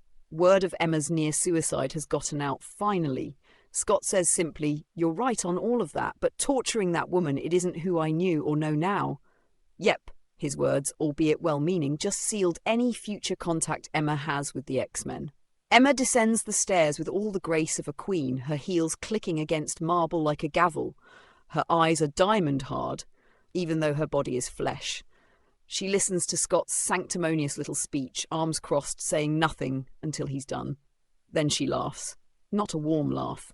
A cold, bitter one that cuts the air. "Oh, Scott!" Her voice drips venom, amusement and disdain in equal measure. "You come into my home, into the aftermath of my loss, and lecture me on morality? After Jean tore galaxies apart as the phoenix, after you've slaughtered entire species under the banner of greater good? Spare me the hypocrisy." She steps closer, looking him up and down like he's some pitiful relic. "You didn't know Sean. You didn't hold him through seizures. You didn't watch his life siphoned away day by day. And you damn sure weren't there when his mother sold him like cattle. So don't you dare presume to tell me what he would have approved of. He's gone. And the only person who gets to decide how his memory is honoured is me." Her smirk sharpens. "As for who I am," she leans in, her breath like frost against his ear. "I am Emma Frost. Not Jean, not your project, not your guilty conscience in heels, and certainly not someone who will ever again waste another heartbeat on you or your team." She straightens, flicks her hand, and the door behind him unlocks with a psychic nudge. "Get out! And if you ever darken my doorstep again, Cyclops, I promise you, you'll find out just how merciless the White Queen can still be." The man is shown the door by two large men, both mutants. One is a fellow who has powers similar to Bishop, so Scott's blasts would only make him stronger. Slim looks to Emma and then looks away. He is confused, not understanding why she is acting this way. Oh, her words hurt him deeply. Yet almost retorts until he sees the three Stepford cuckoos glare at him. He actually sees hatred in the eyes of Irma. Yeah, she had grown close to the kid during those final weeks. He is shown the door and shown the way out of Emma's life. Emma closes the door to her chamber with a slow, deliberate push. The manor feels hollow without his quiet presence, and yet his weight lingers in the air like smoke. She settles onto the edge of her bed, the silk sheets whispering beneath her, and reaches across the nightstand. Her fingers trace the small urn, smooth, cold, far too light for the weight it carries in her heart. She exhales, long and shaky. "Well, darling," she begins, her voice softer than anyone else on earth would ever hear, "your favourite Boy Scout came sniffing around, all moral outrage and furrowed brows, as though that makes him righteous." She shakes her head, lips curving bitterly. "He thinks I've lost myself, that what I did to Ruth, what I did for you, wasn't who I am. Can you imagine?" Emma's hand cups the urn as though she could coax warmth back into it. Her words falter for a moment, then tumble out faster, sharper. "He told me you wouldn't have approved, as if he has any idea what you'd think, what you'd feel. He never saw you fight for every single breath. He never heard the jokes you whispered when your lungs were failing just to make me laugh." Her throat tightens, and for once she doesn't stop the tears. They slide down her cheeks silently, dripping onto her silk blouse. "I told him he doesn't get a say, that no one does. You were mine, Sean. The only thing that was ever truly, wholly mine. And I'll burn the world down before I let anyone touch what we had." She leans down, pressing her forehead against the urn, eyes shut. Her voice drops to a whisper. "So that's the update, love. Cyclops is out of our lives. Permanently. And if he thinks for 1 second he can guilt me into playing nice again, well..." She lets out a soft, humourless laugh. "He's even more of a fool than I thought." Emma lingers there in silence, holding the urn as though waiting for his smart-ass reply to echo back through the psychic void. The door creaks open just enough for 3 sets of blue eyes to peer in, quiet but present. The cuckoos don't intrude at first. They don't have to. The psychic resonance of Emma's grief is like a tidal wave, and even they, raised in her shadow, feel the pull of it. Irma, Mindy, is the first to step inside. No smirk, no cutting remark. Just a girl who has lost a boy she unexpectedly let matter. She crosses to the vanity, sits and stares at her reflection without speaking. Celeste lingers near the doorway, arms crossed, her usual bravado muted. Sophie's absence still cuts her sometimes, and in moments like this, she feels it twice over. Phoebe moves last, silent as snowfall. She stands beside Emma, looking down at the urn. Her lips part and her voice trembles only once before the steel slides back in. "He was ours too, you know." Emma lifts her head, startled by the unity in their tone. All three are in her mind now, not pushing, not prying, but simply there, a chorus braided with grief and resolve. We heard what Summers said, Celeste adds, voice like a blade. He doesn't get to rewrite Sean. He doesn't get to speak for him. That's our story, yours, his, not theirs. Irma finally turns, eyes bright but defiant. They'll come again, Emma. They always do. The mansion, Krakoa, Utopia, the Institute, all the same song, over and over, but this time, she glances at sisters, then back at Emma. They won't touch you, or him, or what's left of him. Phoebe's hand brushes the urn, feather light. She doesn't move it, doesn't disturb it, just a symbolic touch, as if to let Sean know he hasn't been forgotten. Her voice softens. We'll guard it. We'll guard it. We'll guard you, no matter who comes knocking, even if it's Xavier himself. The three of them stand there with her, silent but unyielding. Daughters, sisters, sentinels. For once, no snide remarks, no posturing, just loyalty born of shared loss. Chuck is one of the few telepaths who have true clairvoyance. He doesn't interfere. He knows that the dream will continue, but Emma is done. However, there are others who have made their move. Emma accepts the girl's vows, yet in the end there are other players slowly being moved off the board. Sebastian Shaw had intended to use the boy's memory and even offer to bring Sean back if Emma rejoined the Hellfire Club. That is until he is found dead, brain boiled in his skull. You might think this would mean war, yet it wasn't a mutant who had done the deed. In fact, the telepaths who are part of the club are found also very dead. The only one who had enough sense to flee was Celine. Mastermind was there, and another new mutant who had joined is also found. Sage was smart enough to not be there. Simply put, their very brains were boiled in their skulls. The subsiding explosion and psychic feedback killed every last member of the club. They are all very, very dead. Emma is sitting in her chambers, the urn close at hand, when it hits her, not like a soft ripple, but like a thunderclap through the astral plane. The feedback of so many minds being torn apart at once slams across her senses. She gasps sharply, clutching her temples, instinctively shifting her body halfway into diamond just to buffer the noise. But then she notices something terrifying. This wasn't the psychic footprint of a mutant. It wasn't some omega-level telepath flexing their might. No, this was crude, raw and alien in its execution. It felt like a mind burning itself out while ripping others down with it. Emma's blood runs cold as she reaches into the echo, and there, a signature, faint but undeniable. Related to Sean, not Ruth, not his father, still rotting in a cell.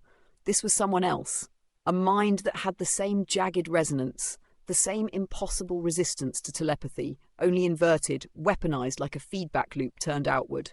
Emma lowers her hand from her temple, pale and shaken in a way she hasn't been in decades. Her voice is barely a whisper, but her girls, attuned to her every tremor, hear it. Dear God, one of his own, a relative. And for the first time in a very long time, Emma Frost feels not only grief, but the sting of fear. It is then that her phone rings, and of course Emma isn't stupid. She picks the thing up and answers it. The man's voice is deep, resonant, a lot like Sean's. It is Pete's half-brother, Sean's great-uncle. The man who is named Abraham speaks gently. Relax, I don't want to hurt you. I can't pay you a visit in person, even though I wish I could. Sean was my nephew, my Uncle Pete. His grandpa asked me when he died for me to clean house. Us Cervanteses were loosely related to the Atkinsons, and we pay our debts. Some of us are born with gifts that aren't gifts. Sean's brilliance was his gift. Mine is whatever happens to telepaths like you when I get too close. Sebastian Shaw was one of the debts owed. You killed Ruth, sent that whore to hell. I owed you.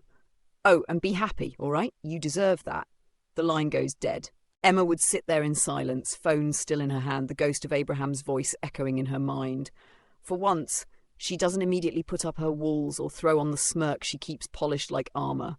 No, this was different. There was no threat in his tone, no manipulation, just raw, brutal truth and something she had not expected. Respect. Her blue eyes lower to the urn sitting across the room, to Sean's remains, and then to her reflection in the glass of the phone screen.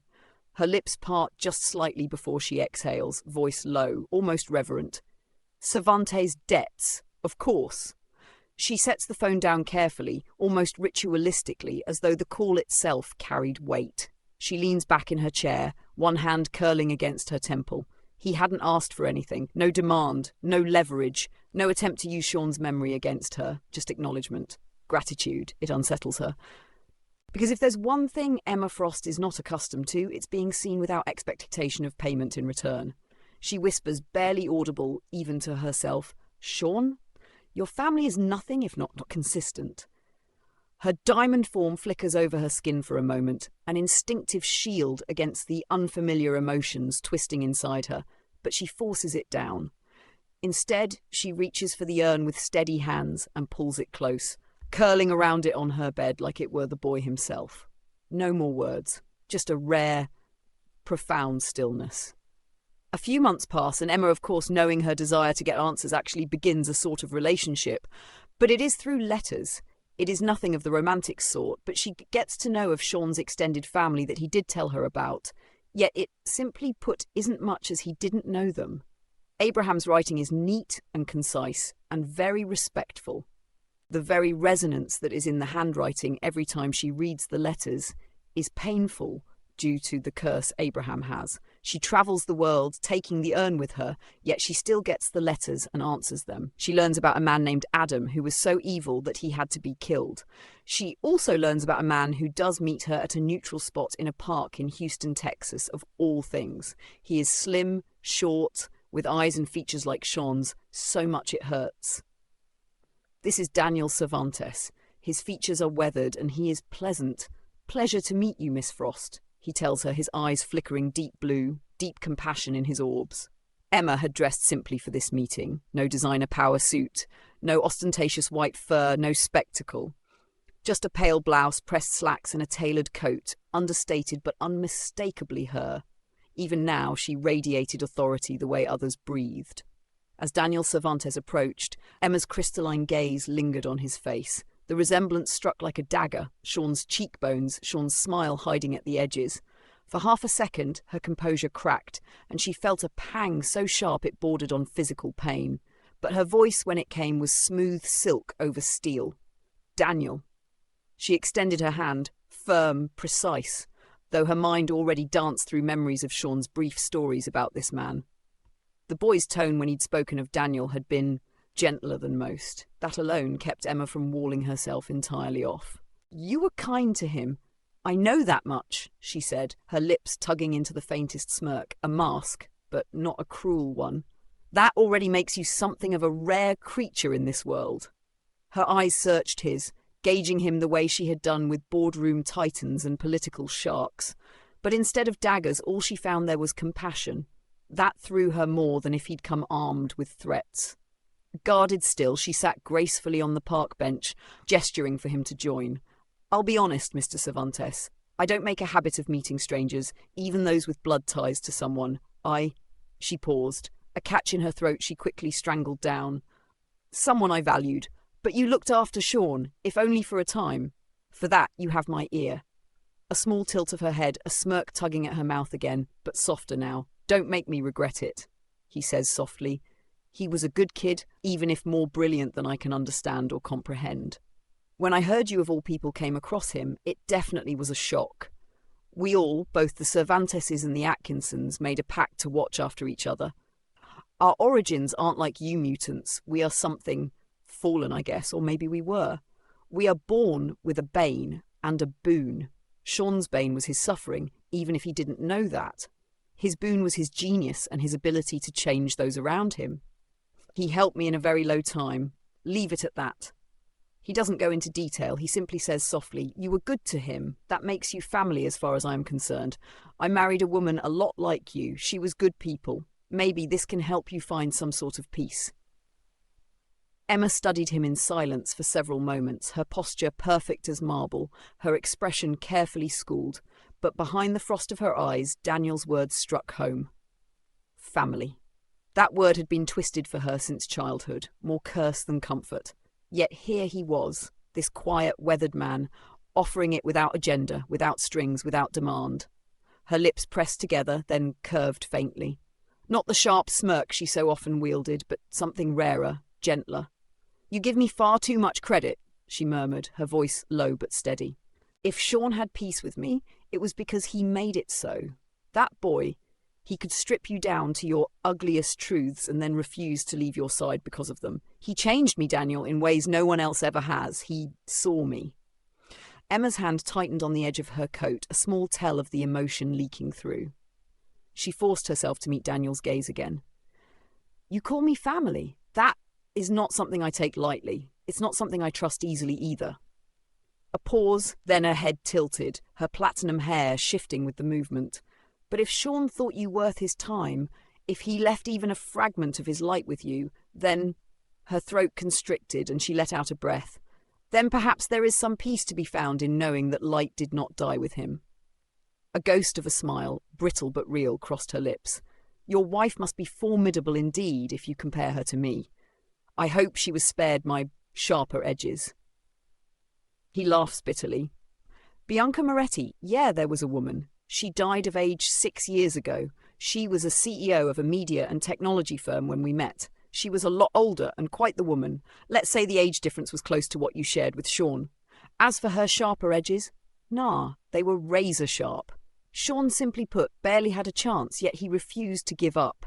He had a way, as you said, of stripping away all falsities and lies. He was a breath of air for me. The middle-aged man says gently, I know one thing, I didn't keep in contact with him. It was too painful, honestly. It was like looking in a mirror and it hurt. But you might like this. He had visions sometimes, I don't know, but this might be important. He hands her a sketchbook, the page turned over to reveal Sean's outstretched hand, reaching out to a woman whose fingers were gloved, and the same cliff she stood on that day. Daniel says softly, I can't stay long, but this is my number. He presses his card into her hand and walks off. Emma returned to Frost Manor with the weight of the sketchbook pressed against her like it was made of lead.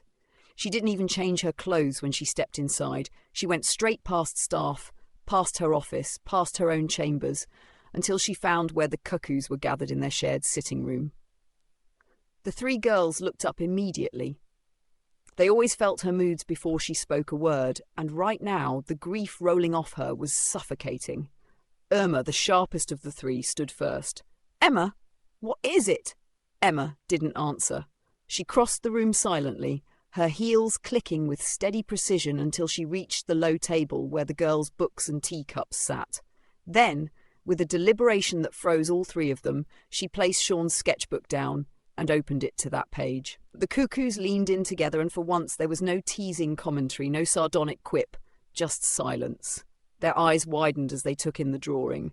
Sean's thin hand reaching across the empty space toward the gloved fingers of a woman poised on a cliff's edge. Phoebe broke the silence first, her voice uncharacteristically gentle.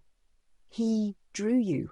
Emma's jaw worked, but no words came. Instead, she sat down, hard unceremoniously, in one of their armchairs. For a long time she simply stared at the sketch, her hand pressed over her mouth. Mindy reached out first, hesitant but steady. She placed her hand over Emma's wrist, then Phoebe's joined, then Irma's, 3 hands anchoring her, as Sean once had. Emma finally found her voice, hoarse and trembling. He saw me, even at my weakest. He knew I would stand on that edge again, and he left me this, as if he refused to let me fall, even after he was gone. For a moment, none of them breathed. Then Irma, who was often the coldest, spoke in a whisper almost too soft to hear. Then we'll never let you fall either. That's our vow, his and now ours. Emma closed her eyes. A tear slipped down her cheek, but this time she didn't hide it.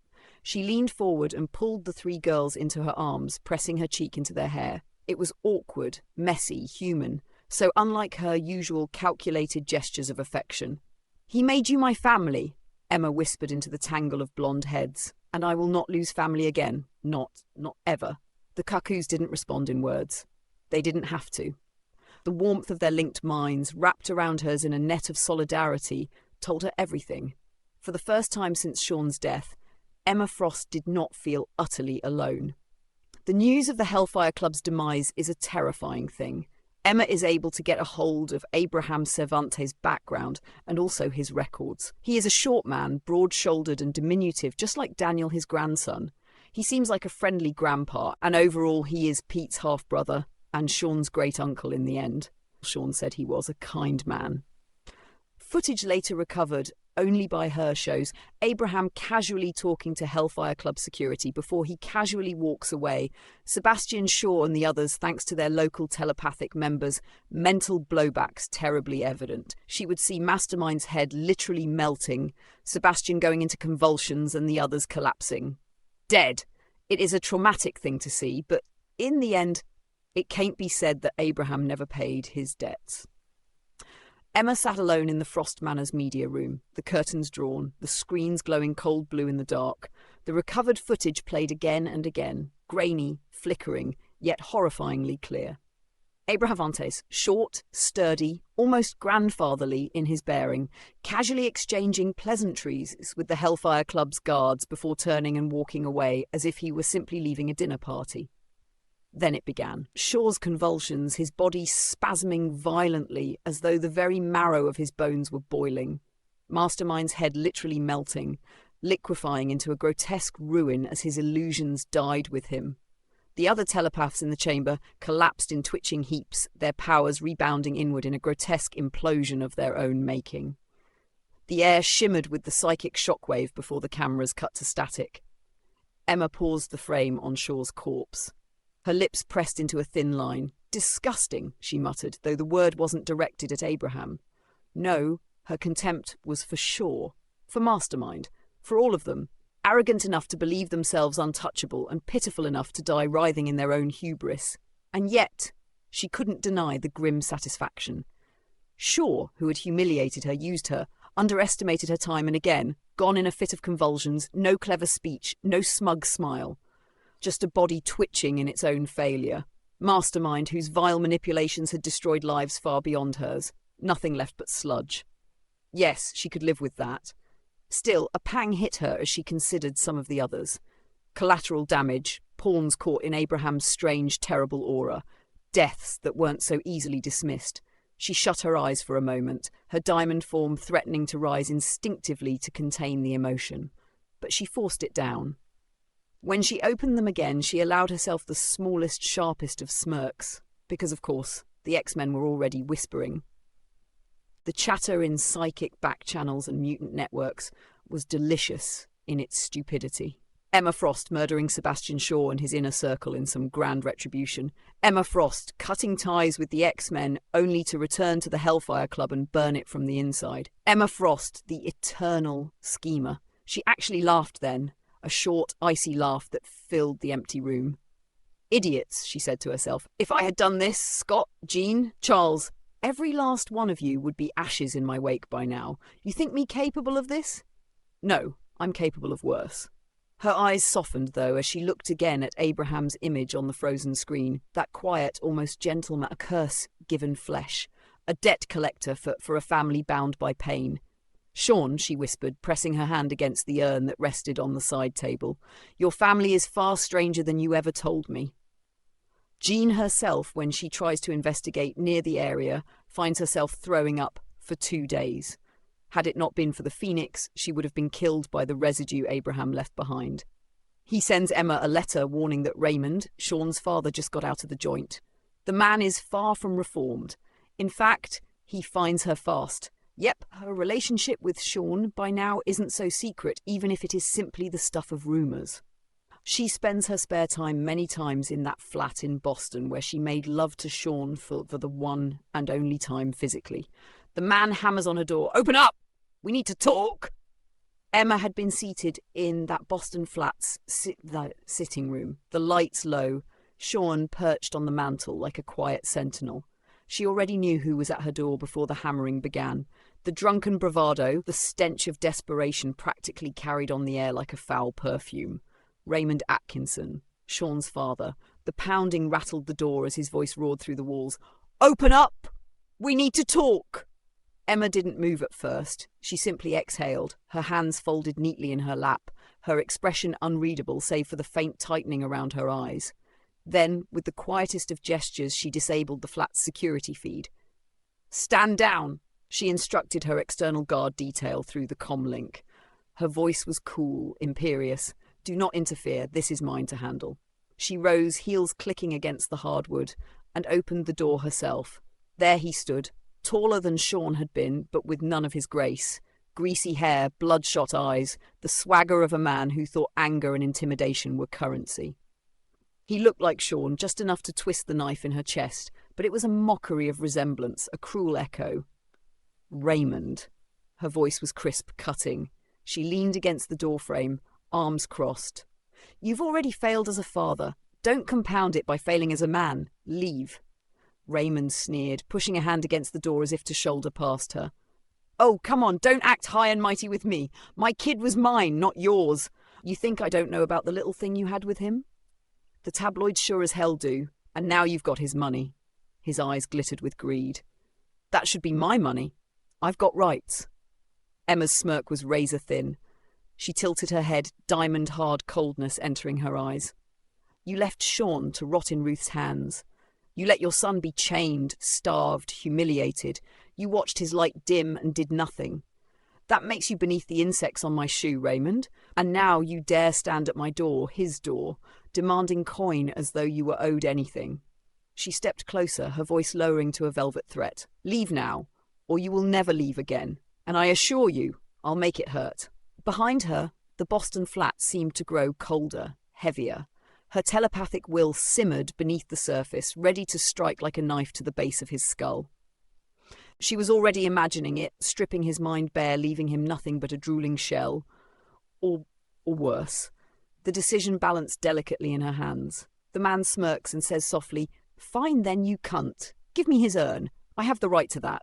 Simple thing, really. Give me his urn or give me the money. Blow your brains all over the door. I don't care if you're one of those muties or not. He prepares to pull a pistol before he says one word. Urk! His eyes glaze over as 3 metal blades peek out through his chest. A short, diminutive man retracts the blades back into his knuckles with a snikt. Logan spits on the corpse before saying softly, I was coming to check on you. Yeah, sensed before it was a bad time. Also, your call, but I think talking to an urn ain't what the kid would want. He shrugs calmly and drags the corpse off into the darkness. Emma stood frozen at the threshold, her diamond edge already rising under her skin. She had been ready, eager, to peel Raymond's mind open like wet parchment and drown him in the memories of what he had done to Sean. She'd planned to make him feel every bruise, every scream, every moment of degradation he had forced on his son and then left him to endure. After that, she'd have crushed his heart like a paper cup and watched his corpse crumple at her feet. But the decision was ripped away from her. Logan's blades punched through Raymond's chest with a wet crack, his pistol clattering uselessly to the floor.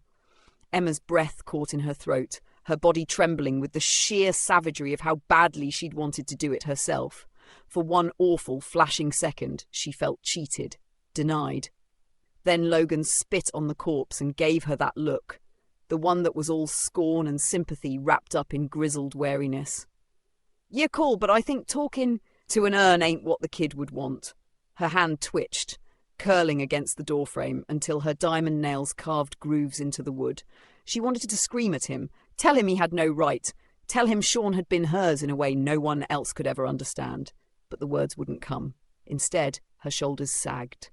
For once, Emma Frost, the White Queen, the untouchable, unbreakable Emma Frost, looked small. A flicker of diamond shimmered along her cheek, then cracked away as tears broke free. She whispered hoarsely, barely audible even to Logan's sharp ears. I was going to tear him apart, Logan. I was going to make him beg to die. And Sean would have hated me for it. Her throat tightened. She shook her head, platinum hair spilling forward as she wrapped her arms around herself, shivering though she was anything but cold. You're right. He wouldn't want me chained to his ashes. But God help me. It's all I have left. She didn't thank Logan. She couldn't. Gratitude wasn't in her nature, not when her heart was cracked raw like this. But when he dragged Raymond's body away, Emma didn't stop him. She just sank down against the wall, pressing her forehead to her knees. And for the first time since Sean's death, she allowed herself to sob without restraint. The man understands most, and it is possible he won't see Emma again anytime soon. Abraham's act against the Hellfire Club has turned the mutant community upside down. There are, of course, other branches, but they retreat further underground. That night, as she sleeps, once more curled around the urn, she would feel someone's presence in the mental plane. "It is Sean," he whispers softly. "The walking carpet is right. I don't want you chained to that silly thing. I mean, chains can be fun, but not like that." In the astral plane, Emma's avatar was every inch the White Queen, impossibly composed, regal, dazzling in white satin and diamond. But when Sean's presence flickered into being before her, all of that vanished.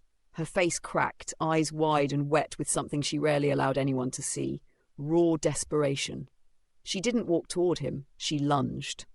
Her hands seized his narrow shoulders, trembling, and she pulled him into her arms so hard it was almost violent. Her astral self buried her face into his neck, platinum hair spilling like a curtain around them both, her voice breaking as she whispered, "No. No, you don't get to do this to me, Sean Atkinson. You don't get to come here and make jokes and tell me to let you go. I won't." She clutched him tighter, her entire form flickering with diamond facets that glowed like a storm barely contained. "You're mine. Do you hear me? Mine. They took everything else from me, Shaw, Ruth, Raymond, the damned world, even the X-Men, but you." Her voice cracked, her tone shifting from command to plea, something she had never lowered herself to before. "You're the only one who ever loved me. Not the mask, not the money, not the Queen. Just me." Her astral grip tightened as though sheer will could anchor his fading presence in place. Her tears burned hot against his astral shoulder, even here. "I refuse to let you go. I don't care if it chains me forever. I would rather burn in hell holding you than live in heaven without you." For Emma Frost, the woman who never begged, never needed, this was as close to breaking as she had ever come. He tells her softly, no wit or jokes. His tone is soft and tender. "I know one thing, you can't continue this. I was allowed one chance and time to try and talk to you. The afterlife, yeah, it exists, and I have to admit, I was wrong on that. Listen, please. I have been seeing what's been going on. You have a future. Whatever it is, I have no clue, but we will meet again. I want you to know one thing. I love you, and I don't care of anything else, but we will meet again." He curls into her embrace and actually balls with her before kissing her cheek.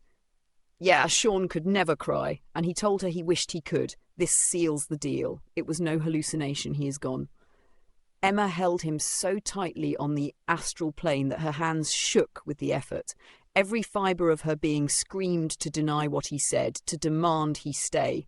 But when she felt the wetness of his tears against her cheek, tears Sean had always claimed he could never shed, she froze. It wasn't a dream. It wasn't some delusion her mind had conjured to soothe itself. It was him.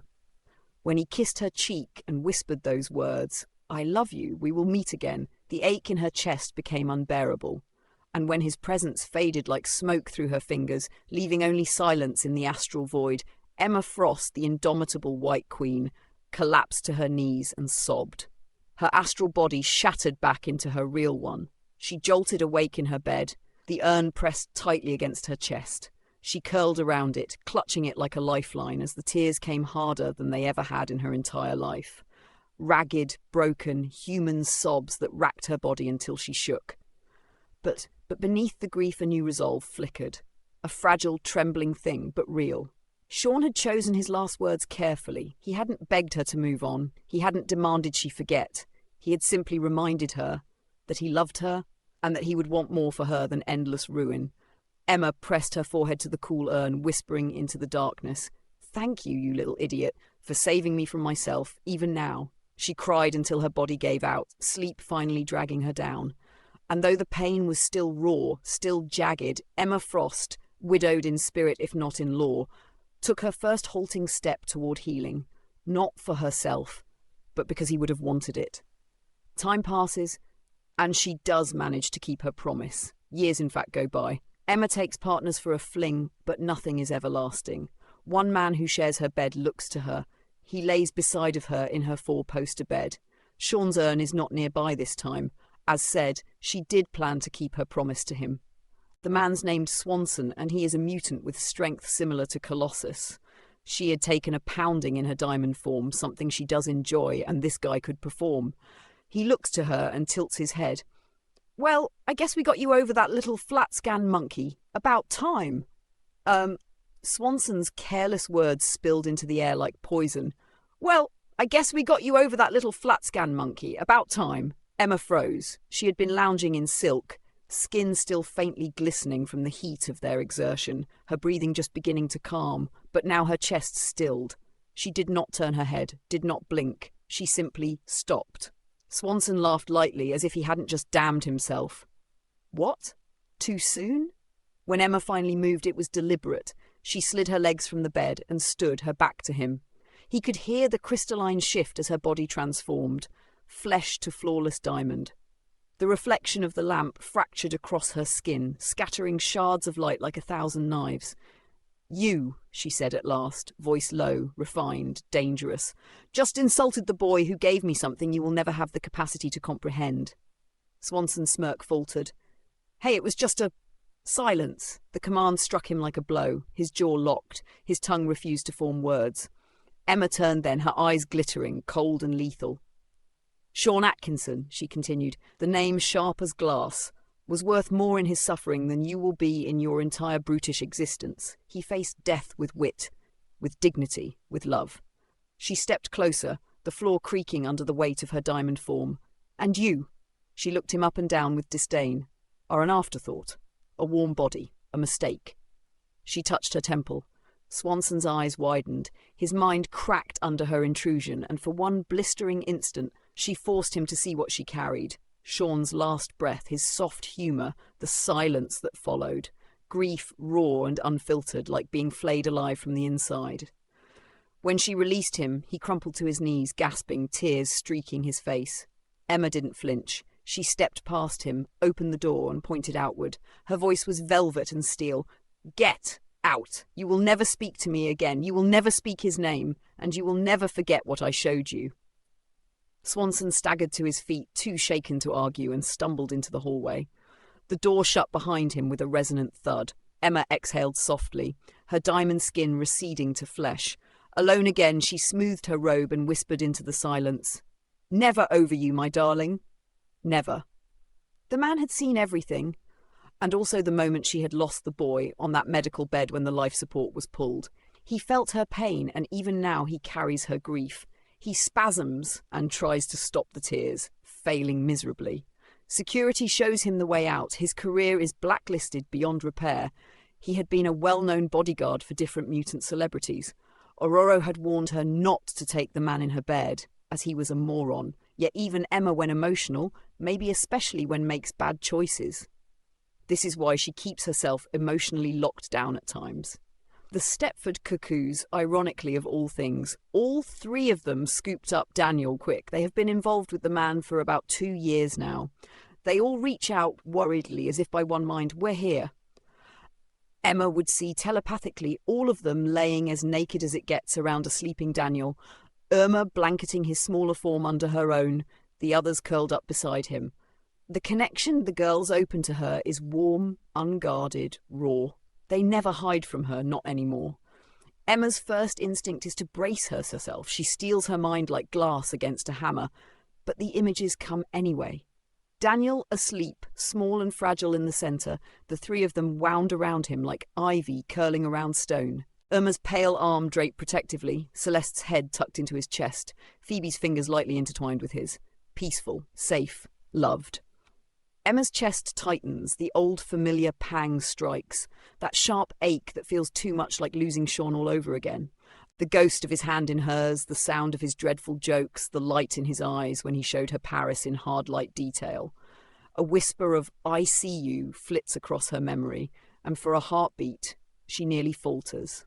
But she doesn't let the envy stain her words. She breathes in, exhales slowly, and projects her response into the link, her telepathic voice, smooth, crystalline, careful. Keep him close, girls. Protect what you found. Don't ever mistake it for something small. I am glad for you, truly. The words are steady, but in the corners of the bond, they can feel her sorrow, like frost edging the rim of glass. Emma can't hide all of it from them. They feel the fissure inside her, the way seeing Daniel in their arms reminds her of the boy she once held who never woke again. And yet, her pride is genuine, her love for them shines through, brighter than the hurt. They have found what she lost, what she can never reclaim. She will not poison it with her grief. Emma closes the link gently, withdrawing into herself. Later, alone in her room, she presses her hand against Sean's urn and whispers so softly no one can hear, "I'm glad they have what we didn't get enough of. Thank you for giving me that lesson, darling." Daniel is a man who had seen true hell. His father was a brutal man who was nothing like Raymond, no. However, he did grow up hard. His arms are hideously scarred, and when he was a boy, he was forced to receive implants that have increased his strength. He isn't the shy kid he was back then. Even now, at times, he feels guilt about the situation of what he left when Bianca, his wife, had died.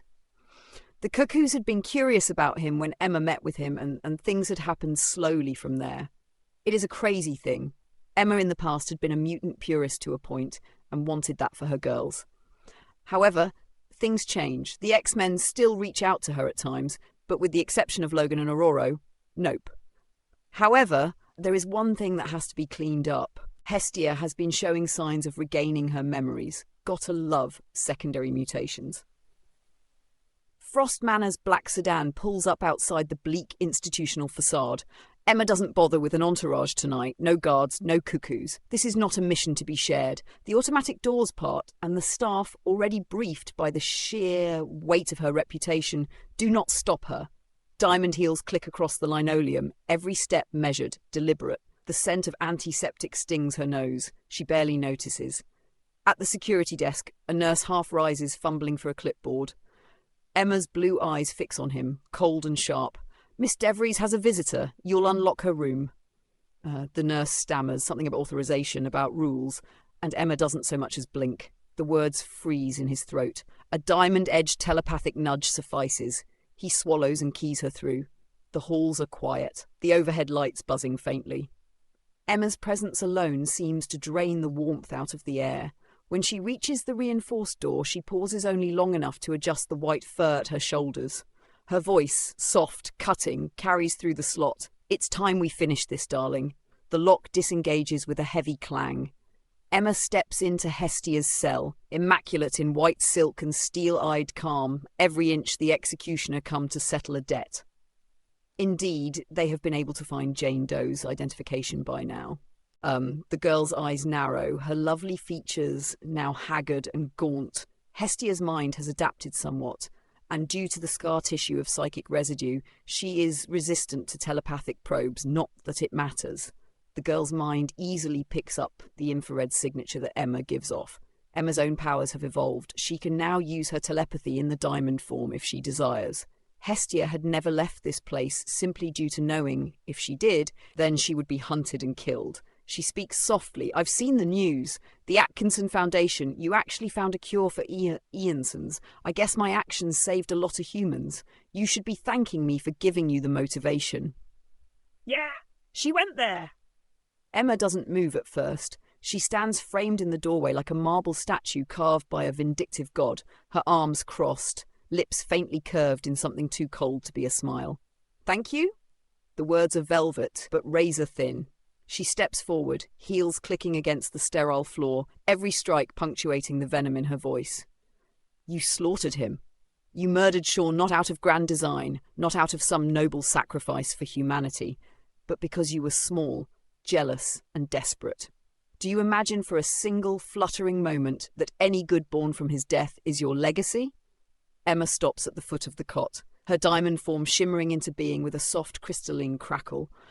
Her eyes catch the fluorescent light like ice as she leans down close, her voice dropping into something low, lethal and intimate. "No, darling, that miracle belongs to him. To his brilliance, his wit, his strength. You were nothing but a stumbling block in his path, and even in death, he overcame you." The air thickens, her psychic presence unfurling like a blizzard over Hestia's scarred mind. The walls of the room seem to close in, reality trembling at the edges as Emma lets her power bleed through. Do not delude yourself into thinking you created salvation. You were simply the disease. And diseases. She reaches out, placing a cool diamond fingertip under Hestia's chin, forcing her gaze upward, are meant to be eradicated. The White Queen exhales, slow and sharp through her nose. The shimmer of diamond fades, leaving her in her human skin, pale and weary. There's no need for spectacle. She doesn't want to savour this. Not anymore. She just wants it done. Her mind threads into Hestia's with surgical precision. The younger woman stiffens, lips parting as she realizes too late that her scar tissue, her supposed resistance, is nothing against Emma's will sharpened by grief and years of rage. Emma doesn't speak. She doesn't taunt, doesn't lecture. She simply plants one image deep into Hestia's psyche, a mirror that shows her own soul, bloated, rotting, crawling with worms and flies, a writhing mass of every selfish choice, every cruel word, every betrayal reflected back at her in unending waves. Not metaphor, not symbolism. Truth. The shock is instant. Hestia's body arches violently on the cot, her chest heaving once, twice. Then her heart ruptures like an overstrained vessel. The monitor beside her shrieks into a flat line as her wide eyes roll back, frozen in terror of herself. Emma straightens, brushing a non-existent fleck of dust from her sleeve, her diamond coldness sliding back into place as she turns for the door. Her voice is quiet, but it cuts like frostbite. Sean's story ends with love. Yours ends with silence. And she walks out, heels clicking steadily, not sparing the corpse another glance. The woman never stood a chance. Emma had shut down her mind's ability to even get her body to move the very second that she was in the facility. Hestia was a trained combatant, even if her mind and body had been atrophied for as long as it had. The orderlies and staff erase and delete any footage thanks to Emma's mental abilities, which have been growing with terrifying speed. It has been 6 years since Sean's death. It is then that her phone would ring once she is far from the facility. It is Abraham. Emma steps into the back of her car, the city lights streaking through tinted glass as the driver pulls away from the facility. Her diamond form flickers for just a second, instinctive, protective, before she forces it back down. The phone vibrates in her hand and the name on the screen makes her pause. Abraham. Her breath catches, not from fear, but from something startlingly close to relief. She accepts the call, her voice soft in a way reserved for very few people in her life. Abraham. The warmth in her tone is unmistakable, though she quickly veils it with her usual sharpness. Still, the corners of her mouth tug upward ever so slightly. 6 years of ink on paper, of words exchanged across a gulf they could never cross in person, had carved out a bond she hadn't expected. One of the few that felt steady, honest, safe, even if he was poison to her very being. I trust this isn't a social call, she says, but there's no bite to it. If anything, it's closer to fond teasing. She leans back against the leather seat, one heel dangling loosely, letting herself feel that flicker of gladness. Go on then, what's happened? He speaks gently. I am curious. Do you have anything of Sean's that has his DNA? Hopefully so, because I might be able to bring him back. A Mr. McCoy reached out to me, but for obvious reasons I haven't been able to get too close to him. I am guessing he is a mutant, and I did sense a psychic signature close to him. I did what had to be done with those hellfire bastards. I'm not wanting to kill one of the good guys. Yep, Hank had been watching from afar, and he isn't stupid. He knew Abraham was in contact with her, even though she told the X-Men to fuck off. Emma goes still, her breath drawing in sharply at Abraham's words. For 6 years she had taught herself to stop entertaining fantasies, to stop clawing at impossible hopes. And now he was dangling something before her that could shatter every wall she had carefully built around Sean's memory. Her fingers tighten around the phone until the diamond sheen threatens to break through her skin. She closes her eyes, controlling the surge of emotion that swells hot and dangerous in her chest. Abraham. Her voice is hushed, the sharp edge gone, replaced by a tremor of something she rarely allows anyone to hear. Vulnerability. I do. I kept it. A vial of his blood. I couldn't let it go. A pause, her throat tightening.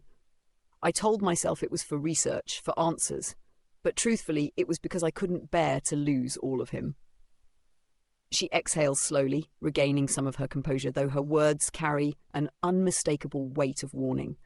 If this is real, if there is even the faintest possibility, then understand, Abraham, I will burn the world twice over to see it through, but I will not let false hope be dangled before me, not by Hank, not by anyone, not even you.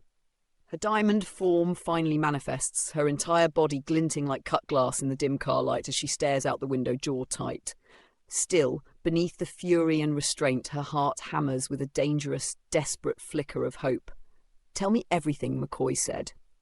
Abraham's voice on the other end is low, steady, the kind of voice meant to soften a blow, but never soften the truth. McCoy said there's a protocol, some Krakoan technology. They've used it before, bringing mutants back, but Sean wasn't a mutant, that's the rub. A pause, the sound of a sigh dragging through the line. Still, Hank thinks with the right genetic preservation, Sean can be revived. Not as some lab-grown shadow, Emma. Him, with his mind intact, his memories, his damned wit. There's silence for a moment before Abraham continues, slower, heavier. But you need to know this. The boy's body won't be whole. Ianson's tore him apart once, and what it left behind is etched in his genes. The cure exists now, yes, but it doesn't erase the scars. He'd wake up small, frail, still weaker than he should be, but alive. No more countdown clock over his head. Abraham's tone roughens, and there's something like guilt threaded in it, as if he's not sure he should be saying this at all. He could live, grow old, laugh again, maybe even piss you off like he used to, but he'd never be what the world calls strong. That's the truth of it. He goes quiet, then adds softly, I'll leave it to you. You were his, not me. You decide if he gets that chance. Emma sits very still with the phone pressed to her ear, her diamond-hard composure threatening to crack in a way it rarely ever does. Abraham's words settle into her chest like ice, but she already knows her answer before he even finishes. For Emma Frost, pragmatism has always been survival, but love, real love, was a rarity she'd only tasted once. And she refuses to let it be torn from her a second time. Her voice, when it comes, is low and steady, but resolute. Do it. Whatever it takes, Abraham. I don't care if he's small, if he's weak, if he never grows an inch taller or lifts a single pound heavier. I refuse to let his story end in that bed. If Krakoa can bring him back, then he comes back. A sharp inhale through her nose. She closes her eyes, clutching the small vial of blood she's kept all these years, her diamond form itching to surface, but her human vulnerability winning out. She adds, softer but fierce with conviction. Understand me. I would rather hold him frail and fragile for a lifetime than hold nothing at all. I can live with his scars. I cannot, will not, live with his absence. Her free hand curls into a fist against her thigh, diamond beginning to glitter across her knuckles before she forces it back down. There's no bargaining in her tone, no hesitation, only the always defined her. Tell McCoy he has my cooperation. Whatever they need, they'll have it. But Sean is coming back. I won't lose him twice. The revival. The chamber thrums with a low, organic hum, Krakoan biotech pulsing like a living heart. Emma Frost, diamond no longer, stands at the centre, clutching the vial of Sean's blood so tightly it nearly cracks in her hand. Her posture is rigid, but her lips tremble, her carefully crafted mask fractured by years of grief. Beast's voice is steady but clinical. Emma, if we proceed, there will be no undoing it. He will not return as he was. Frail, weak, yet alive. Do you accept this? Her reply is iron, brittle and sharp. I've already buried him once. Never again. Begin. The transfer. The vial dissolves into the cradle, absorbed by the writhing Krakoan biomass. A shape forms, fragile, almost translucent. It looks less like life and more like a memory, sculpted in flesh. Emma lowers herself into Cerebro's embrace. For once, she doesn't shield, doesn't harden herself. She opens. She pours every shard of Sean into the chamber, his wit, his touch, his stubborn refusal to pity himself, the way he once shielded her even in his own agony. Her diamond form would have hidden the tears streaking her face. Flesh cannot. Her voice shatters into the void, raw and unguarded. Come back to me, please. Don't you dare leave me here again. The moment the chamber falls silent. Machines hum, Krakoan vines twitch, monitors flicker. Then, the figure stirs. Emma freezes, her breath caught in her throat, every fibre of her being straining toward that fragile form. Her hand trembles as she reaches forward, her voice barely above a whisper. Waiting. Emma steps forward, diamond light flickering across her skin before she forces it back down. She doesn't hesitate. She sints Cerebro's secondary cradle, tendrils of light weaving into her temples. Her lips part, breath trembling, and then she pulls. It's like dragging fire through glass. Her grief, her obsession, her unbearable love pour into the machine, into the empty boy-shaped vessel waiting for him. Cerebro sparks, hope shouts for stability, and Sean's imprint flickers in the dark. Faint, so faint. The backlash hits. Emma's storm of grief slams outward like a psychic hurricane, threatening to shatter the circuit and burn everything down. And that's when Exodus snarls, raising both hands. His voice booms through the chamber. Your storm will not destroy the will of the faithful. His own mind acts as a dam, swallowing her rage, her pain, forcing it into his own chest where it hammers like molten iron. He hates it. He hates her. But his zealotry makes him unbreakable. He will not let her collapse the ritual. The chamber glows white. Emma screams, half fury, half prayer, as she pours every memory, every touch, every laugh, every whispered "I see you" into the void. For a heartbeat, it seems like nothing takes, that she's pulling only against static. Then, a cough. A weak, ragged breath. A terrible, blessed sound. The boy spasms in the pod, naked and shaking, eyes opening like floodlights cutting the dark. His lips twitch into a smirk. Please tell me I don't have Frankenstein bolts. I've already got big ears. Don't need the hardware.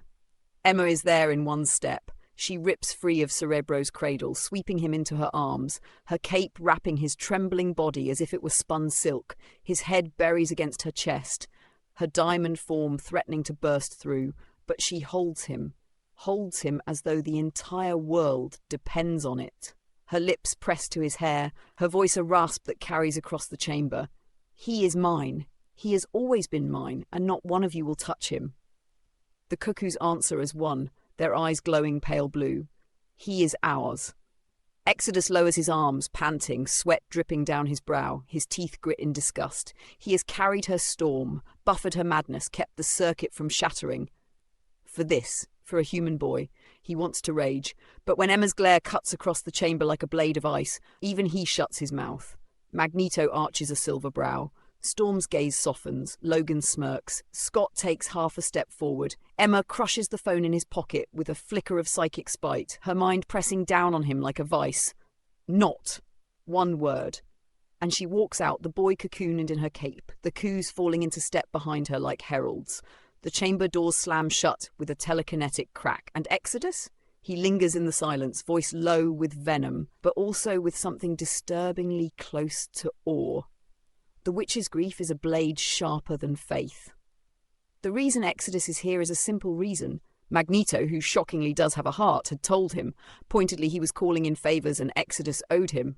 True, he could have fought Magnus, but in the end he would have possibly been killed, and also curiosity was the end reason. He is drained and not happy. The man is no coward, but in the end he sees the sheer determination in the boy who has passed out in Emma's arms. He has seen over 1,000 years of mayhem and death. In the end it is how things are. The man, of course, had seen the boy's memories to a point as well as Emma's. The mutant remembers the memories he had seen in her mind. He also remembers the sheer tenacity of their bond. His faith isn't shaken, yet he is also not a blind zealot. Krakoa's fall has humbled him. The man simply looks away, the barest glimpse of a nod. There is no more to say. She pauses in the doorway, shorn a weight of heat and bones against her. The cuckoo's a pale corona at her back. Without turning, she lets the thought slip like a knife across the chamber. Bennett. A cool acknowledgement, not a thank you. Tell Eric the debt is noted, and that what you witnessed stays entombed in your faith. Her heels click once. McCoy, she says aloud, velvet over steel. Private suite, level black. No gawkers.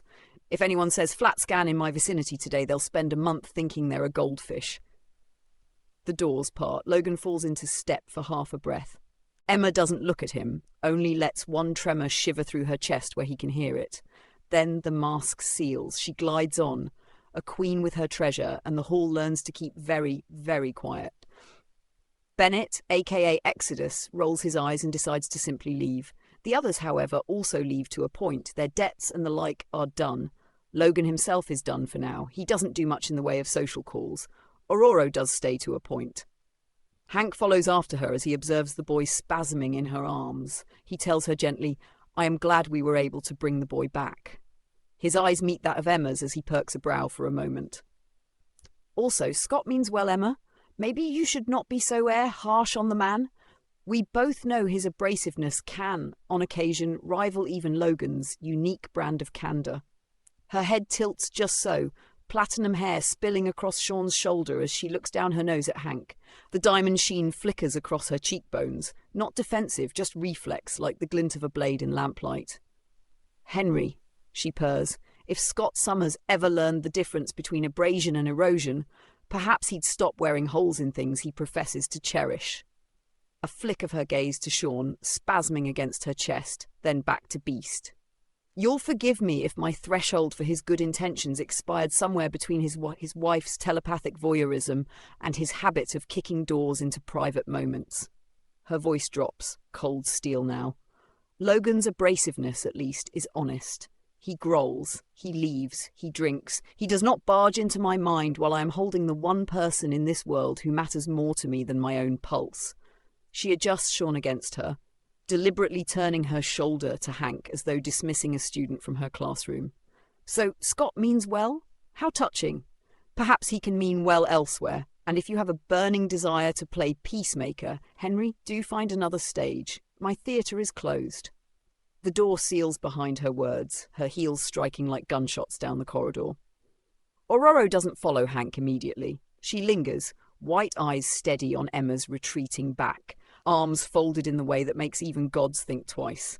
The storm hums faintly in her breath, thunder tucked just behind her ribs. "Emma?" Her tone is calm, but it halts footfalls as cleanly as lightning splitting a tree.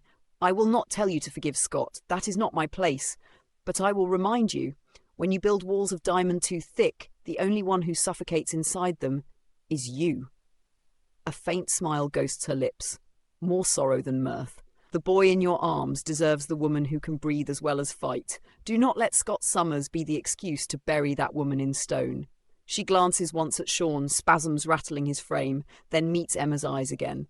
No judgment there, only the kind of compassion that has weathered famine, slavery, gods and grief. Protect him, yes, but also live, or one day you will wake to find you've left him holding only a statue. The air stirs around her as she turns, cloak fluttering like a passing storm. She does not look back. The woman is able to carry Sean back to her bedchamber, and without hesitation she lowers him into her bathtub, a massive affair. Sean silently begins to awaken as he finds himself in her lap, her own naked form cradling him close. The water is hot, almost boiling about them. Softly he speaks from a moment of silence. "How long?" His hand settles on her knee. The bath is a cathedral of heat and steam, marble veined like ice beneath the boiling water. Emma lowers herself into it, with Sean cradled against her, settling him across her lap as though he were too fragile to touch porcelain. Her arms cinch tight around him, clutching him to her chest until he can hear the hammer of her heart against his ear. When his hand finds her knee and that quiet question slips out, "How long?" the world tilts. Emma's breath stutters. She buries her face into the curve of his neck, her hair cascading forward in a silken curtain, cocooning them from sight, from time, from the thousand eyes of memory.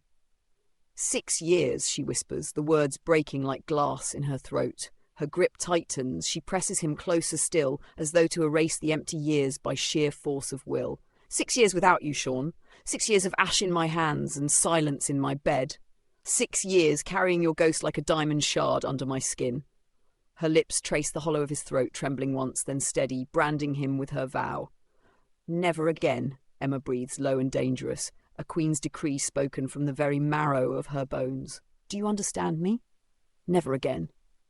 The steam closes around them, water nearly scalding, but she clings to him as though the heat alone can solder the two of them back together after the long fracture of years apart. For once, Emma doesn't bother with a clever rejoinder, doesn't lace her reply in silk and barbs.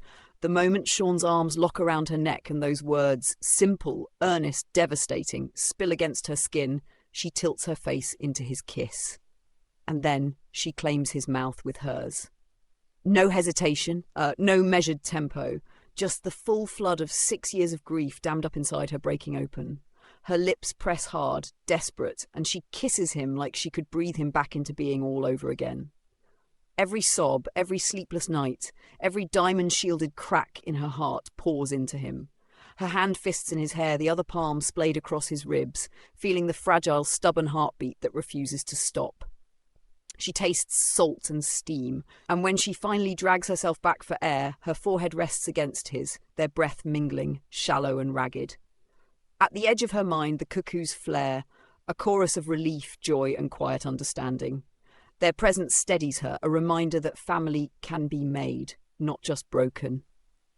For once, she doesn't push them out. It is still a shock. His warmth, his voice, the weight of him alive in her lap. But even as her chest heaves, Emma knows. It is going to be all right. The door hisses open without a knock. They would never need one. 3 pale silhouettes step through the steam, the water glow painting their identical faces like phantoms. Yet their minds are anything but ghostly, radiant, linked, and thrumming with a relief so sharp it nearly buckles Emma in the bath. Finally, Esme says, though her voice trembles, not biting. About bloody time, Mindy adds, but her lip quivers before she presses it thin. Celeste, softer, finishes it. He's here, he's real, and so are you. They don't approach the tub. Not yet. They hover at its edge, letting their mother have her embrace. But the chorus in Emma's head is louder than words. We see you, we feel you, and we understand. Emma lifts her head from Sean's shoulder, eyes shining, cheeks flushed, not with shame but with the force of release. For a heartbeat she almost snaps, almost bares her teeth, the instinct to protect this private miracle flaring. Then the bond steadies her. Girls, she says, the word rough but tender. Come here. 3 pairs of identical eyes widen. Then together they move. Kneeling, leaning in, hands outstretched, not to take Sean from her, but to join the circle. To touch his arm, his hair, her wrist. To anchor the moment. And in the bath, scalding water lapping, Sean feels it too. That his life has not just been returned, but claimed, woven into something larger, stranger, and fiercely unbreakable. He embraces each one back, spasming in some shock and confusion, trying to understand, seeking to actually comprehend everything. He, of course, doesn't remember his spirit having paid Emma a visit once in the astral plane. It simply is how things are, for when one is returned to their body, even if it is remade, you ain't going to remember that afterlife. He does remember everything, even to the point of his death when the Ianssons had desecrated his very body and mind. He feels Mindy, the one of the trio he is closest to, and then the others. They feel a moment of peace, and the boy finds something strange happening. He actually begins crying, something he was incapable of doing before his death. His shoulders jolt with spasms as the sobs tear out of him, raw and alien. Tears stream hot down his face, something he never thought he'd feel again, something his ruined body had denied him before death. His arms tighten around Emma's neck, then shift clumsily to pull each of the girls into his reach, one after another. Confusion, grief, memory, all of it pours out of him in shuddering gasps. Mindy leans in first, sliding her hand over his heart and pressing her forehead lightly to his temple. Steady, her mind whispers, not as command but as promise. It's all right, Sean. You don't have to hold it in anymore. Esme's lips twitch into something like a smile, but her voice cracks when she mutters, "Figures it takes dying to get you to cry. Don't worry, we won't tell." Yet her psychic presence wraps around him like armor, daring the world to intrude. Celeste laces her fingers with his trembling hand, eyes shining. "It's safe now. You're safe, with us." Her tone is gentle, but the bond carries a fierce undercurrent. We are not letting go. Together, the 3 of them knit their thoughts into a soft, humming weave, holding Sean's anguish the way a net holds a falling bird. Emma is still for a heartbeat, the sight of his tears carving open something deep inside her. For once, she doesn't reach for Diamond, doesn't reach for a mask. Her arms tighten around him until he can feel every tremor of her own body, her face buried against his temple, lips brushing through his wet hair. "Yes," she whispers, voice raw and steady all at once. "Cry, my darling. Let it out. Every last drop. You are not alone anymore. Not ever again." Her fingers comb slowly through his damp hair, her body rocking with his in the steaming water. She lets his tears stain her skin, lets the girls witness it, lets the weight of the years and the silence finally break in the one place it can be carried. The room is filled with the sound of breath, of heartbeats sinking, of grief given shape at last. And for the first time Emma Frost does not feel hollow. She feels whole. Kendrick Smith, yes, his last name is Smith, had been laying low ever since he heard of Hestia's so-called death. Yeah, there is no denying it. she was found with her heart literally ruptured inside of her chest. The look on her face had been evident in its look of pure horror. It is decided natural or unknown causes, as there is no evidence of foul play. Now, the young man of dark complexion lounges in Mexico in a small nameless town. He enjoys the margaritas, the senoritas, and also the tequila. Through his ability to cloak his body and senses from the naked and mental eye via low-end psionics, he has little fear currently. Yeah, he lounges in his swank chair, knocking back more booze, listening to the jams in this small club. He thinks he got off easy until he senses not just one presence, but three. The night air is thick with citrus and cheap cologne, fans chopping heat into lazy ribbons. Kendrick Smith slumps in a leather chair that squeaks when he laughs, one elbow hooked over the back, the other wrapped around a sweating margarita. His cloak hums like a tired fluorescent bulb, enough to keep eyes sliding past him, enough to keep minds from focusing, especially with tequila smoothing the edges. It hiccups.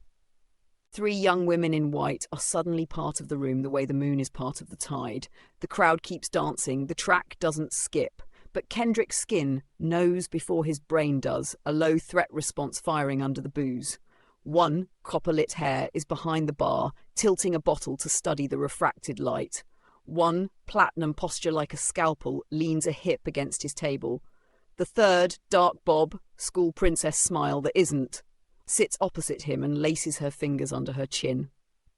"Hola, Kendrick," says Phoebe, inside his head, not his ears. His hand goes for the cloak by reflex, push, blur, slide, and the field actually surges, and then Celeste parts it like gauze with 2 fingers and a small, offended sigh.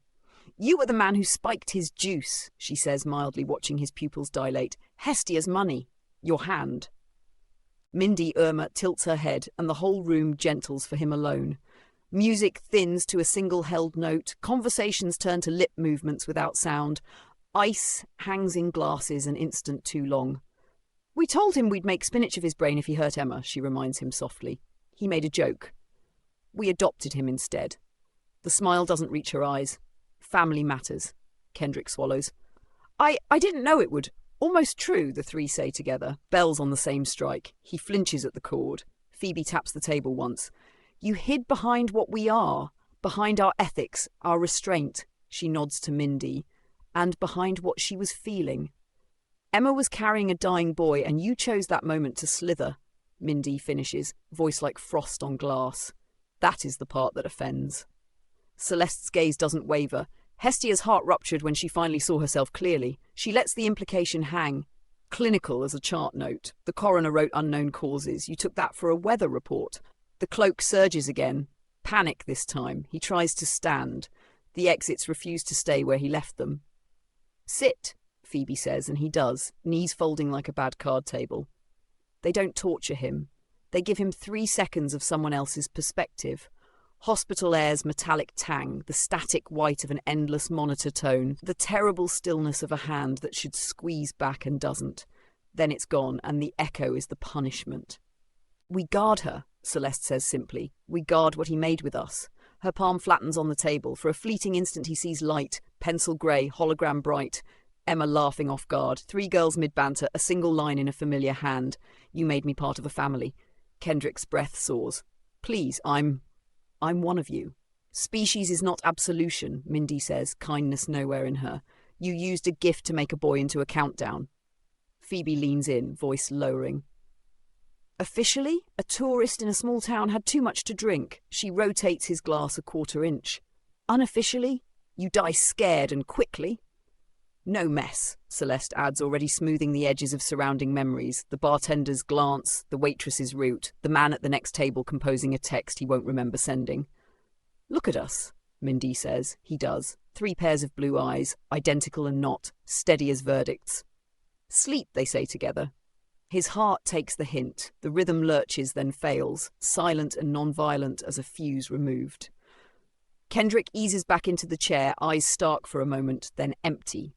The room exhales. Bass returns. Ice clinks. The world decides he's had one too many and sets in motion the right kind of concern at the right time with the right witnesses. Phoebe's fingers tremble once as she stands. "I hate this." "Me too," Mindy answers. "But I hate that hallway in Boston more." She doesn't have to name the urn, the tablet, the drawings. None of them have forgotten. Celeste smooths the tablecloth, an absurd human gesture. Loose end, she says, and the three move through the club like a change in the weather. Felt, not noticed. Outside, the heat has softened. Somewhere very far north, a woman who doesn't need to know this will sleep one shade easier. The cuckoos do what they promised. They guard.